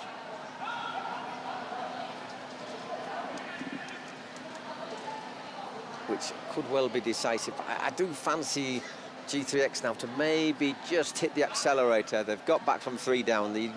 That last second goal almost in the first half really has put the wind behind them. Yeah, they have a good tailwind. They came back from a 3-0, which sometimes can be very hard to come back from, but they've done it. Yeah, I mean, it was 2 goals in a minute with the President penalty, the goal and the President penalty. It was good use of the President penalty. Or in this case, the shootout with Kelvin, you know, you fancy Kelvin from the shootout. Furia starting out from the back. And that was Leleti Garcia now wide to number 14, Lipao, to Wembley. Leleti. Jeffinho, and he's gonna go to Wembley. Hard to find an open space. Hard to put in a through ball for Furia. They've lost control of the match. And they conceded 3-0. They had chances, they had a couple of chances, but didn't really take them. You don't want to mess with Thor. He'll hammer you. Yeah, Thor's like, hey, I'm sorry. Ooh, that was an elbow. Well, he apologises straight away, which is... He just raises his arm a little bit. Anyway, moving on. Furia with the ball. Ooh, He can cross it. Is this it? Oh, my so word! What a chance! So they haven't created that many, but that was a good one. That was a really, really good one. Great work. Great. It's Rock, isn't it, who just puts it wide. Ball for Furia. And that's going to be a throw-in for the Brazilian team dressed in black. Because the other one is also for Brazil, if you don't know.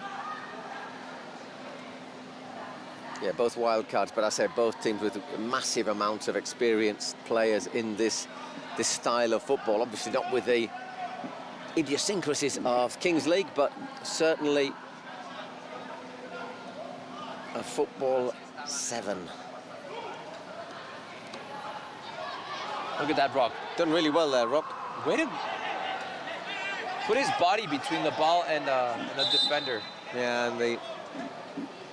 Is it Maicon? I think it is. Okay? Caught between a rock and a hard place. So time stopped. Medic's coming on. Maicon not looking in good shape. I think it's Maicon. Yeah, that was Maicon. Good eye. There you go. Yeah, it is.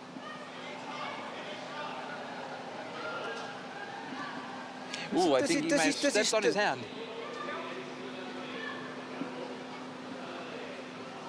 No, I think it's a groin strain, yeah. I thought for a minute he got hit in the groin, but it actually looks as if it was when he's stretching there. To be fair, if it's a groin strain, it's probably... And he's already wearing these, obviously, pressure trousers, because he's clearly got a bit of an issue there. You can see some tape, kinesthetic tape. Sort of a game where it doesn't look very optimistic for him, that. But I mean, the thing is, it's the sort of game where you do need to twist and turn. Es bote para vosotros, ¿vale? Es bote, es bote. ¿Estamos todos? And you can't do that if you've got a groin strain. Back we go. Wembley, the man with the best name. Lipao once again looks to take on VB. Nice little touch there for Jeffinho. Got Thor in front of him.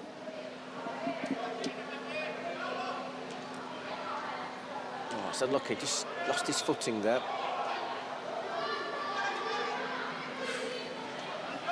Ooh, good chance for Furia. Jefinho, good defending by Thor. Celebrates that as if it was a goal. You can tell the adrenaline pumping through his blood. Oh, nice again. Block. And a smart by Lipao, just letting that one run out.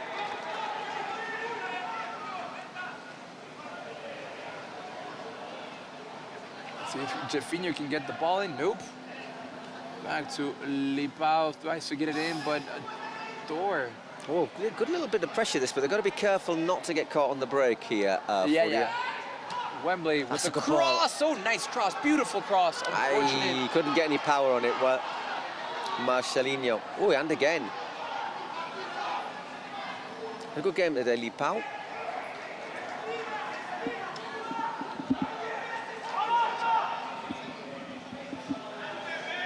So, Spotify secret cards still haven't been activated, so we have to wait and see what those are. And Victor crossing half field to Thor. Ooh, I think he wasn't expecting that. Rock to GB. GB. It's not a great ball. Big appeals for handball, not given. That wasn't a foul. They were both playing the ball. I think they were appealing for handball, weren't they? Well, prods that one over the bar.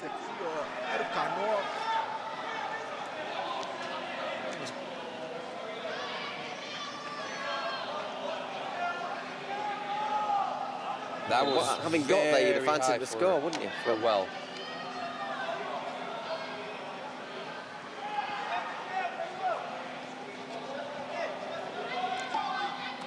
We are still tied 3-aside. Both Brazilian teams had a bit more of the pressure for you in the second half. They picked up their game, huh? But you always just feel that G2X are just lurking, ready to strike. Yeah, G2X is like, keep coming, keep coming. Nice play. Well better blocked. Save. Great save by Josildo Barata.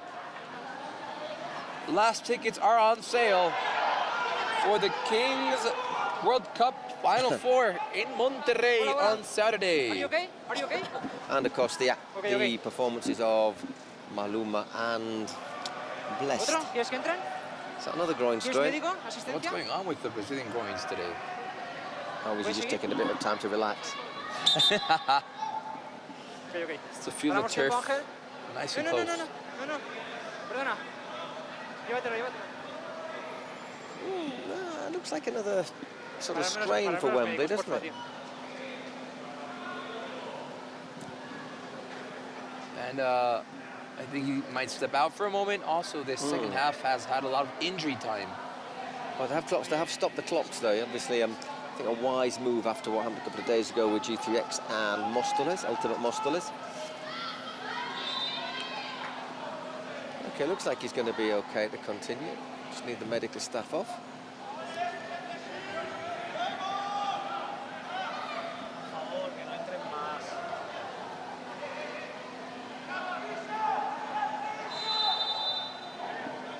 And on we go. Whoa! Whizzed across the face of goal, that corner. And out for another one. When they hit them that hard, all it needs is a tiny touch, isn't it? It's not easy to score from a corner kick. No.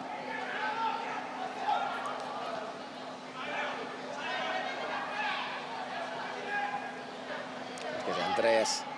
Puts it across and no! What was that? Well, I thought that was in. And so did he. That? And so did he.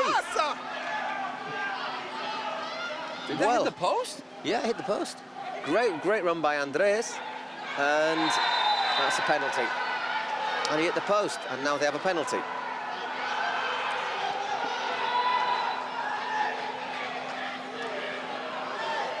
Yeah, the players from Furia are not looking happy. ¿Estás bien, tío? Puedes seguir, ¿verdad? Tranquilo. He took a nasty tackle there. And this could be a penalty! Penalty! Yeah, he's just caught him on the outside of his right leg as he goes in there. You don't even have and to check that. Then he sort of got his legs around him, so he might have just hurt his ligaments a bit. It's Bruno Agnello. That's a penalty wherever you see it. Yeah, it's pretty clear, isn't it? Yeah. Yeah, the Furia players know it. It's not worth protesting. If they're not complaining, they all know it. Yeah. So who's going to grab the ball? That's going to be... Presume it'll be Killian. Let's have a look. Can't quite make out. It is indeed. Is he aiming for his hat-trick then? For his hat-trick, it's Oliveira. Kelvin from the penalty spot to give G3X the lead. Kelvin, what are you doing? Oh, beautiful! Beautiful stuff by Kelvin! Solo brasileiro. 5 copas. Solo brasileiros, only Brazilians. Yeah, well, I think we've seen a few other players score penalties like that as well.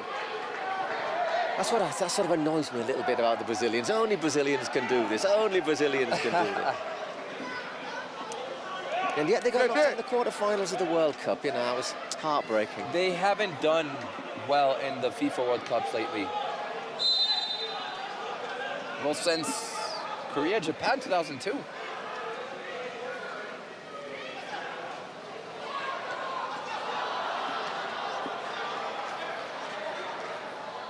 The Furia players, we have to keep their head in the game because now G3X have taken the lead. Yeah, it's going to be difficult to get back into that. And we are headed into the last 10 minutes of the match. We still got our 2 Spotify secret cards to play. The last 10 minutes played here in the Kings League Arena in southern Mexico City.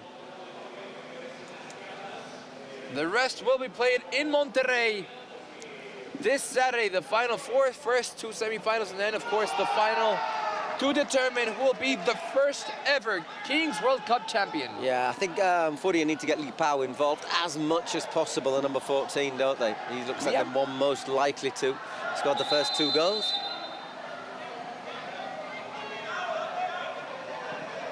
You haven't seen much of Falcao today. No, I just think this game is a bit too quick for him. I think it's just a little bit too fast for a player. Obviously, he's got his years, and I mean, put him on for the last few minutes, you know, and just try and get the ball to him in the area to work a space. But I think physically, I think he can't quite do it against players like G3X. I just think the players that they've got are, you know, they're really fast, aren't they? For example, VB, Kelvin, Wellington, who's like built like a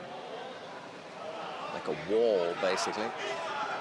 Let's see what Li Pao can do. Goes into the box. GB with the ball. I think he was trying to shoot Marcelinho. Marcelinho steps on the ball and opens wide to GB. GB 2. So play by Andres, but see the corner. And they've got the very big Luisao Enrique on as well. 2 Spotify secret cards still to be played. And they only have about 6 minutes to do that. Li Pao to Marcelinho. Marcelinho gets a crossing and great defense intervention. Beautiful by Wellington Javier. Li Pao to GB. GB controls the ball, opens out wide to Leletti. Leletti steps on the ball in no hurry whatsoever. Back to GB. I'd be in a hurry. Well, they need to get a bit of, Let's see what cards they've got. So, going to be Li Pao. And great interception. Here comes on the break. Well, all by himself. No, he had Thor. Bebe. Andres is really good on one-on-ones, so number 10. They're gonna hit that button in this 37th minute. Getting close to the end. So far, G3X will be joining Cyans Porcinos. That'd be a good game, won't it? Science G3X. Some very experienced Argentinian defenders in Science. Mantovani, Augusto. They're not going to stand for much messing around. Although I wonder if they might just have a little bit of pace in attack.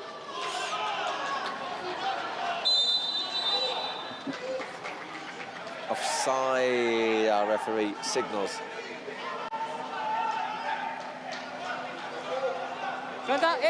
Thor goes off, Kelvin comes on.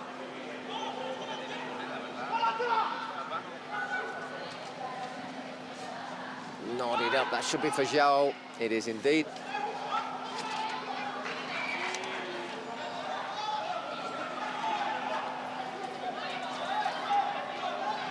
Already in the final four, Porcino, Science, and Expuyer. We're looking for the last ticket to Monterrey. That is a foul. Late challenge from behind. On Marcelinho. He's not looking in bad shape. He gets up right away. I think he's got to, hasn't he? Falcao's about to come on. Ooh, I think Woody makes the challenge, just slips a little bit and catches him. See, this is what you get. There's not a lot of time, but so try and keep it into the area and hope Falcao can just do that little bit of magic, close control.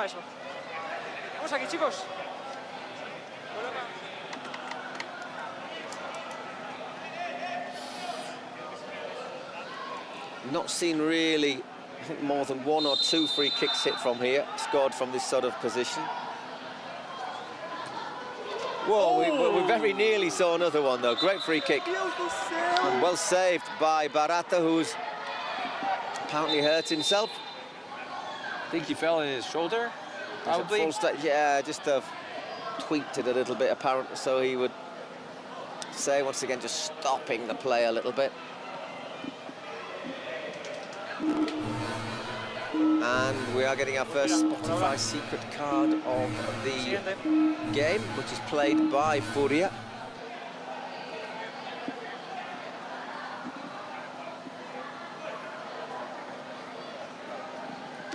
He's sort of treating him as if he's winded more than anything. Yeah, I think the fall knocked the air out of him. Exactly. Getting close to that 38-minute mark, and Furia already played their Spotify secret card. Let's see what it is. The referee making it very clear that he stopped the watch. Yeah, the referee's just there seeing if he's okay. I'm not really sure I need to see that before dinner. Or after, really. Or anytime. Exactly, just don't need to see that. All right, so that should be no problem now for Furia.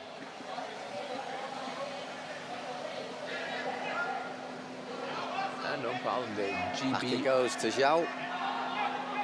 I haven't seen much of him in this second half. No, it's been a lot of Furia sort of knocking on the door, but not quite managing to break it down.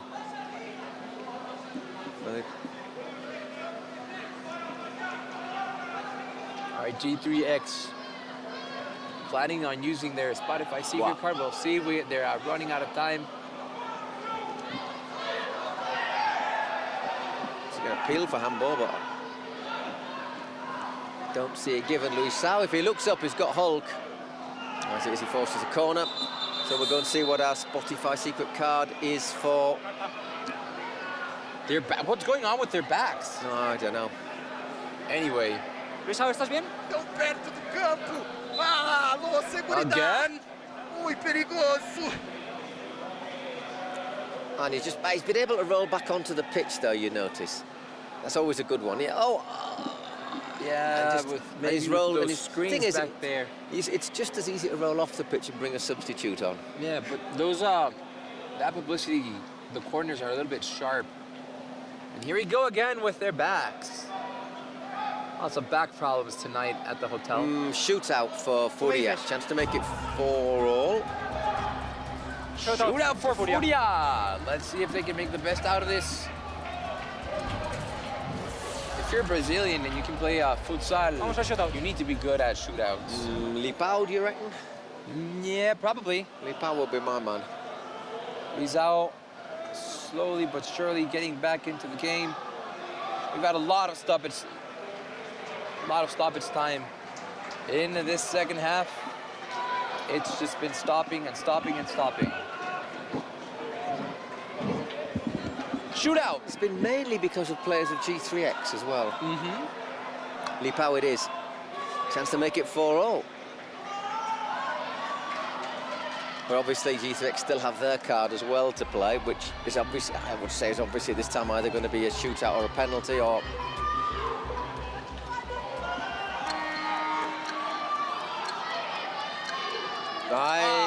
wasted. That was bad from Lipao. Just ran away from him a bit, didn't he? And then he tried to chip him.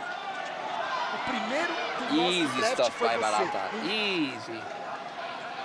Yeah, I think he's trying to just set it up there to chip, and he doesn't quite get his foot right. Yeah, look, that was way too ambitious. Yeah. So, great chance when they play their card. G3X. I think it's to double their lead. Did we already have 2 jokers today? No, just 1. There was 1 yesterday.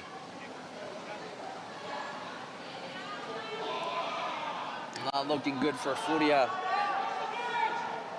As I said, they're a good team, but they're not quite as good as G3X. G3X are more, they take their chances. Well, they got Kelvin, who's just another level.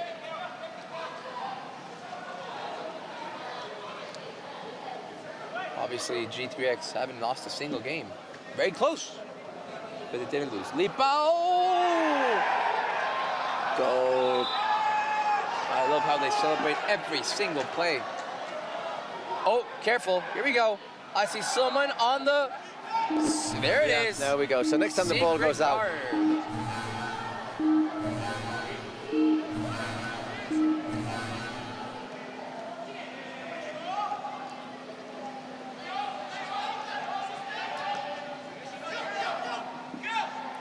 There's Kelvin.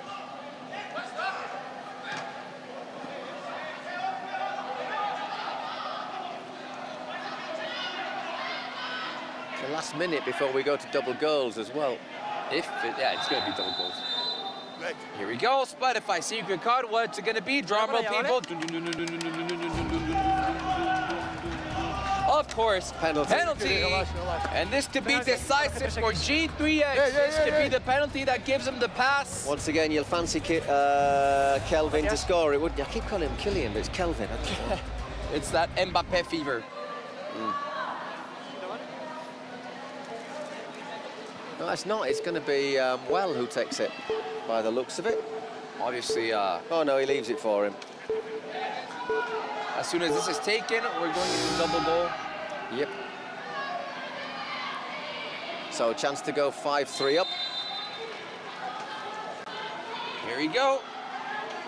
Can this be for Kelvin Oliveira? Does the whole trick again. G3X have 1 point already on the plane to Monterrey.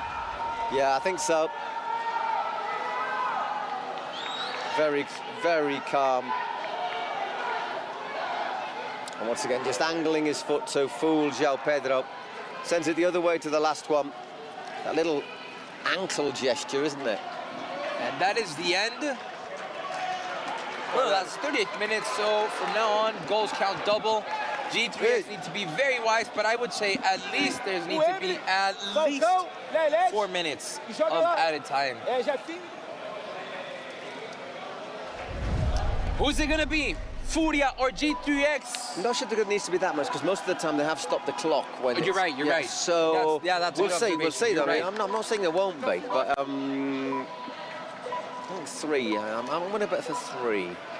We shall find out. Who is going to join Porcino Science and Expuyer in Monterrey? The only team that is not a Spanish team to play in Monterrey. Oh, well. Play on, says the ref. Vote for your man of the match. I think it's pretty clear who most people's favourite is, Kelvin. He scored 2 penalties, scored the shootout. And the other scored 4 goals, at least 4 goals. I think he scored 4. Which will make him, I think it'll make him top scorer in the Kings World Cup. That's going to be a corner kick for Furia, remember? If you score being Furia, you are going to tie the game. Falcao. Trying to show a little bit of skill. Not enough. Wembley. Lipao. Wembley. 1 minute left, almost. Plus injury time. Plus injury time, right? Yeah. Wembley. Lipao. Lipao. Tries to get a ball in. Great block by Bebe and just sends that clear. G3X do not want to know anything about that ball. Yeah, they're just making sure that Furia can't create the spaces. They're like, we want to attack you. Attack us all you want. We're going to defend. Oh, I tell you what, that's not... Oh, what a save! Josildo Barata! Well, he's been excellent, Barata. He's not amongst our candidates for MVP, but that's... Wow, massive save. That's a free kick. That is a Furia ball. Who turned on the AC? Yeah, it's turned on. It sort of does build up, doesn't it, through the afternoon? Yeah. Falcao. I think we need a bit of air conditioning in Monterrey. Oh, you will, trust me. Again, clears the ball. How much more? 3 minutes. 3 more minutes. There you go. Trust in me. I think that's fair. Yeah, I think so. 3 more minutes until we have our final team that will be traveling to Monterrey, capital of the state of Nuevo León. What a save again, Josildo Barata! Oh, he's hurt himself again. And he gets up real fast, so you don't want to waste any time. It's a good save. Actually, it's quite a heavy fall, isn't it, as well? Yeah, and the ground is pretty hard, too. Wee free header. Oh! Wembley. Wembley, that was... He had no one to... Nobody picked him up there. Nobody picked him up. He could have maybe gone to that post near him, not to the far post. Doesn't get over it. Doesn't really get over it there. He needs to get over that and get some power behind it. Oh, Thor gets a shot across. Thor, Hulk, Spider-Man, Batman, whatever you want to call him. He calls himself Thor. Here comes Furia. And again, no problems for the Brazilian side. That should be a foul on Kelvin, the man of the match. Him and Josildo Barata. Es falta. 87% of the vote for Kelvin. Yeah, puts his foot out. Stop the time. The referee has asked to stop the game clock, and it has stopped. 1 minute and a half to go. Tell you what, you can look at Kelvin's knees, don't you? And that's a man who's shown a bit of commitment over the last few days and months. Look at that. Wow. Oof, that must sting.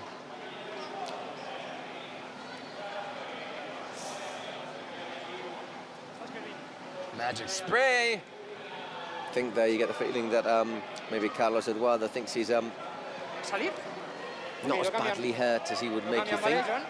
Lo cambian, John. O sea, Salva, lo cambian. Peto. Minute and a half left, separating G3X from a place in the Final Four where they would play Sayans, the Spanish champions, the reigning Spanish champions.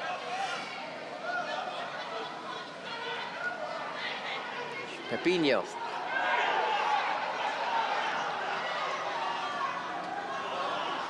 Careful now with a break. Lipao. Wembley had a clear head, but he couldn't get it. Falcao. A shoot, just wide. Oof, I think that took a deflection, did it? It did. That is a corner kick. Leleti Garcia, things are getting tight. What was that? What are you doing? Went for glory. And yeah, that takes a little touch, just enough of well. And that should be a goal kick for Furia. Last they minute. are in a hurry.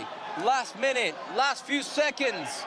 G3X are already printing their boarding passes to Monterrey. Wembley. We've seen incredible stuff. Look, is that a foul? That is a foul. Studs up. And that's going to be a red card. Yellow card. Yellow card. So 6 men for Baba, right? It's VB, yeah.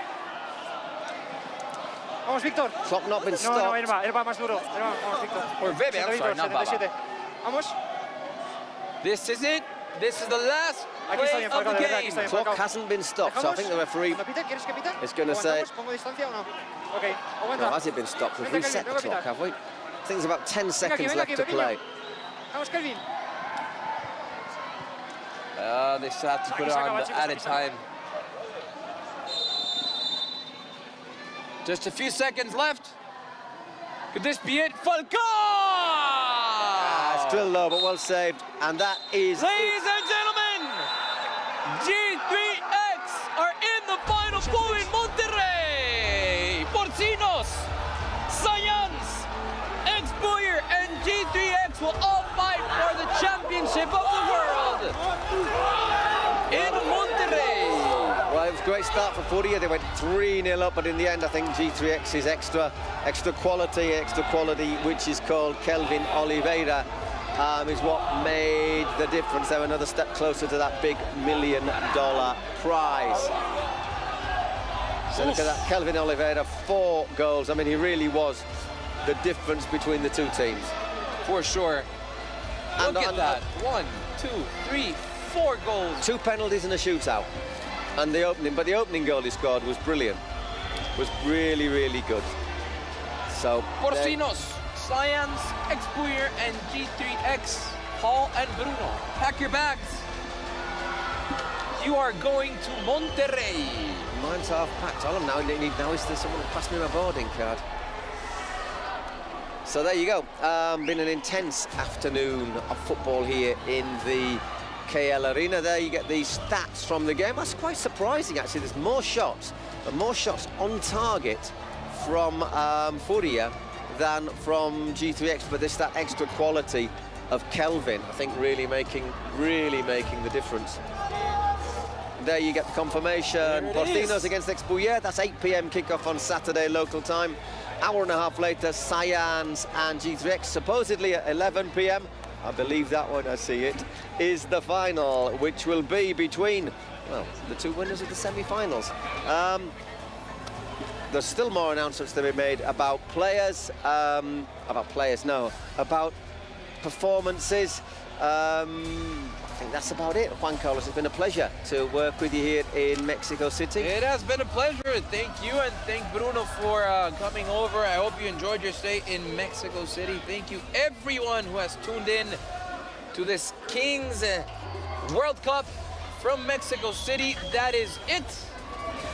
From Mexico City, we'll see you on Saturday, 48 hours in Monterrey. Until then, thank you very much. Kelvin will give the interview. I'm here with the top if he speaks MVP. English, then Congratulations. Maybe 4 let's try the goals. Portuguese. Let's see. I know you're full of emotions. No, I speak in English. Just talk us through what's going on in your head right now. Thank you so much. Just, I know what I have to do every day, work a lot, and I have a lot of responsibility, and God is so good with me. I cannot explain, and I'm very happy. My team is crazy. I don't have words to explain how I'm feeling. Incredible, and an incredible comeback too. And you're now going to Monterrey. Yeah. Again, 3-0, and you know we just keep playing with heart, and that's amazing. I just want to thank you, everybody is helping us and send messages. And this is G3X. We are in Monterrey, Final 4. Let's go. See you there. Congratulations.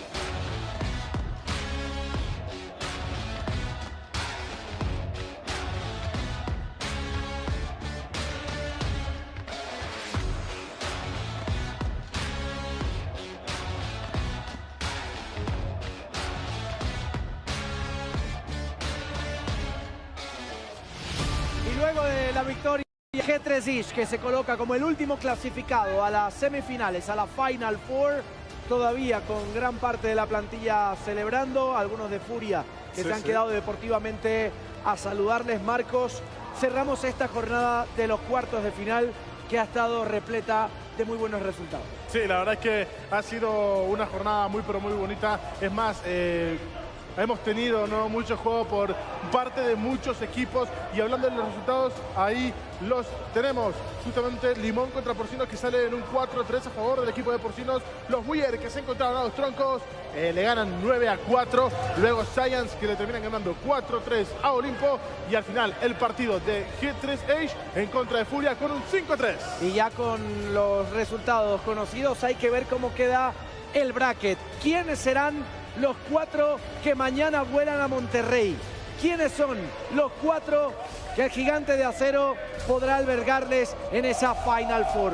Habrá una semifinal española cuando escuchen de fondo la celebración de G3 Porcinos ante X Buller en la parte alta del cuadro en la primera semifinal. El sorteo se sabrá seguramente previo a la Final Four, y Science se enfrentará a G3. Así que 3 representantes de Kings League España, 1 como wildcard, serán los protagonistas. Pero obviamente esto es en grafismo, pero llevémoslo a realidad, a imagen, a vídeo, porque hemos tenido una gran jornada, empezando por ese Limón Porcinos. Marcos, hemos tenido un muy buen partido del equipo de Ibai Llanos, que tuvo momentos en el encuentro en el que se vio superado tanto por Kut como por el propio Demir, el capitán del equipo. Hubo momentos en los que Porcinos sintió que Nadir Lua era su héroe, era el salvador, con esos 2 goles en el primer tiempo, pero que no le alcanzó, no le bastó para estar tranquilo en el resto del partido, y poco a poco transcurría y el equipo de Limón se iba reincorporando en el resultado. Así es, justamente, de hecho, ¿no? El que termina dando el batacazo, el último clavo en el ataúd, es el buen Pablo Hernández, ¿no? Que él, prácticamente el gol que le da la victoria al equipo de los Porcinos. De hecho, estamos viendo a Ibai que... Un penal que se tuvo que repetir. Se tuvo que repetir, esperaba, porque Arda se había ido un poquito más hacia adelante, y ahí está, de hecho, justamente el último gol que le termina dando el batacazo al equipo de Limón. Sin embargo, luego tuvimos un partido donde hubieron muchísimos goles, y cuando digo muchísimos, es literalmente muchos. Hubieron 13 goles en total en el partido de los Buller en contra de los Troncos. 9-4 a favor de los Macarras, que empezaban, de hecho, un poquito bien, ¿no? En el primer ya tiempo, en el 1 versus 1, de hecho, Pablo Beguer hacía el gol en contra del equipo de los Troncos, y luego, conforme iba pasando la escalera, los goles se iban sumando prácticamente hasta que el equipo de los Troncos también empieza a responder. Joan Verdú, que obviamente seguía demostrando su clase, y hubo destellos como este, como el de Pablo Beguer para combinar con Roger Carbó, que le pega de pierna zurda, batiendo a una mano un poco débil de Manu Martí. Raro en él, porque es un portero que siempre suele poner mano firme, ocasiones claras de lado y lado. Fue un partido de toma y dame, con los penaltis presidentes, donde Perchita no pudo acertar, donde Eric Ruiz sí lo hizo, y que obviamente fue un resultado muy abultado. Para ha mostrado a lo largo del partido Juanma González, buena noticia para X Buller Team, reencontrándose con el gol. Y bueno, ya lo de Fuad, este gol de Velilla con mucha sutileza pegándole al palo diestro. Lo de Fuad es absolutamente escandaloso. No nos deja de sorprender este jugador hispano-marroquí que forma parte del conjunto de X Buller. Esto fue sin duda alguna el golazo del partido, con ese disparo de larga distancia de Fuad El Amrani. Nos íbamos a un tercer partido, un encuentro donde Science parecía por momentos maniatado ante Olimpo, que había comenzado pegando muy fuerte. Había tomado 2 goles de ventaja. Poco a poco en el partido, el equipo que comanda desde primera línea defensiva, Monosuna, se iba sintiendo cómodo. Sí, de hecho, justamente, ¿no? El equipo de Olimpo, que luego se pudo empezar a reincorporar. Al fin y al cabo, Science termina muy fuerte, ¿no? A ver, es el único, como lo dijimos antes, el campeón, actual campeón de la Kings League de España, ¿no? Es el último vigente que, bueno, quizás de seguir así podría llegar a representar una gran actuación de cara a lo que va a seguir en la World Cup. Sin embargo, cabe destacar que los últimos partidos del equipo de Science si nos ponemos a fijarnos bien, han sido muy apretados, ¿eh? O sea, han sido con resultados muy cortos y luego al final termina ganando por una cuestión u otra. Entonces hay que tener mucho ojo con eso, con Science, porque les puede complicar de cara a la Final Four. Luego el último partido que tuvimos, justamente el partido que vimos recién hace un rato. Un partido muy bonito donde destacó el juego bonito sobre todas las demás cosas. El partido de Furia contra G3H.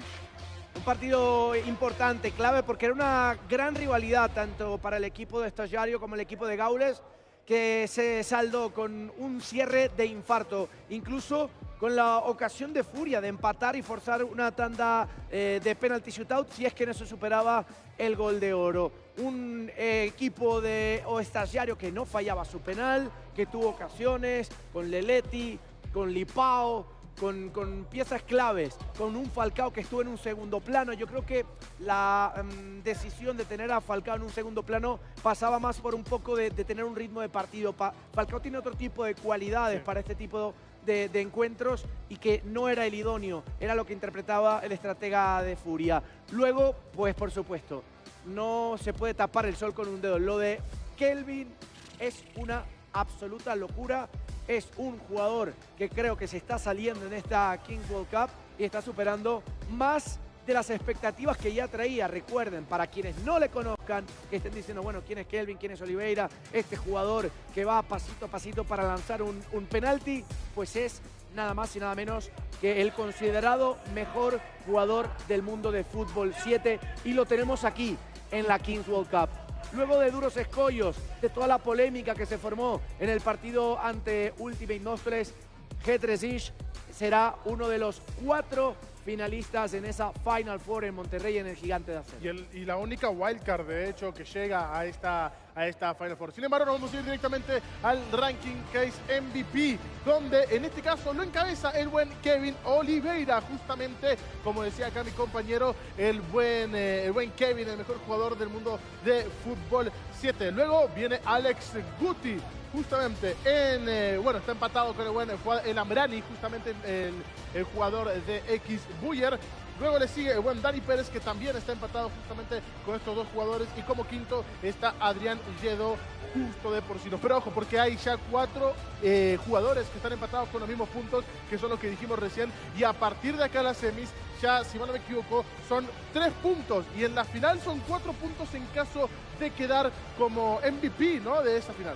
Sí, ahí ya pasa un poco por lo que pueda hacer Porcinos para que Guti, X Buyer e incluso el propio Science, que estarán en esa Final Four, además de Adri Lledó, puedan desbancar a un Kevin Oliveira que la única forma pareciera de frenarle y de quitarle ese Jais MVP al jugador de G3H es que no llega a la final. Sí. De que no pueda hacer un buen partido, de que pueda pasar cualquier circunstancia para que lo frenen a Oliveira. Así que todo está encarrilado para que nos mudemos a Monterrey. Todo el equipo técnico y de producción se está preparando para movernos hacia allá. Pero tú todavía tienes opciones de hacer un play and win.